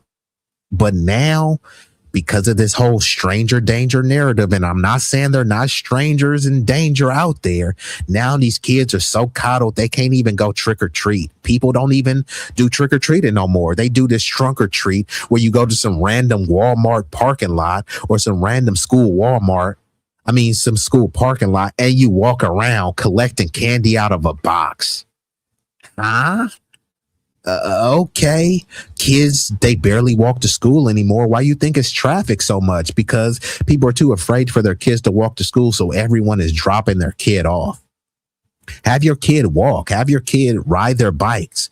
Now these kids got these fancy electric bikes, but they won't ride them to school. You know what I mean? So this whole stranger danger narrative now, people don't even want to know their neighbors. Remember on the movies when a neighbor moves in and there's some random coterie of neighbors that come up and they have an apple pie. Hey, Mr. Smith, welcome to the neighborhood. Here's my famous blueberry pie. That doesn't happen anymore. Yeah, you don't know about a trunk or treat? Yeah, the trunk or treat is, like I said, it's in a parking lot. That's why they call it trunk or treat. And a bunch of people, they either sit in their car, they lift up their trunks, and you grab candy out of their trunks, or they have little booths set up. So you go to each booth and get candy, and that's supposed to emulate someone's door, right? Instead of knocking to someone's door, you go to the trunk of someone's car and get some candy. Yeah, bro, that's what I'm trying to tell you. You said there was danger, but it wasn't coming from strangers. Yeah, that's what I'm saying. There were a lot of Chesters that, those little funny uncles, you know what I mean? So, yeah, there was a lot of danger, but like you said, it wasn't from strangers. It was from family members that you know. But I think that certain generations have been coddled too much. We used to climb trees, play cops and robbers. We was riding bikes, hitting wheelies, jumping off of ramps and stuff. Now it's just kids. They be sitting in playing Fortnite, got all of the gadgets and gizmos that you can dream of, but too afraid to do anything with it. Pop in the trunk sounds like a gun sale. Well, it could mean that, depending on the context. Let's get back into it, though. Due to all of these factors, they take ownership of family life, including their children. Rather, they acted more like occasional babysitters of their own kids. Their children suffered the consequences of all of this. On top of this, divorce skyrocketed, making parents even less able to parent well. On top of this, this was the era of the stranger danger, let's not forget, where there was a media frenzy that turned the neighborhood from this safe communal space into a source of fear for the first time, and children were cut off from community because of this. Due to all of these factors, the millennial and Gen Z children were not well resourced, like really not well resourced. They lost access to many of the emotional resources and self-esteem resources and needs resources that previous generations had access to and took completely for granted. So shout out to Red 6. He says he saw a video recently of a teenager upset that his parent moved him to a suburban cul-de-sac. He said everyone felt soulless and didn't want to talk to each other. Now, one thing that people, you can talk about the hood, but at least in the hood, people know each other, right? Now, people may not always get along, but people do know each other. And usually people try to get to know each other in the hood, you know what I mean? Where they'll be like, oh, so-and-so is a crackhead, right? You'll know the hood crackhead. You'll know the hood mechanic, right? You'll know the hood junkie, the icy lady, the snack lady, right? You know these people in the hood, right? You know who's dealing, stealing, and killing in the hood, right? So whether you like these people, whether you get along with them, you at least know them enough to engage and at times interact with them. Sometimes in many of these suburban neighborhoods, there's no waving, there's no nothing. It's just, hey, just mind your own business, right? So, man, is that gonna make America great again? You're supposed to love thy neighbor, but how are you going to love a neighbor that you don't know? Love thy neighbor. Who is your neighbor? I don't know. So how do you love them? Well, just love thy neighbor. Think about how stupid that is. Love thy neighbor, but you won't even knock on your neighbor's door and introduce yourself. Love thy neighbor, but you won't babysit your neighbor's kid because they don't have the complexion for the protection. Love thy neighbor. Oops. My neighbor is a foundational Black American, so I love the neighbors, just they can't play with my kids, right? Love thy neighbor, but there's a Black kid named Jamal and there's a white girl named Jenny that go to the same school. They're around the same age. Love thy neighbor, but they can't date each other, right? So these are the people that Bible thump. This is a white Christian nation, right? Okay. You said, what happened to the burbs? I grew up in the suburbs and it wasn't like that. This is what I'm trying to tell you, Roger. This is what I'm saying. It ain't nothing like you used to, bro. You got to appreciate those good old days. You got to appreciate Mama Meadows telling you, boy, you better get your booty in the house, right? You got to appreciate the stern and rigid program that your mama was on. Because she actually loved you. She actually stood for something. They actually believed in something. Now, these communities, there's nothing to believe in because everyone is an individual. And like I said earlier, it's a dog eat dog world. So all these people see each other as just other dogs. And what are you supposed to do with other? They don't say it's a dog unite with dog world. They don't say it's a dog build up dog world, a dog empower dog world. They say it's a dog eat dog world. So it's just an inherent perpetual competition that many people are not willing to admit that they're in. I worked in some of the most affluent areas in the Bay Area.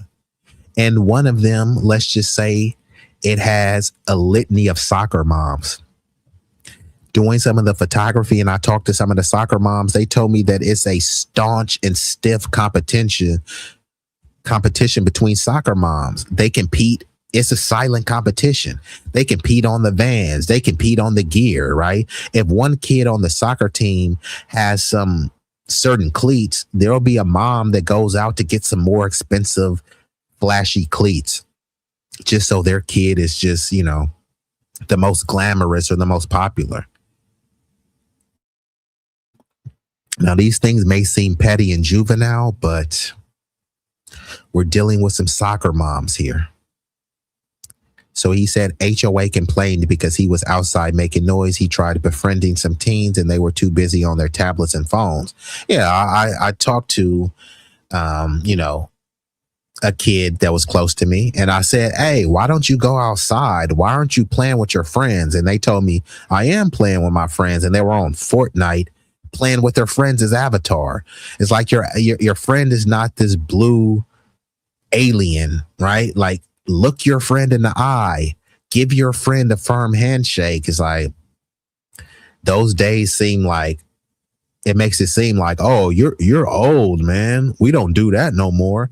We play with our friends online through Bluetooth, and they're as avatars. It's like, okay, call me old school. You missed the comment before when I said Gen X, who were latchkey kids. We ended up having the highest teenage pregnancy rate because we came home to an empty house all the way up to school. Yeah, I mean, it's just kind of like that scene on House Party, right? Remember when Kid was about to knock some boots, and this was late night, but then her mom came, and then he had to jump out the window. Yeah, with the latchkey kids, yeah. You know, people was knocking boots like H-Town. And didn't even recognize the necessity of. So many children during this time experienced neglect. The worst part is, due to all of these factors, the millennial and Gen Z children were not well resourced, like really not well resourced. They lost access to many of the emotional resources and self-esteem resources and needs resources that previous generations had access to and took completely for granted and didn't even recognize the necessity of.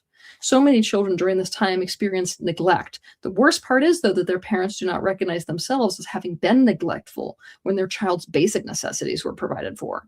Food, water, clothes, toys, roof over their head. This was the era of the latchkey kid. B. Bingo. Did you hear her, Roger? She said this was the era of the latchkey kid. And this is what I was going to get into. Because many of our older parents, elder parents, right?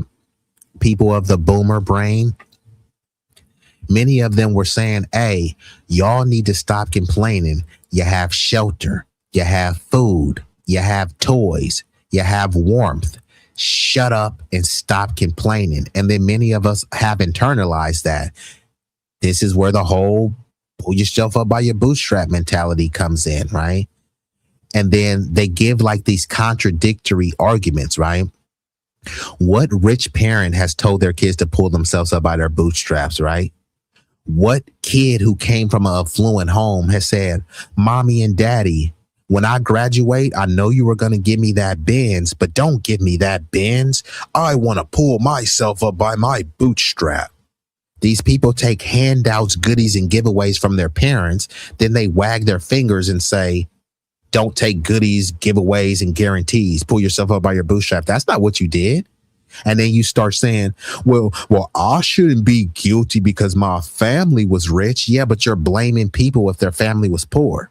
So a kid should feel guilty if his family was poor, but you shouldn't feel guilty if your family is rich.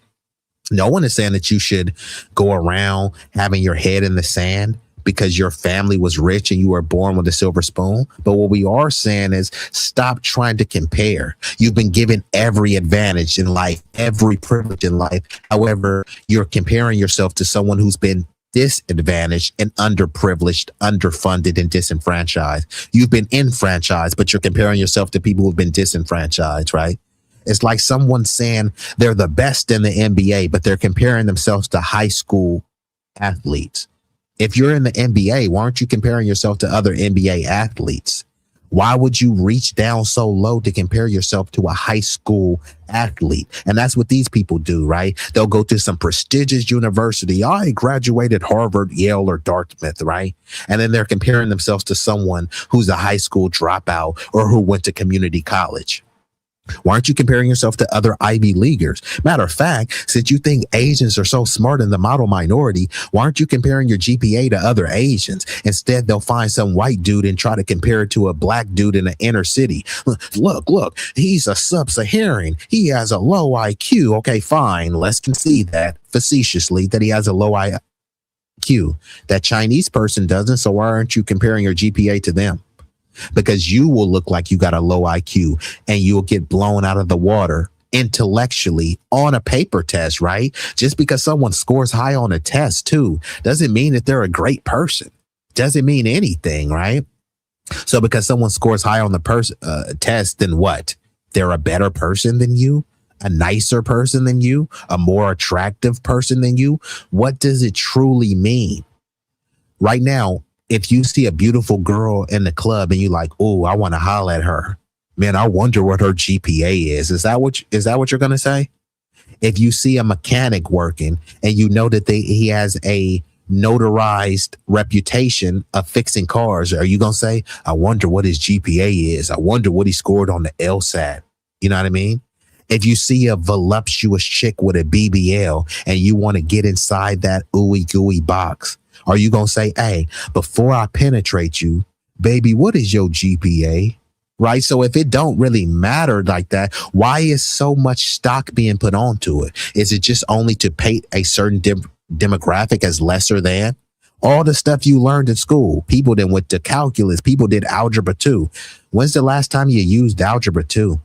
When's the last time you used calculus? When's the last time you used trigonometry? All of the stuff you learned in English class, when's the last time you used it? All of the history where you memorize these names, dates, and place that have been fabricated, lied, and inaccurate. How has that helped you? You learned that Christopher Columbus discovered America. It was a lie. How has that lie helped you? Right? You learned about the Civil War. Fine, you should learn about the Civil War, but I'm just saying right now, when you went to go fill out your job application, did they ask you about the Civil War? Did you have to fill out a little trigonometry section before you got the job? I'm just saying. You said dangling participles, trigonometry. When's the last time you've used any of this stuff? But you're supposed to put so much value. He got an A in trigonometry. Okay, I need to get my engine replaced. Could he do that? Oh, no, he's good in trigonometry. Okay, then I don't care if he's good in trigonometry. I need someone that's good in engineering, someone that's good that can replace this engine. This trigonometry major can't do that. This calculus major can't do that. Geometry, when's the last time you used geometry, right? But if you scored bad on geometry, then you're a failure and you're destined to be a baby mama because you couldn't pass geometry. Make it make sense. And then did you know in Japan, they don't fixate on grades. They fixate on skills. So rather than having you do geometry, they say, you know what? What's most likely is we need more cooks in society. So rather than teach you geometry, we're going to teach you how to cook. Right?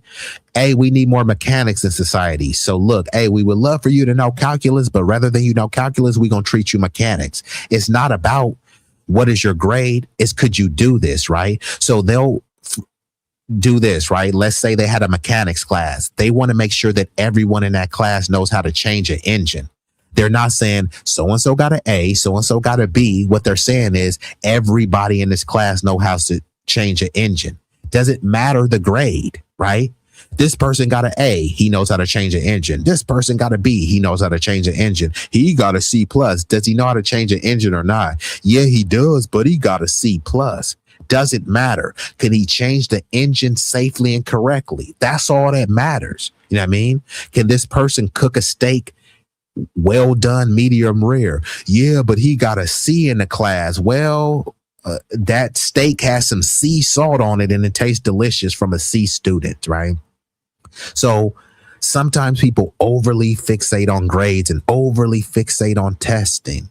But many of these nations that they call underdeveloped, they don't do that. Japan being one of them. They teach their students useful skills and don't fixate on how high they scored on the LSAT. Yeah, like you said, it's a money grab because, you know, we live in a capitalist nation. But let's get back into the video. Communal space into a source of fear for the first time, and children were cut off from community because of this. Due to all of these factors, the millennial and Gen Z children were not well resourced, like really not well resourced. They lost access to many of the emotional resources and self-esteem resources and needs resources that previous generations had access to and took completely for granted and didn't even recognize the necessity of. So many children during this time experienced neglect. The worst part is, though, that their parents do not recognize themselves as having been neglectful when their child's basic necessities were provided for. Food, water, clothes, toys, roof over their head. This was the era of the latchkey kid. And just one more thing that she said that the parents didn't recognize or realize that they were being neglectful because of the whole, hey, I provided you a roof, shelter, home, and warmth. Stop complaining. I'm not neglecting you. I didn't neglect you. You got a meal. You know, I didn't neglect you. You got a shelter. But kids need a lot more than that. And these were the latchkey kids. And some of this was due to toxic feminism, right? The kids wouldn't have needed to be latchkey kids if the mom was there.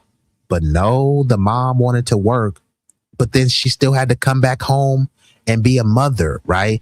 So if we had more single family homes, the wages could, rent and other expenses could be cheaper, right? You could get places faster, right? Because now, instead of having the single family home with one car, now, the wife works, so now you got to have two cars because the one car is not enough. More expenses. And let me leave this up because like Sunlight said, it's a money grab.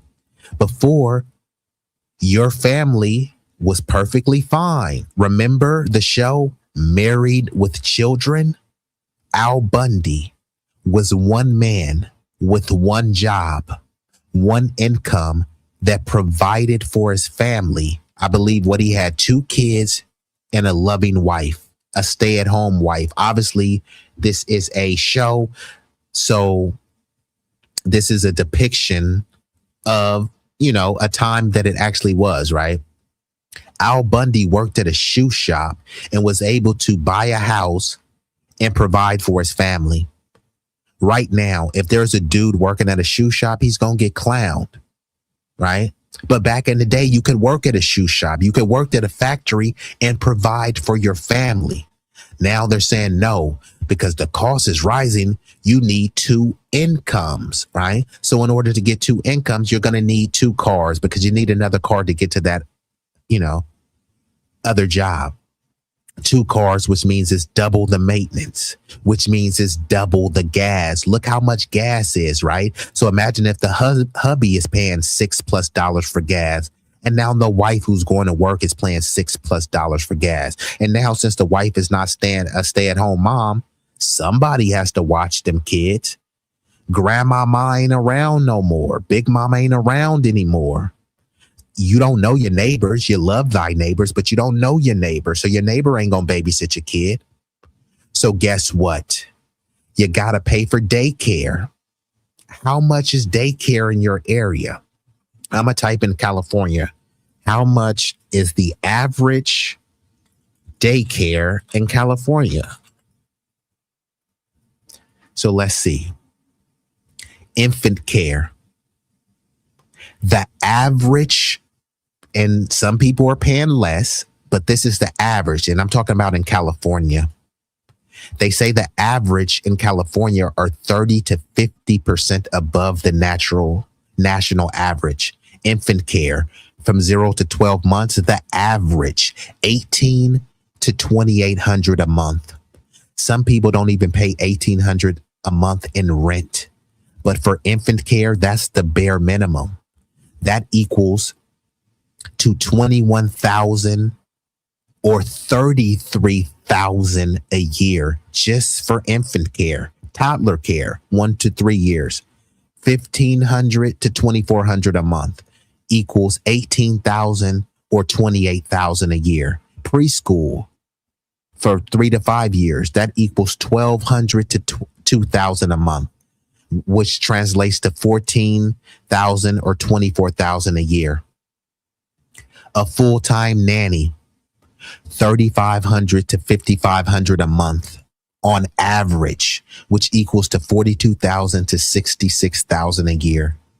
Home-based family child care, $1,200 to $1,800 a month, right?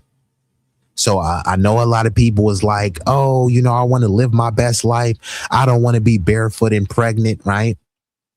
So now you're pregnant. You ain't barefoot, but you're just spending thousands upon thousands on childcare, right?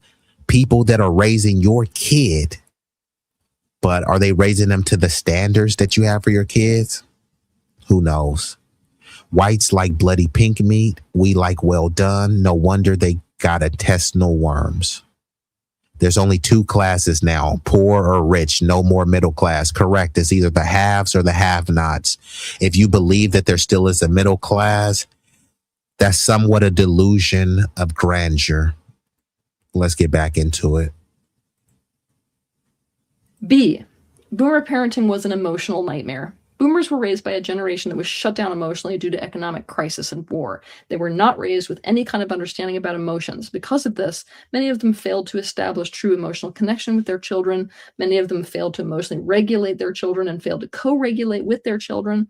And many of them carried over severe emotional neglect and also emotional abuse into their parenting, where their own parents tended to be emotionally shut down and they were raised by, let's say, simple and straightforward authoritarianism. Many boomers swung the pendulum towards being hands-off, and they employed heaps and heaps of emotional invalidation. When their children expressed their perceptions and feelings, those feelings and perceptions were immediately invalidated. The child's reality was constantly denied. This is a gaslighting experience that creates a fundamental erosion to the child's self-worth and sense of reality. Yeah, and like she was saying, this is when the parents, when it's like, don't talk back to your parents, which I get it, right? You shouldn't be talking back and disrespecting your parents, but sometimes your parents are not right. We live in the information age, but back in that day, talking back to your parents, you're automatically wrong.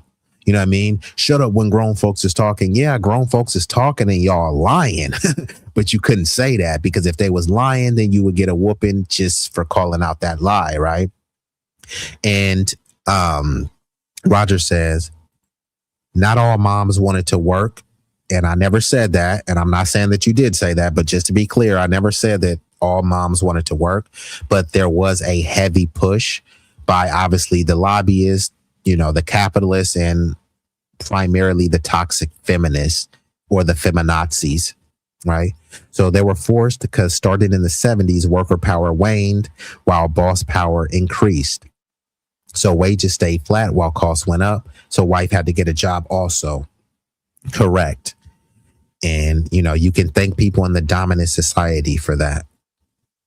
My capitalism. Okay, well, stop complaining about that you want traditionalism, but then at the same time, you're caping for capitalism, because the whole people, when they talk about MAGA and making America great again, at the height of capitalism, you know, when there were these robber barons and stuff, you know, they were being taxed at a 90% clip. Now, you can say that's too much or whatever, but that's how you were able to provide all of these monuments, roads, and infrastructure by taxing the millionaires, right? So you don't need to eat the rich, tax the rich, because there shouldn't be billionaires anyways, right? Hold on, let me pull this back up. On top of this, boomer households practiced this thing that's called dishonest harmony. They maintained a simple and straightforward authoritarianism. Many boomers swung the pendulum towards being hands-off, and they employed heaps and heaps of emotional invalidation. When their children expressed their perceptions and feelings, those feelings and perceptions were immediately invalidated. The child's reality was constantly denied. This is a gaslighting experience that creates a fundamental erosion to the child's self-worth and sense of reality. On top of this, boomer households practiced this thing that's called dishonest harmony. They maintained a service level appearance of a happy family while refusing to address these underlying emotional issues or conflicts. Family life was in and of itself a gaslight. Something very important to understand is that the boomers viewed their parents as doing the best they could, given the horrible situations that they were trying to survive. They viewed their parents as being broken by the world and not having the capacity to parent well because of it. And at the same time, they watched them sacrifice their personal self-interest for the sake of the family.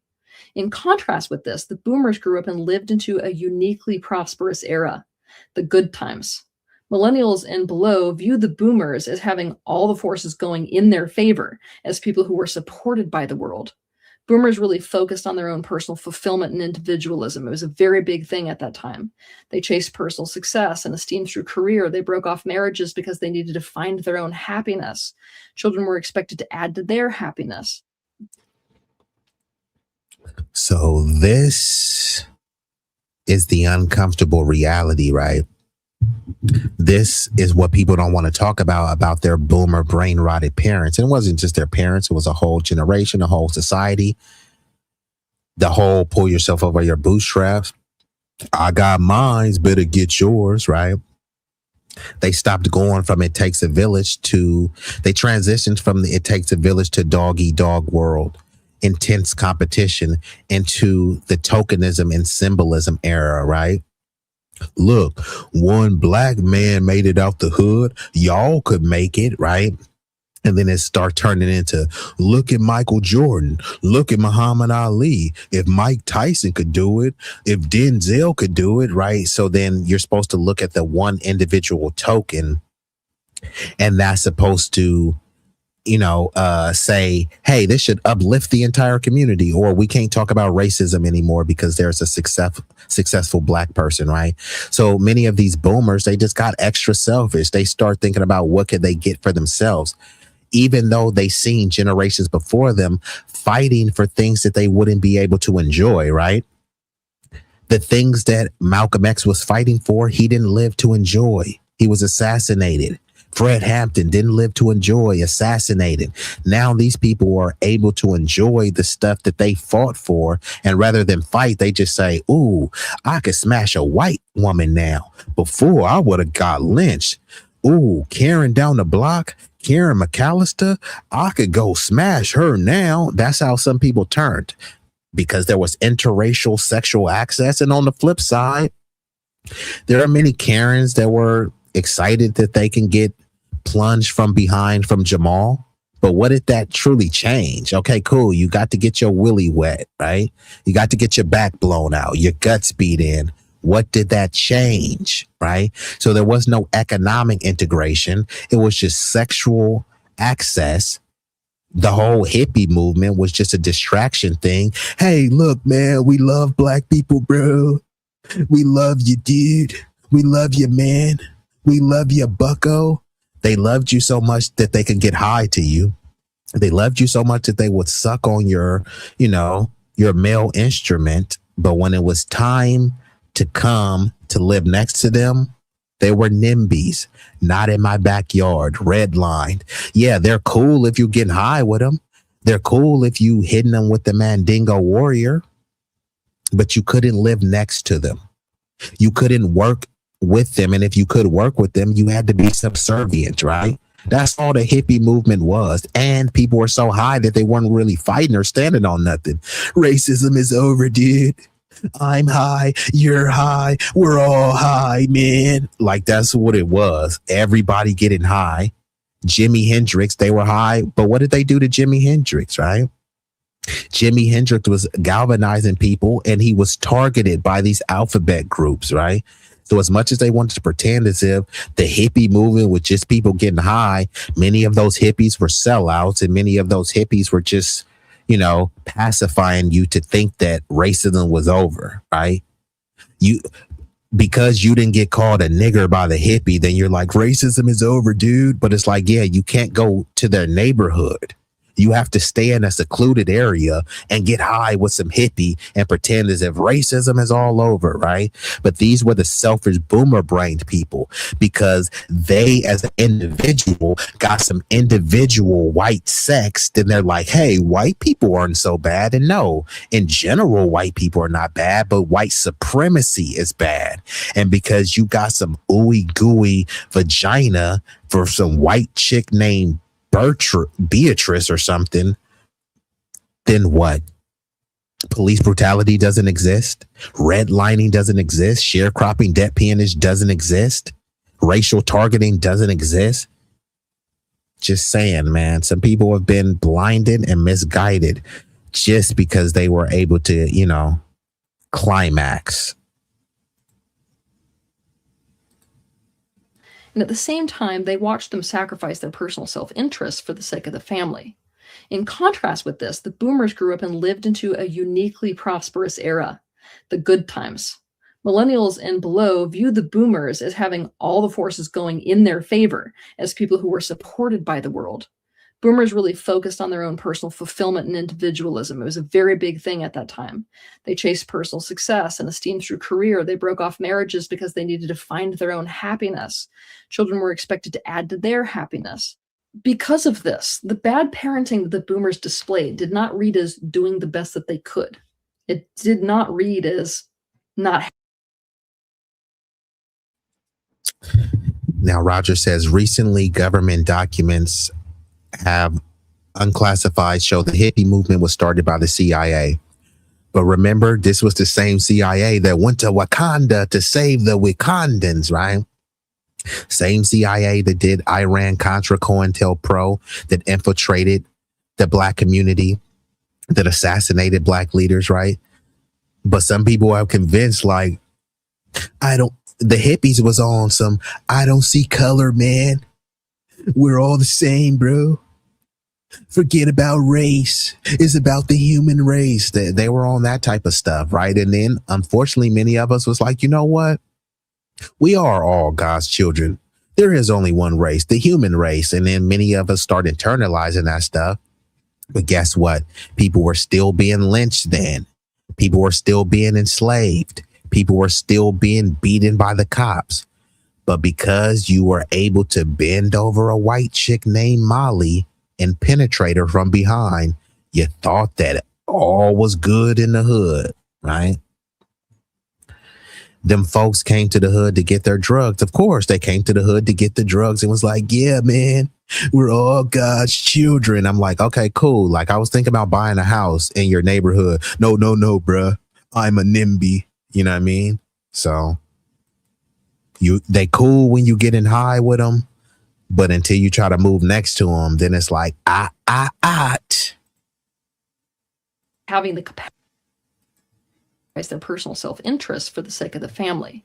In contrast with this, the boomers grew up and lived into a uniquely prosperous era, the good times. Millennials and below view the boomers as having all the forces going in their favor, as people who were supported by the world. Boomers really focused on their own personal fulfillment and individualism. It was a very big thing at that time.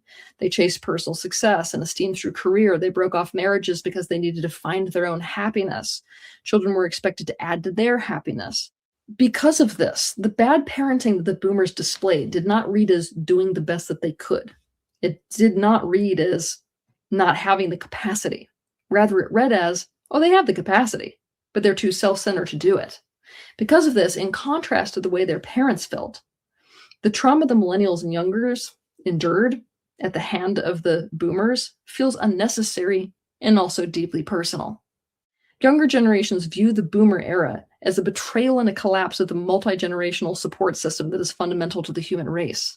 To put it mildly, they see a generation that has benefited from their own parents' sacrifices, who grew up with strong community ties in a system set up to guarantee their success, only to take over and then dismantle the whole thing, to build a world that served only themselves and that was rigged against their own children.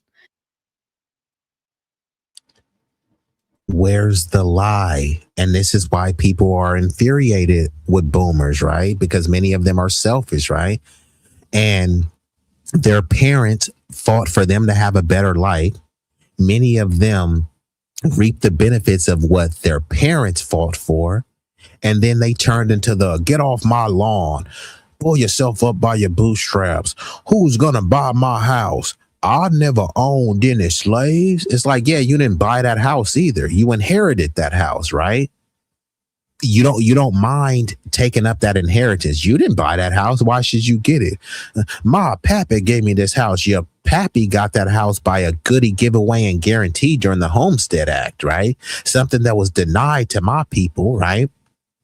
These the same pull yourself up by your bootstraps. Your grandpappy didn't pull yourself up by your bootstrap. He was giving free acres during the Homestead Act, right? You didn't pull yourself up by your bootstrap. You inherited what your mommy and daddy gave you. And then you're going to pass that on to your other family member while keep preaching, hey, don't look for handouts. Well, don't hand that house to your son. Have your son pay top dollar for that house. No, but you're going to give him a handout, generational wealth to keep it in the family. Then the people who were denied the opportunity to have that access and wealth to keep it in the family, you're telling them to stop crying and stop acting like victims. But you're acting like your son is a victim. That's why you have to give them a house. Your son is a victim. That's why you have to give them a car when they graduate. No, how about they pull themselves up by their bootstrap when they graduate and buy their own car? Why are you giving them a car and then saying you're against handouts? No, you're not against handouts. If you're against handout, why are you handing anything to your kids, right? How is that going to teach them resolve?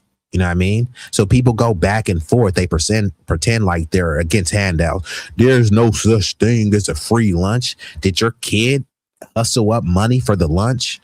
No, your kid was given a free lunch by you. There is such thing as a free lunch, right? Now you can say it's no such thing as your neighbor giving you a free lunch, as some stranger giving you a free lunch, but remember, this is a white Christian nation, right? We're supposed to love thy neighbors.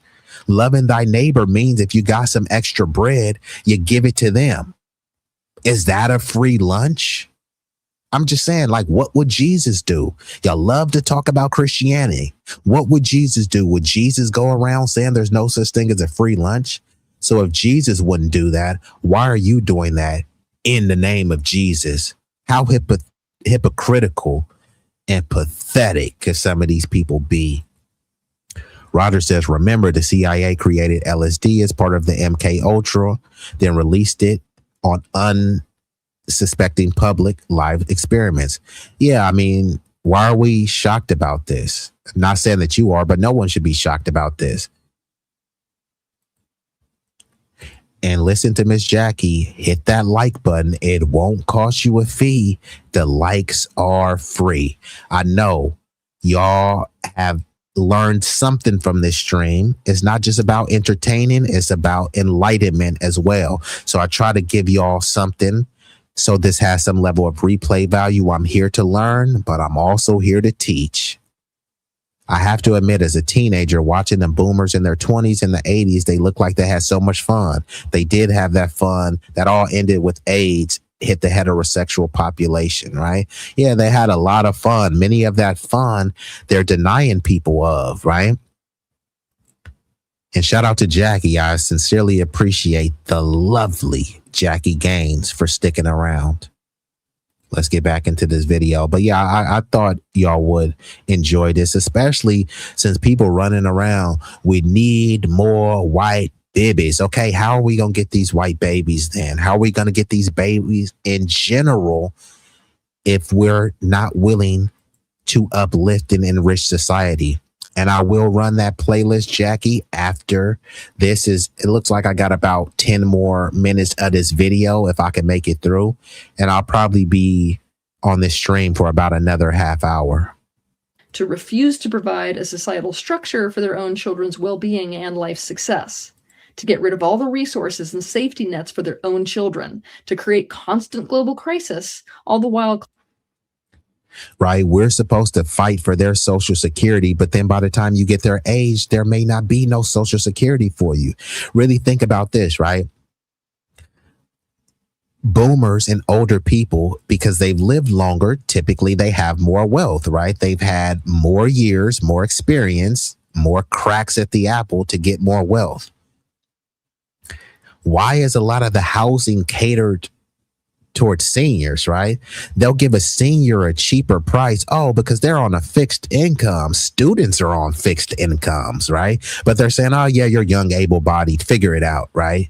So there is a form of age discrimination. So we discriminate all the time, right? just with this ruling, right? They said, oh, discrimination is legal, but you're discriminating based on partisan lines. It's not racial, even though the partisan discrimination could coincide with the racial discrimination as well, right? But people discriminate on you based on age. If you're young, then they're like, you're too young to rent a car. You're too young to have credit history. You're too young for this. But then if it's an old boomer, then they say, well, you're old, so you should get a reduced rent on a fixed income. But this person is young. He's trying to get his life started, right? Not every young person wants to be living with their mommy and daddy. They want to be independent. Why don't you give them a fair rate for a young adult? Nope. They say you're a young adult, you need to pay full price, which is going to be anywhere in California. You're looking at $3,000 to $5,000 in rent. What young person is going to be able to afford that? But with the old people, they're saying, no, here, how about $1,000? How about $800? How about whatever lower price? Okay, isn't that ageism when it comes to the young people? Claiming that they did their best, and all the while judging their adult children for struggling in the absence of all the things that allowed them, the Boomer generation, to succeed. C. In the 1980s. What the hell? Sagar agrees with me on this? Hey, I never thought I would see this day either, so this is news to me, Roger. Sagar Tether Jetty. Yikes. We agree. But, even a dead clock is right twice a day. Views about parenting changed. The boomers recognized some of these painful parenting techniques as the reason that they'd felt pain, and instead of just repeating the way that they were parented, they began looking for other options. They also began swinging the pendulum. This was the era of the parenting book. Alas, some of the most detrimental parenting theories, such as parent power and sleep training and the cry it out method and physical discipline and the helicopter method and the movement of everyone gets a trophy and the importance of early independence, were born. Do y'all know about any of these methods? The helicopter method, sleep training, or any of this stuff? The cry it out method? I know about that cry it out method. It's like, okay, yeah, let that baby go over there and cry till they tired. But you're also neglecting the baby as well. So did any of these methods work for y'all? Or are y'all familiar with any of those? Let's run this back and see. Pain, and instead of just repeating the way that they were parented, they began looking for other options. They also began swinging the pendulum.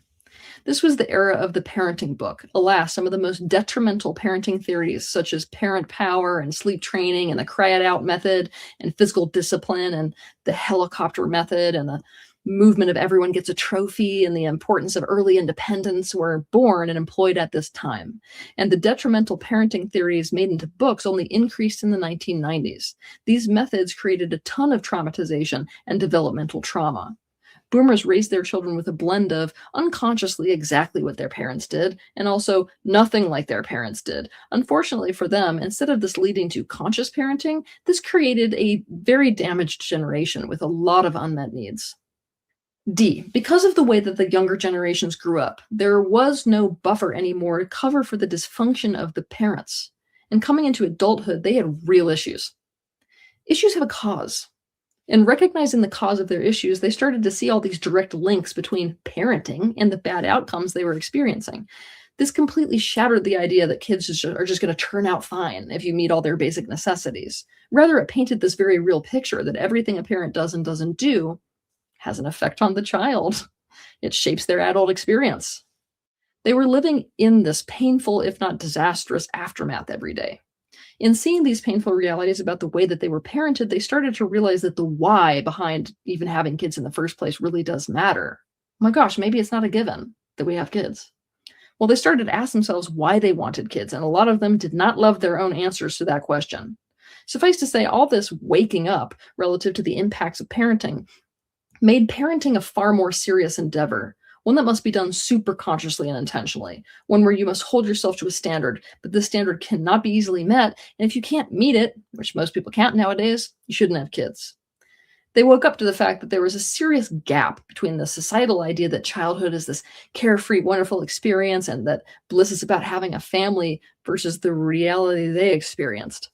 This will make you seriously second guess having kids.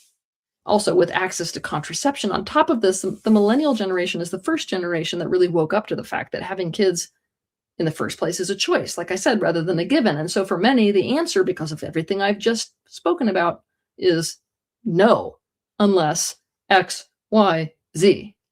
Okay, believe it or not, all that was just point one. Point two, there was too big of a gap between the societal mantra about the formula for happiness versus the reality that was directly experienced. Societies are made of collective ideas that everyone buys into, and one of these ideas is that happiness is about a certain formula. The formula of going to college, getting a good job, getting married, buying a house, and having children together. Well, the millennial generation grew up indoctrinated with this formula, but when they followed it, the formula failed. They were misled. The millennials were duped and dumped out into a world as young adults with all the forces against them, kind of like releasing a bird from its nest into a hailstorm that would last for its entire lifetime. Tuition cost so much that they had to take out massive student loans. They were told that having a job. And this is what I'm talking about with those people talking about traditionalism, conservatism. They say that this is the quintessential way to live life. You go to school, you work hard in school, you get a good job, you work that job for 50 years, you retire, you marry a wife, you have a white picket fence, you have kids, you send your kids to college and rinse, wash, repeat. That's what you've been indoctrinated to think that this is your way to happiness, right? Many people tried that and it didn't work. And then they were told, well, you didn't pray hard enough. You didn't read the Bible hard enough. You didn't go to school hard enough. This person has a master's degree. Yeah, but maybe you chose the wrong field of study, right? So it always comes back to you. You have a bachelor's degree. You dumb for getting that bachelor's degree. You should have went into STEM. You know what I mean? But like I was telling you, look at the Married with Children. That was a depiction of how things used to be. Al Bundy was one man on one income working at a shoe shop, able to provide for his wife and his two kids. Where could you do that now? What area? Is there a place in Wyoming that you can do that? Utah, Maine? Tell me where you can do that at now. Even look at a show like The Simpsons. Homer Simpson, one person or one character with one job, living in a house with multiple kids and a loving wife. Where was his wife working, right? Where was Peggy on Married with Children working, right? So that's what traditionalism used to be, but now they're saying no, traditionalism is paying $4,000 in rent, not in mortgage, in rent, right? Somehow that's traditionalism. And the boomers are just telling you, shut up, get over it. Bro, you were paying $400 in rent and you're telling people who's paying $4,000 to get over it. Man, I had kids when I was your age. Yeah, you had kids when the rent was $200. Now people are expected to pay $2,000 for rent. And you're saying, well, why you ain't had no kids yet? Huh? Okay, cool. This person said they're willing to have kids. Are you going to help babysit those kids? No, I'm a boomer. You know, I want to live my best life too. It's like, bro, you're a boomer. You haven't been living your best life. You own your own home. You own multiple properties. What more of a best life do you need to live? You're almost 80 years old and you're still worried about living your best life while wagging your finger at teenagers who are trying to get their life started. The average home buying age used to be 24 years old. Now it's upwards of 38, getting even closer to 40 years old, right? So all of these little boomers, they were owning their house in their 20s. And now they're wagging their people at people in their 30s and 40s who are struggling to own a house. And they're saying, why you can't do it? I did it. Yeah, you paid $13,000 for your house. That same house is going for $1.2 million. Why can't you do it? I did it. You ain't paid $1.2 million for your house. You didn't pay $400,000 for your house. The average house cost across America, $400,000. Could you find a place cheaper than that? Sure. Is it a place that you want to live at? Right? We're talking about the average cost. We're not talking about if you could find something cheaper. Don't take my word for it. Look it up. The average cost is over $400,000. There's not one boomer that you know that's paid $400,000 for their house. But, you know, these are the people wagging their fingers, extremely selfish.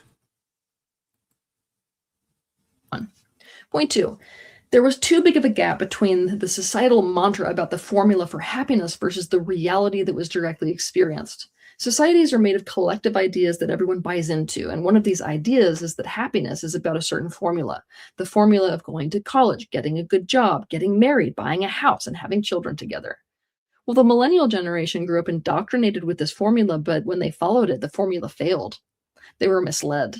The millennials were duped and dumped out into a world as young adults with all the forces against them, kind of like releasing a bird from its nest into a hailstorm that would last for its entire lifetime.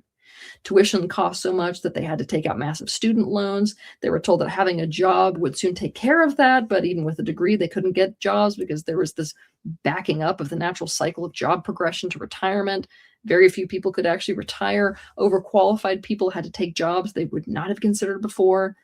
Well, the millennials are now competing in the workplace against their parents' generation and even grandparents' generation to begin with.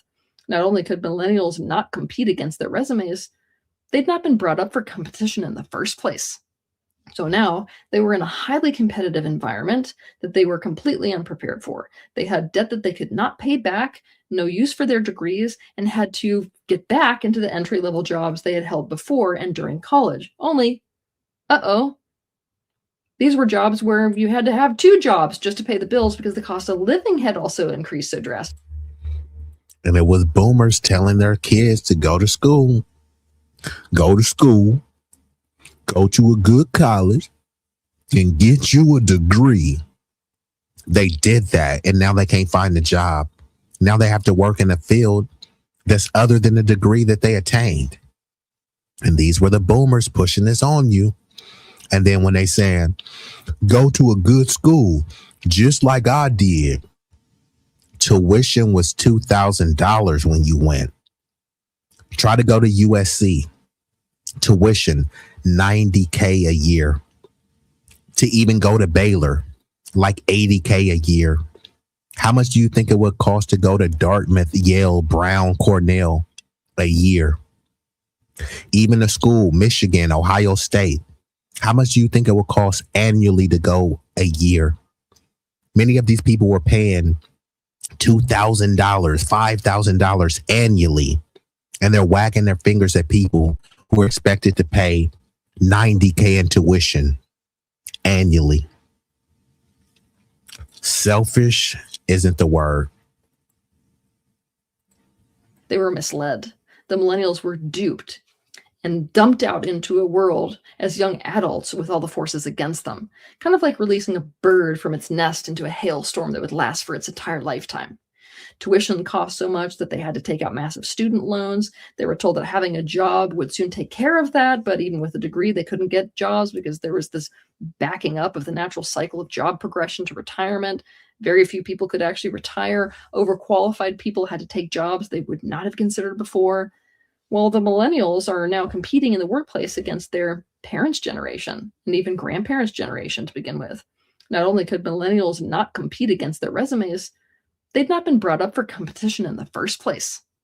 So now they were in a highly competitive environment that they were completely unprepared for. They had debt that they could not pay back, no use for their degrees, and had to get back into the entry-level jobs they had held before and during college. Only, these were jobs where you had to have 2 jobs just to pay the bills because the cost of living had also increased so drastically. They are forced to come to terms with the fact that they would most likely never be able to own their own home. The Disney fantasy that they were sold as reality, that you meet someone, you fall in love, and it's going to be happily ever after, was falling apart, and instead revealing a reality that relationships are really, really hard, if not impossible most of the time. And a lot of times they don't work out. I mean, like a lot of times they don't work out. And so the kind of quality of family life that all this adds up to is bad, right? Many of them realize that they couldn't afford kids. And even if they could, the level of stress that would add to the chronic stress that they already have would make their already poor quality of life worse, not better. Well, Gen Z never had these illusions to begin with. They grew up in the harsh realities that millennials had to discover over time. So many of them had this front row seat to marriage not working out and family life being a crappy experience and society being rigged against them, that they reached all these same conclusions by the time they were in middle school. This is where the reality of the economic barrier to having children comes into play, is with this point, by the way. Having a child is just too much of a financial and energy burden on top of the stress and burnout that so many people are already experiencing financially and with the complexities of life.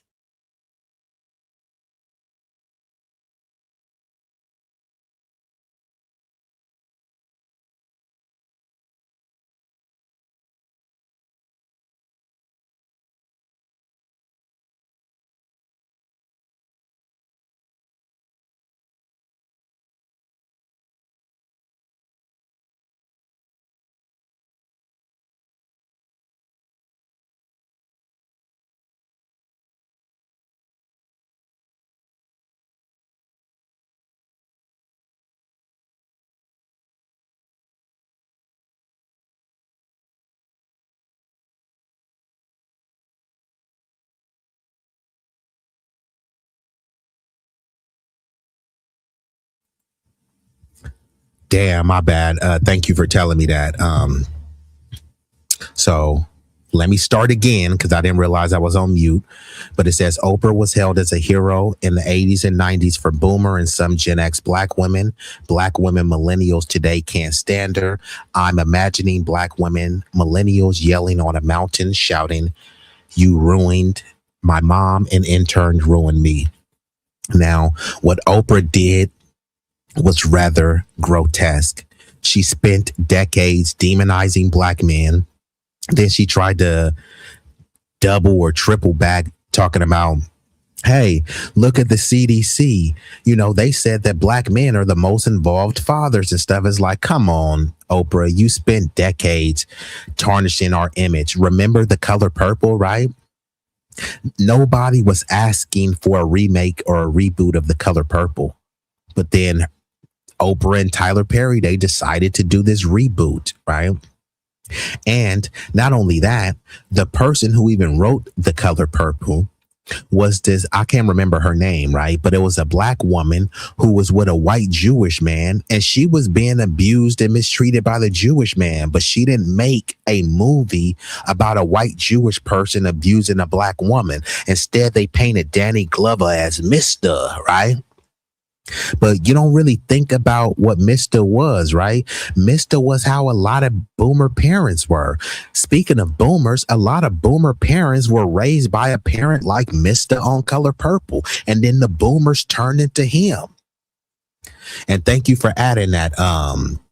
Alice Walker, who was a bed wench, right? She was with a white Jewish person who was mistreating her. Rather than make a movie about that, we gotta paint the black man as the boogeyman, and nobody was asking for a remake or a reboot of that movie.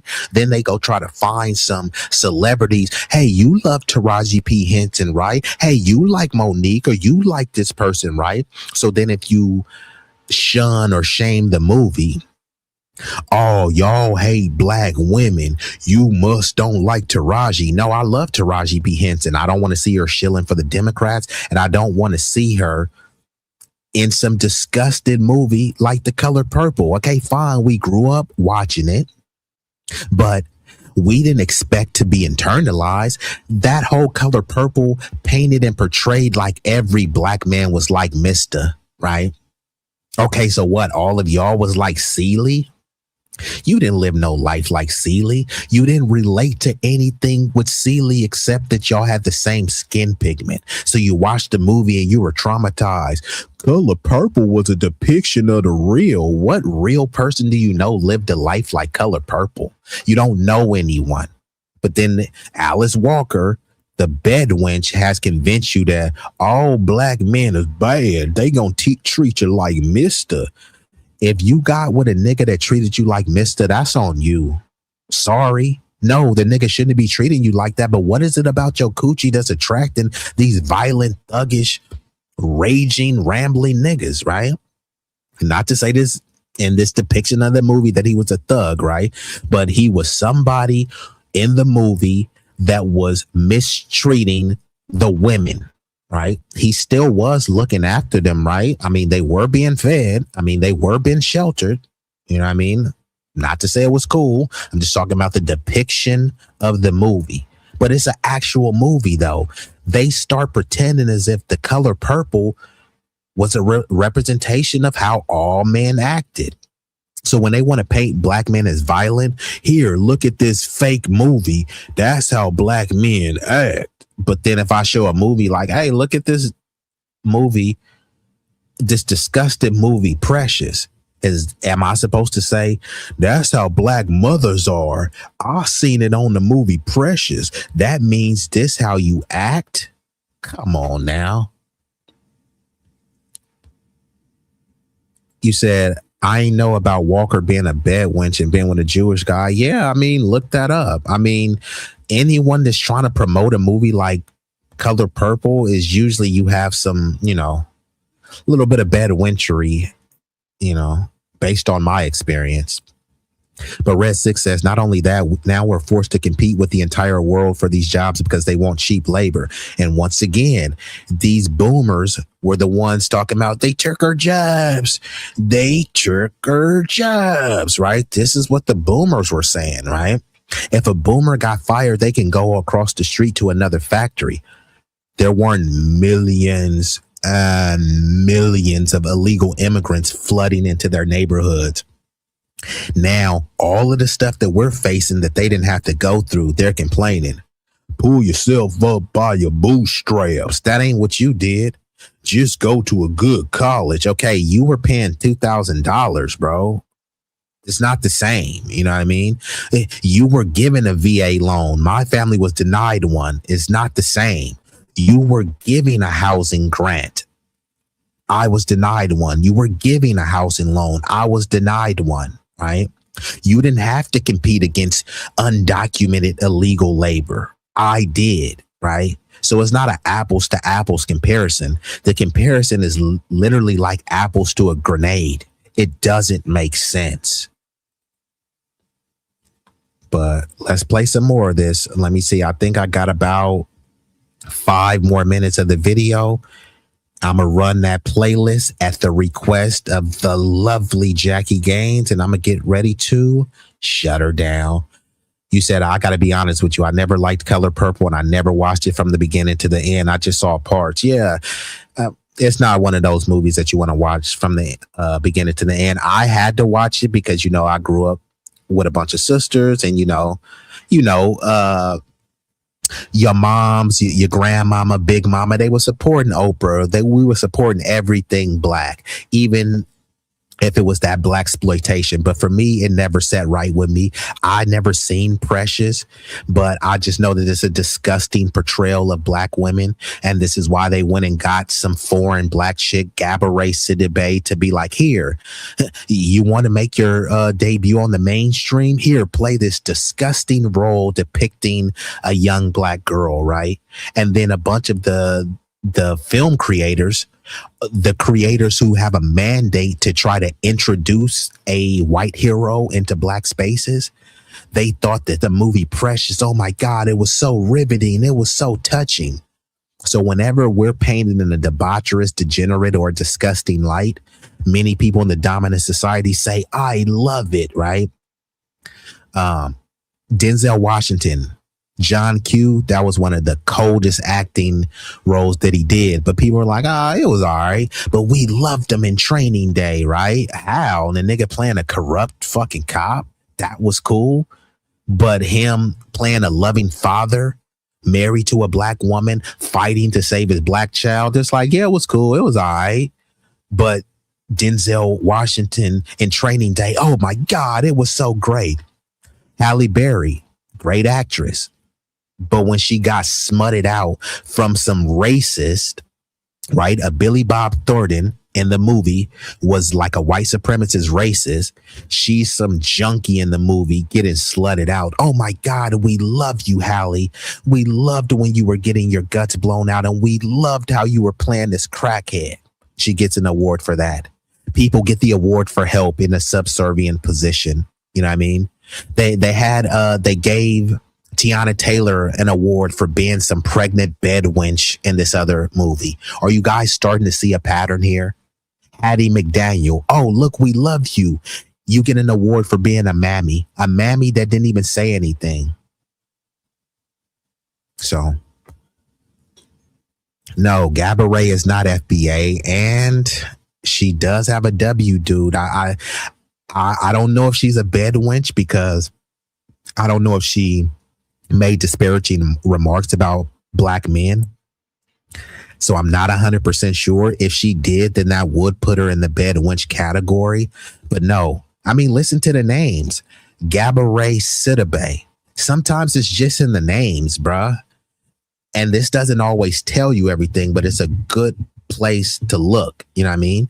Certain names you're just associate. You know, you look Cynthia Erivo, right? That doesn't sound like a freedman name. Idris Elba doesn't sound like a freedman name. Damson Idris doesn't sound like a freedman name. Even Tiffany Haddish, her name isn't even Tiffany Haddish. She said her name is Tiffany Haddish. And she said Haddish because if she says Haddish, it sounds too foreign, and she didn't want people to really know that she is Puerto Rican. Apparently, she does have a FBA parent, allegedly, and her daddy is Eritrean. So she identifies as Eritrean, but she didn't want to, you know, be perceived as being socially ostracized. So she hid her Eritrean lineage and changed her name, just like some of the Jews do. Oh man, you know, Stan Lee, that wasn't really his name. Jenny Jones, that wasn't really her name. Jon Stewart, not really his name. He changed his name to blend into more of the dominant society while maintaining, hey, I'm Jewish, I'm not white. Like, bro, yes, you are. You know what I mean? So many of these names, you can just straight up tell that they're not FBA. And I'm not saying that they need to be disparaged or denigrated, because they're not. I'm just saying sometimes we need to understand that to get a more clearer picture.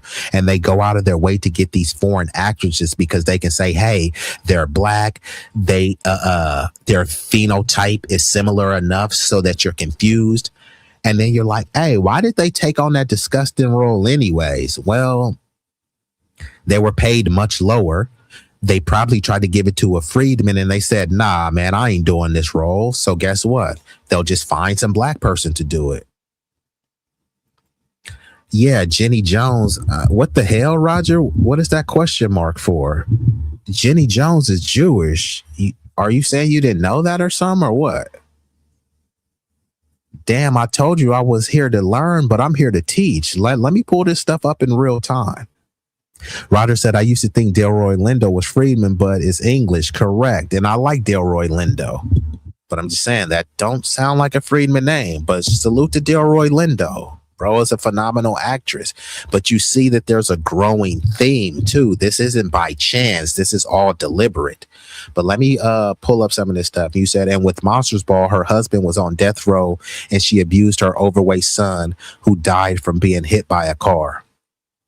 Yeah, that's what I'm trying to say. And the dominant society said, oh my God, this is riveting. Like if this happened in real life, it would be considered disgusting. It would be considered degenerate. And you wouldn't want anything to do with it. Then they put it in a movie and they frame it as a black woman. And they're saying, yes, we love it so much. It was so riveting. It touched us. It didn't touch me. at all. You know what I mean? If anything, it was more disgusting and infuriating. But don't worry, Roger, you're going to learn today. I'm going to play a little bit more of the video and I'm going to pull that up for you, Roger. Just give me uno momento. What all this amounts to is if worse, not better. Well, Gen Z never had these illusions to begin with. They grew up in the harsh realities that millennials had to discover over time. So many of them had this front row seat to marriage not working out and family life being a crappy experience and society being rigged against them, that they reached all these same conclusions by the time they were in middle school. This is where the reality of the economic barrier to having children comes into play, is with this point, by the way. Having a child is just too much of a financial and energy burden on top of the stress and burnout that so many people are already experiencing financially and with the complexities of life.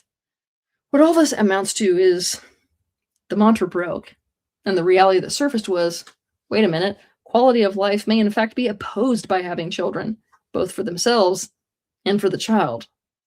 3, it takes a village to raise a child. Many people in the younger generation do get this. Not enough, but some do. Only there's no village. The nature of the modern world after so many boomers moved away from their families in the pursuit of personal aims. So, Roger, let me tell you this about Jenny Jones. Actually, I'm not 100% sure if Jenny Jones is actually Jewish. So let me retract that statement. But I was making a broader point of Jewish people changing their names. Now, Jenny Jones, she did change her name.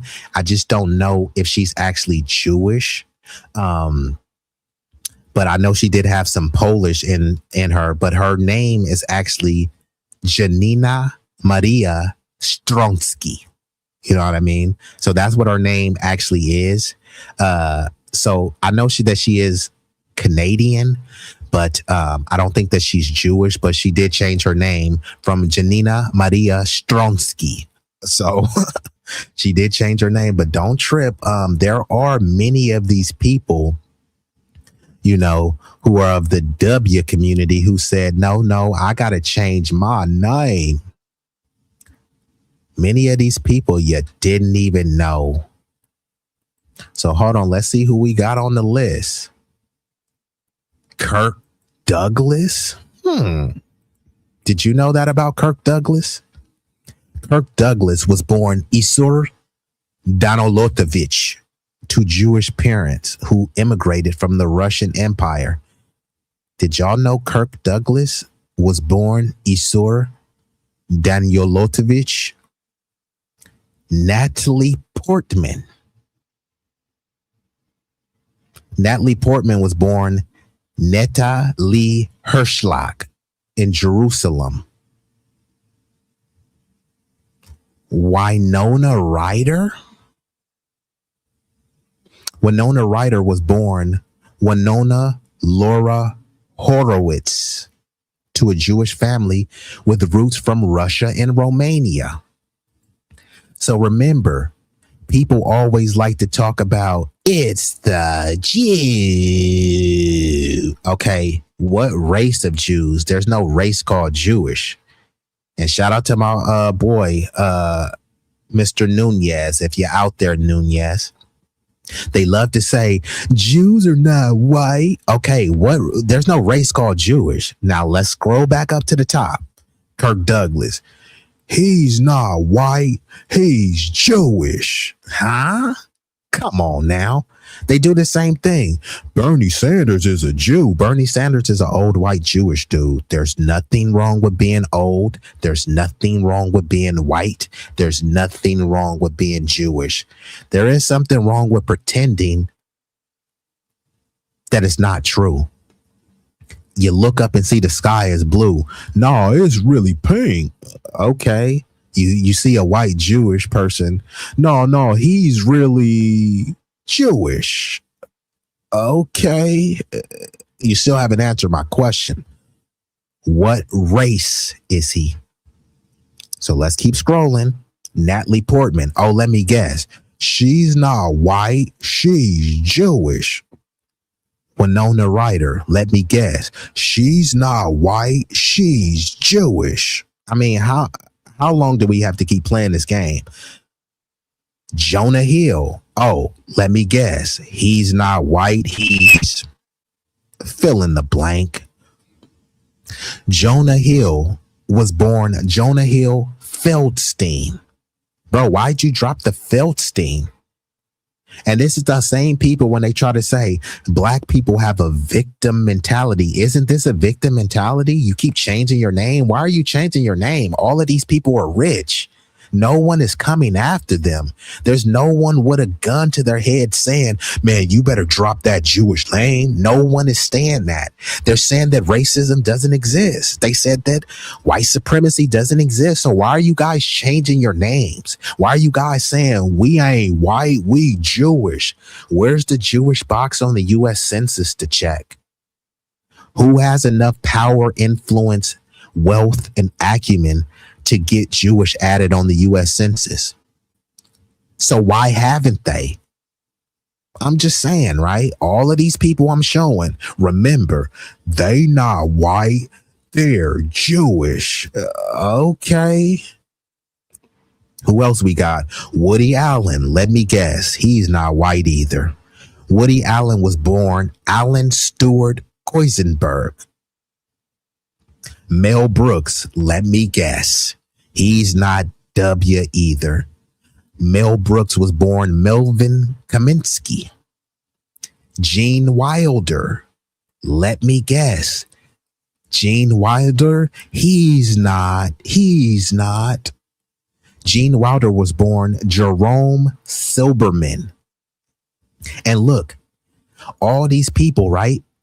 If you ask people like, okay, cool, are Russians white? Then they'll tell you, well, of course Russians are white. Look at this person. He was born in Milwaukee to a Russian Jewish father. Let's scroll back up. This person, he was born in Brooklyn. We don't say where his family is from. This person was born in the Bronx. Where his family from, it doesn't say. But most of these people, when they families, look where their families come from. All these people, they say they're not white, but then you look, okay, look, this person's family, Winona Ryder family, Russia and Romania. Are Russians white? Yes. Are Romanians white? Yes. Okay, this is a Jewish person with Russian and Romanian roots. Is she white? No. She's Jewish. Make it make sense, bro. So this person allegedly was born in the Middle East in Jerusalem. This person was, and his family was from Russia. So all of these people, many of their family members come from Europe, right? Nobody considers Europe a predominantly white, black continent, a predominantly Asian continent. They consider it a predominantly white continent. And then when you look at these people who have predominantly European ancestry, you're not supposed to call them what Europe is, right? Funny how that works. Lauren Bacall, I don't have no idea who this is, but let me guess. She's not a Lily W. Lauren was born Petty Joan Pierce. Tony Curtis was born Bernard Schwartz to a Hungarian Jewish immigrants. Where is Hungary again? Bea Arthur, right? There seems to be a reoccurring theme with these people. Bernice Frankel, Rodney Dangerfield, and shout out to Rodney. I did like Rodney Dangerfield. He had some good movies. Did you know that Rodney Dangerfield, and let me guess, Rodney Dangerfield, he's not a white dude because he's Jewish. Did you know that Rodney Dangerfield, his name when he was born was Jacob Cohen? Did you know that? George Burns. Burns was born Nathan Birnbaum, Edward G. Robinson, Emmanuel Goldenberg, Judy Holliday, Judith Tuvim, to Russian Jewish parents. So we see a lot of Russia. We see a lot of Hungary. We see a lot of Europe. Jack Benny, Benjamin Kubilski, Danny K. And now I know a lot of y'all people don't know these names, and you don't need to know the names. You just need to see the faces. And when you see these faces, how could you convince me that these people are not of the white community? His name was David Daniel Kaminsky, born to Ukrainian immigrants. If you ask people, hey, is Ukraine predominantly white? Well, of course. Okay, this person was born to Ukrainian immigrants. Is he predominantly white? No. He's Jewish. Okay. Jerry Lewis. Jerry Lewis was born Joseph Ledovich. Hedy Lamar. Let me guess. She's not. Her name was Hedwig Eva Maria Keisler. Jason Alexander. You've seen this dude before, right? But remember, he's not white. Jason Alexander was born J. Scott Greenspan. Michael Landon. Michael Landon was born Eugene Maurice Orowitz.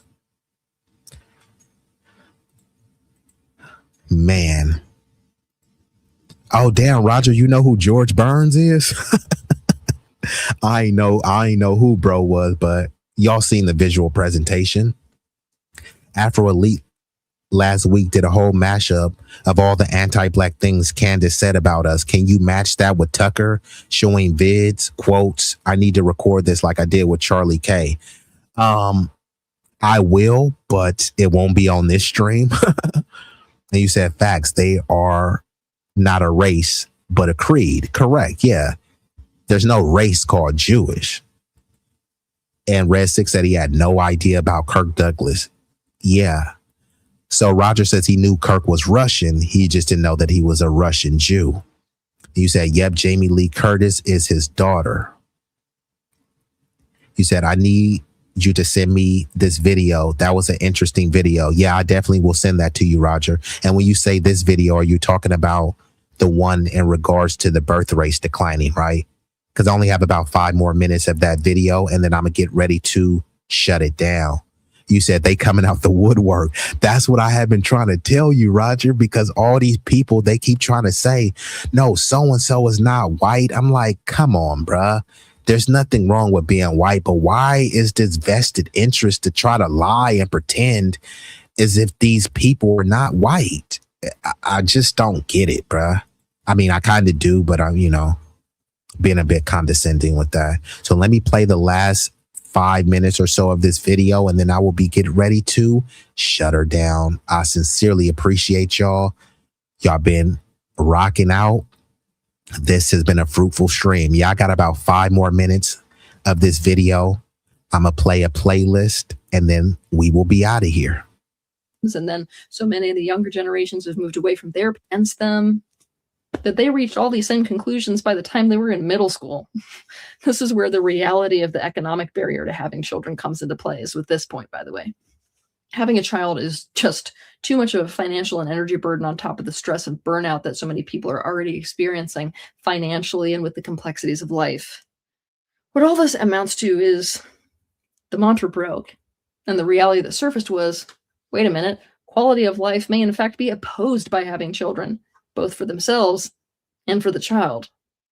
3, it takes a village to raise a child. Many people in the younger generation do get this. Not enough, but some do. Only there's no village. The nature of the modern world, after so many boomers moved away from their families in the pursuit of personal aims, and then so many of the younger generations have moved away from their parents due to high housing costs or jobs, has made it so that many younger... Yeah, that's a good point. The whole, it takes a village to raise a child. Okay, yeah, but you would need a village to actually raise the child. People are talking about love thy neighbor, don't know thy neighbor, don't care about thy neighbor. So if you don't love thy neighbor, don't know thy neighbor, your neighbor is going to be a part of that village. How is the village going to raise the child? You're not going to have your neighbor helping to raise your child because you've been growing up in the stranger danger era. So you probably see your neighbor as a danger, or if not your neighbor, the next door neighbor as a danger. So where is this whole village that we're talking about?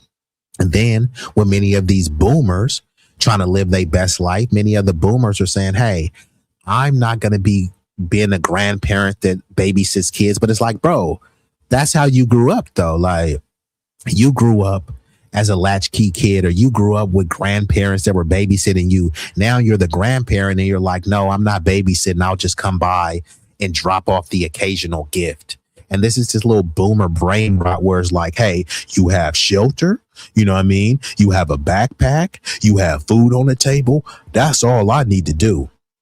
And many of our parents have taught us that and indoctrinated it into us. Why are you complaining, right?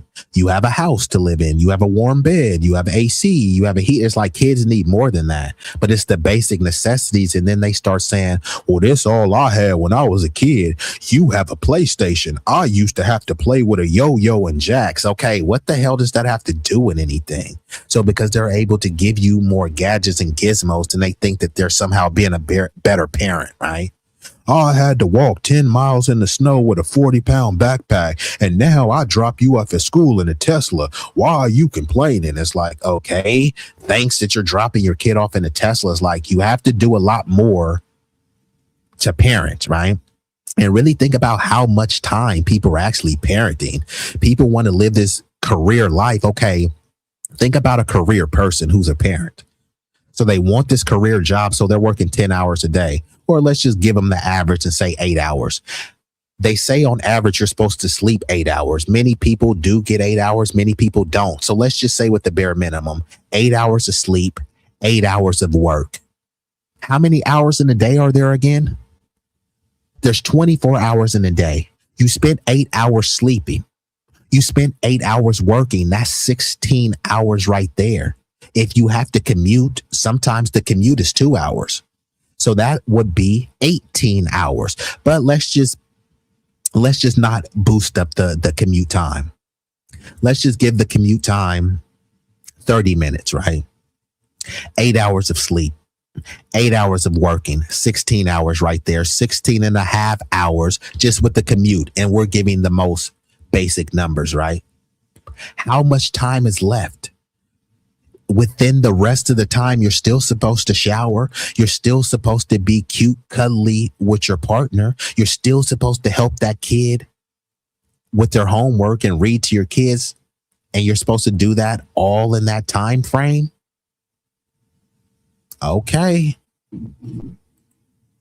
Boomers don't want to help their kids and have the nerve to ask where the grandbaby's at. This is what's infuriating. Many of those boomers are saying, no, I'm not being a stay-at-home grandpa and watching the kids.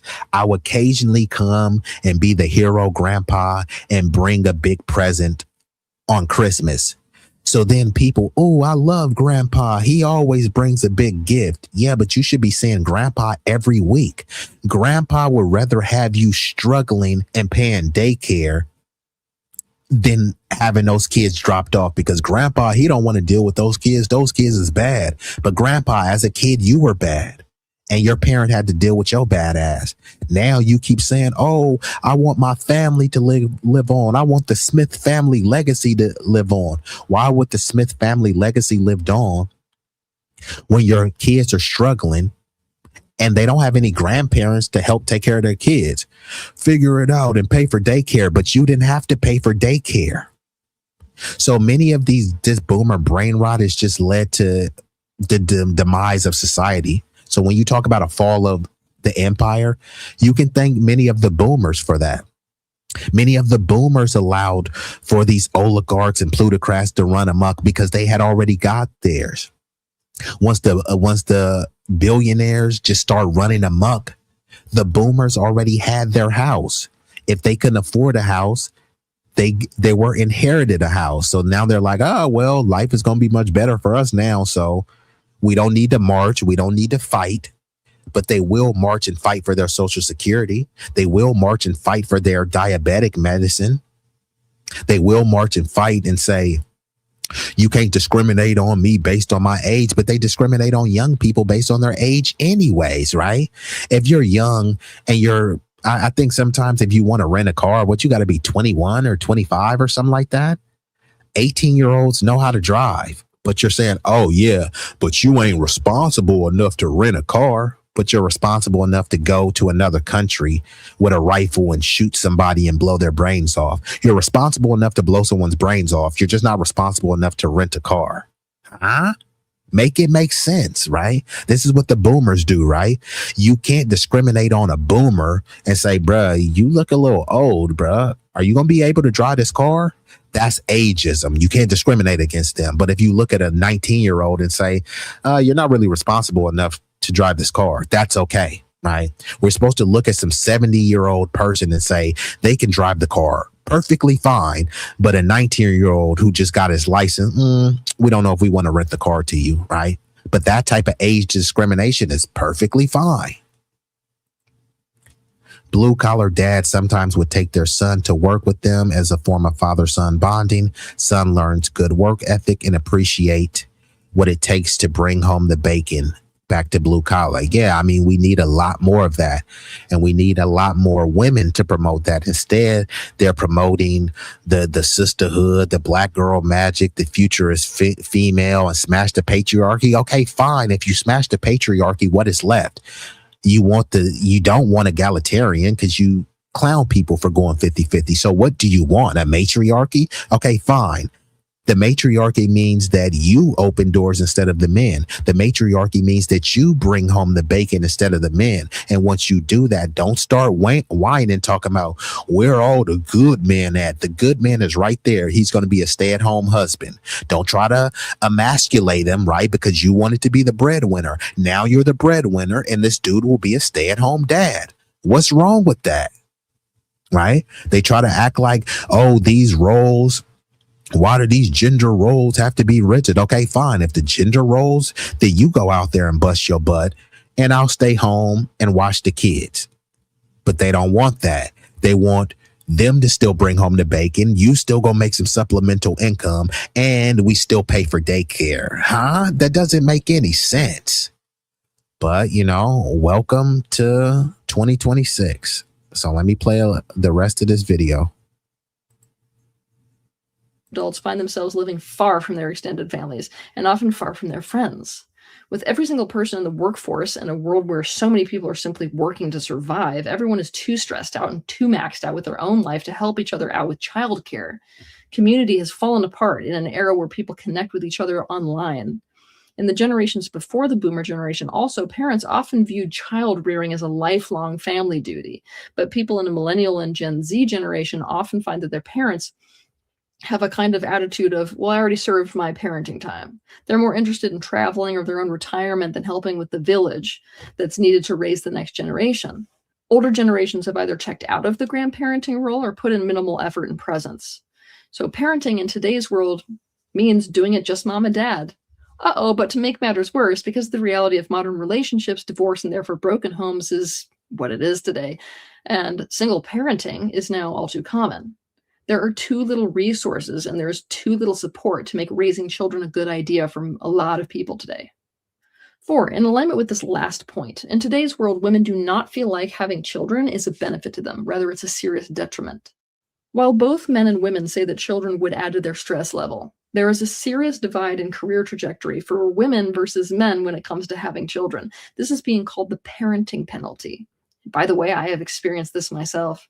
Having children leads to women being perceived as less reliable, less dedicated, less competent, less committed, and less available for their careers, and this often leads to fewer opportunities and lower pay. And the reality is, as a woman, you are expected to raise a child like you don't work and work like you don't have a child. This is a double bind that makes the old adage, you can do both because you can do everything, completely fall apart for women. Instead, it feels like an either or, because you can't do both to the maximum that is necessary to succeed at either. Both are such high pressure, high stakes, labor intensive endeavors. Now, men, on the other hand, are perceived as being more reliable, more responsible, and having more reason to work. This leads to better opportunities and higher pay when they have children. And it also leads to some level of social ostracization if you don't have kids, or if you're not married at the very least. If you don't have kids, then you have to be married. They would prefer you have both just for some arbitrary traditional reason, right? But let's just be honest, right? Let's say that you had, I'm just going to use an example, right?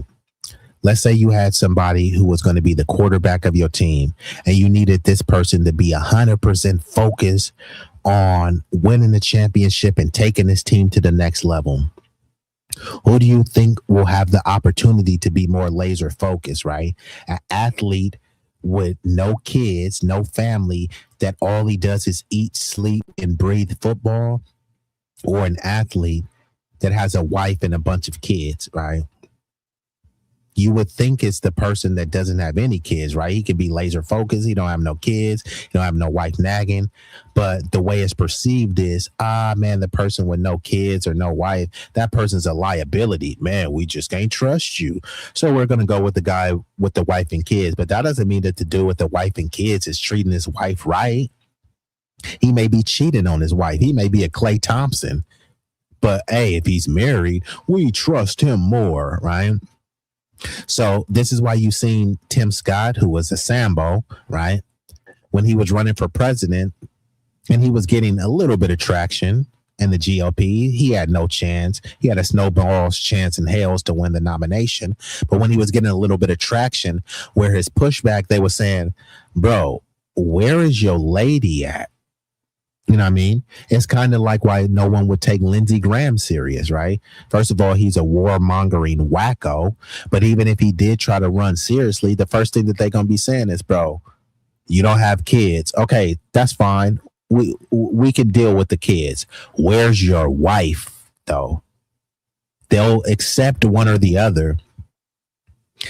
And actually, I don't know if they would accept it, right? Like, if you were a nominee and let's just say you had kids, but you weren't married, then they're going to be like, hey, why'd you have those kids out of wedlock? Okay, who cares if I had them out of wedlock? I'm taking care of my kids, right? So they have all of these rigid standards when it comes to men in terms of their relationship dynamics. And it's all supposed to be in the frame of trust.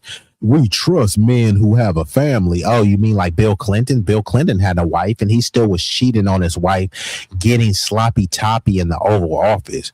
But we trust him because he's married. Trump was married and he still was talking about grabbing people by the pussy and cheating on his wife.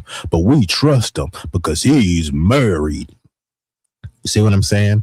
So men get penalized. They get penalized for not having kids and wives, but they also get rewarded as well, right? And they get elevated. I could have more credentials, more acumen, be a more proficient and quicker worker than someone. But if I'm not married with no kids and I'm competing with the job for a lesser worker who has kids and they're married and they always talk about their Christian values, who do you think is going to get the job? You know what I mean? Just clearly based on optics. If we had a president right now and that president was a patriot, he didn't have any wife or kids, and he was like, I'm going to be dedicated to making America great again. They would never get elected because they'll say, oh, we can't have a bachelor in office. We need to have we need to have a first lady. It's like, no, you don't. Like, why do you need a first lady? You really don't, right? It's just for someone for you to swoon over. Look at Melania. Do you really care about Melania? Look at Michelle Obama. Do you really care about Michelle Obama? You care about Michelle Obama because of who she's married to. You care about Melania because of who she's married to. Melania was busting it open on various explicit magazines, right? You were like, all right, cool. But no one cared about her. They cared about her based on who she's married to. But what I'm saying is there are plenty of people who are not married. There are plenty of people who don't have kids that would be qualified for the job, that can probably do the job even better.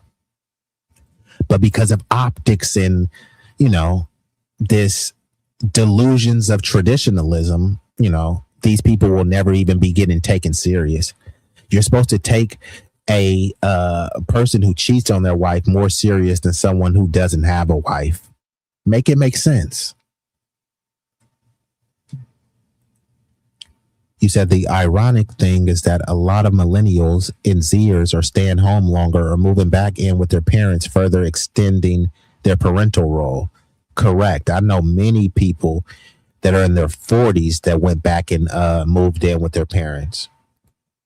Lindsey Graham is not interested in the ladies. I wasn't going to go there, Red 6, but yes, I would have to concur. Many of those conservatives, many of them are, like to get ass plunged. And if that's what they want to do, that's on them. But what is conservative about that? And if it is conservative, then just say it with your chest.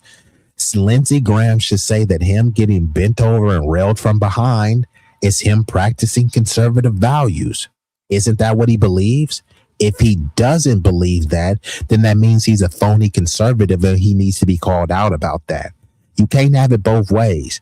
Either he's a conservative that loves being ass plunged and you need to talk about that's conservatism, or you have to reject it and say that this isn't conservatism. I don't care either way, but these are the staunch people who talk about traditionalism and conservatism, but no one knows who the hell they're talking about or what they mean. George Burns, I saw in a movie in 1977 when he was 81 years old. He played a god in a movie called Oh God with John Denver. Haven't seen that movie? I don't know. Was it a good movie or something, Roger? I know you said you've seen it, but was it good?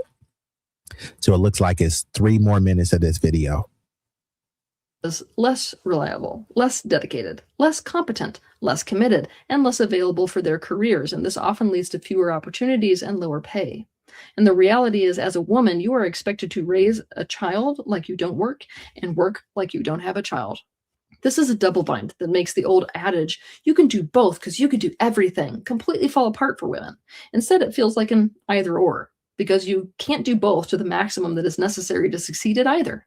Both are such high pressure, high stakes, labor intensive endeavors. Now, men, on the other hand, are perceived as being more reliable, more responsible, and having more reason to work. This leads to better opportunities and higher pay when they have children.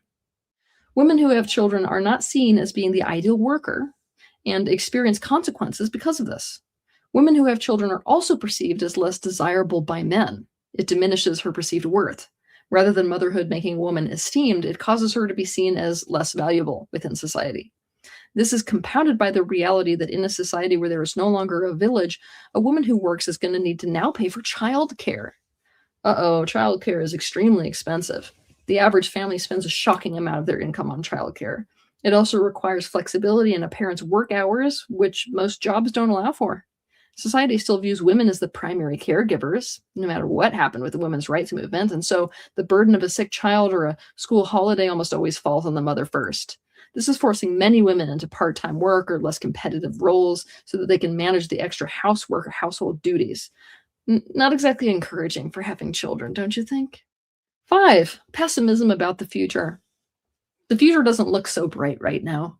A significant amount of people are not having children because they don't want to bring them into a worsening world, a world which is descending into ever-worsening climate crisis, environmental toxicity, pandemics, so much political instability, the government and the system being one that they can't trust, one that appears to be against the people rather than for them, financial inflation and struggle and even crisis, and also the ever-present threat of war. 6, modern relationships are a disaster. The path to partnership that often leads to having kids is tumultuous nowadays. Marriage rates, as well as people staying married, are hitting record lows. People are really struggling to partner in a secure enough way that it leads to the choice to have children. There are many contributing reasons for this, but postponing children until the right partner is found can make people pass their window for having children.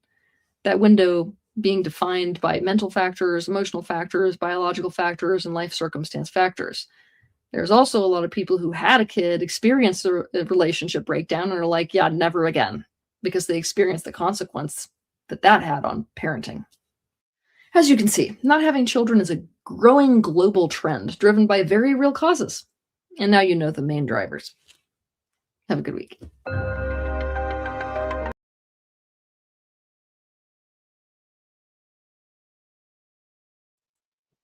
So shout out to Teal Swan. That was one heck of a production. I would have to concur. Like, she did her thing on that. So this is the moment where I'm about to get ready to shut her down. Now I'm going to play a series of visuals. Hopefully y'all stick around to the end, and then we will be out of here. I do appreciate y'all. If y'all haven't liked the stream yet, y'all can go ahead and take this moment to like the stream, share, comment, I would appreciate if after the video you leave a comment. You can leave a thumbs down, a thumbs up, a fire emoji, a black fist, anything. These all help boost the algorithm because my channel is shadow banned, right? Your boy is, on the YouTube hit list. So, if y'all really want to support the good content, good creators, then, it won't cost you a fee to do any of this. Now, if you do want to make a financial contribution, you can hit me on the Cash App. If you haven't hit the like button, go ahead and smash that. If you're feeling generous, then you can hit the Cash App. $Easy Stack. It's easy to remember. All them donations that you contribute make it feel like it's the 25th of December. Hit the Cash App. It's preferred over Super Chat because YouTube takes 30% off the top, and that's stupid whack. So if you want to see growth and watch the content get greater, send a Cash App to B-Eazy Dat Dude. So yeah, don't be afraid. Now I do have other mediums. I do have a PayPal. I don't know my PayPal and things like that off the top. So I am going to create a visual that shows my PayPal, Venmo. Yeah. So I would prefer if you contribute those because YouTube takes 30% off the top. Now I had someone, when I had the super chat on, somebody had sent me $100 super chat, but that's really like a $68, $70 super chat after YouTube gets his paws on it, right? But if you send it to PayPal, Cash App, or whatever, if you send 100, then I'll get 100. You know what I mean? So salute to y'all. And like I said, if you're unable or unwilling, don't trip. It won't cost you a fee. Those likes are free. And Roger says, DM this video. I know exactly who needs to see this. Dude didn't want to admit it. It was money, but millennials' inability to pair bond. Yeah, Roger, send this to as many people. Send this to the sister Sabby, but send this to all of the people that you need to, because I thought this was an extremely informative video. I had never even heard of this creator, Teal Swan, but she definitely did her thing on that. So I'm going to have to tune in to see some of her other videos.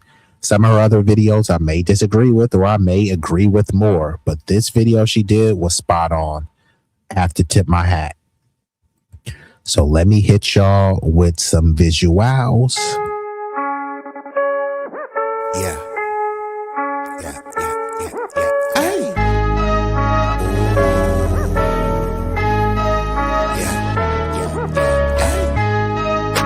B-Eazy Dat Dude,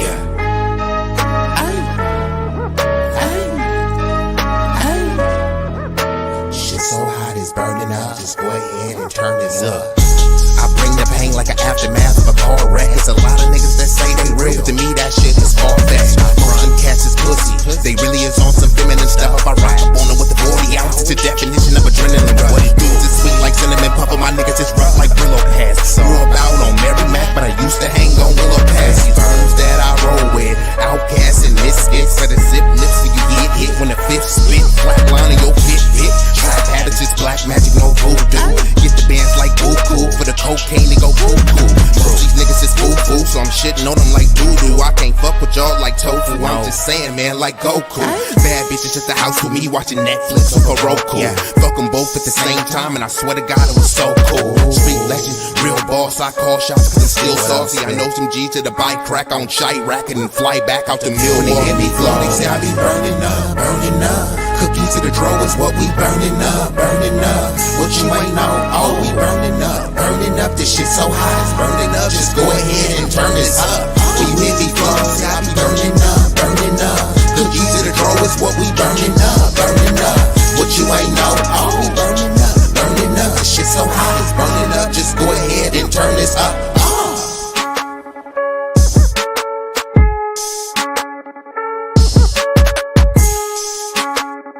Be easy, tell me how it feel. Ooh, tell me how it feel. To be real, to be really that dude. Be easy, that dude.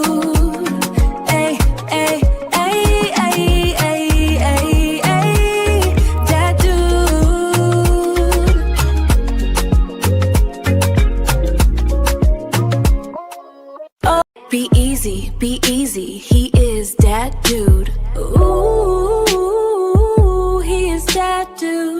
That dude, be easy, he is the one that you can call so he can get the job done. He about to reign supreme if you thought his run would soon end.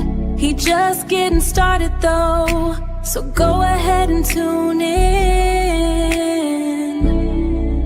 Be easy, he is that dude. Ooh, ooh, ooh, ooh, he is that dude.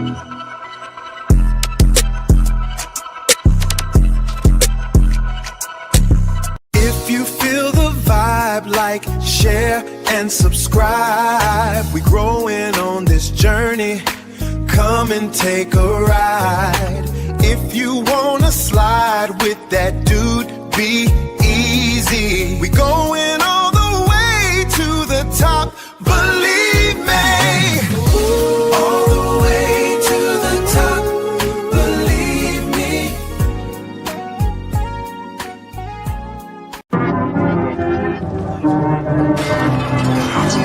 Are you not entertained? Are you not entertained? Is this not why you are here? Follow. Be easy. You know you want to. We're waiting.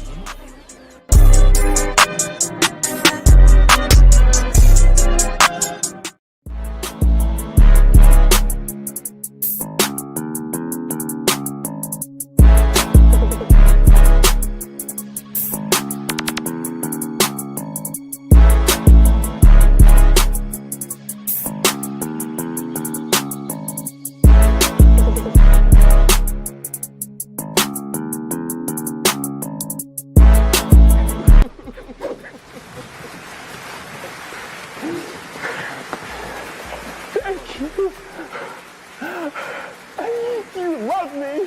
You really love me.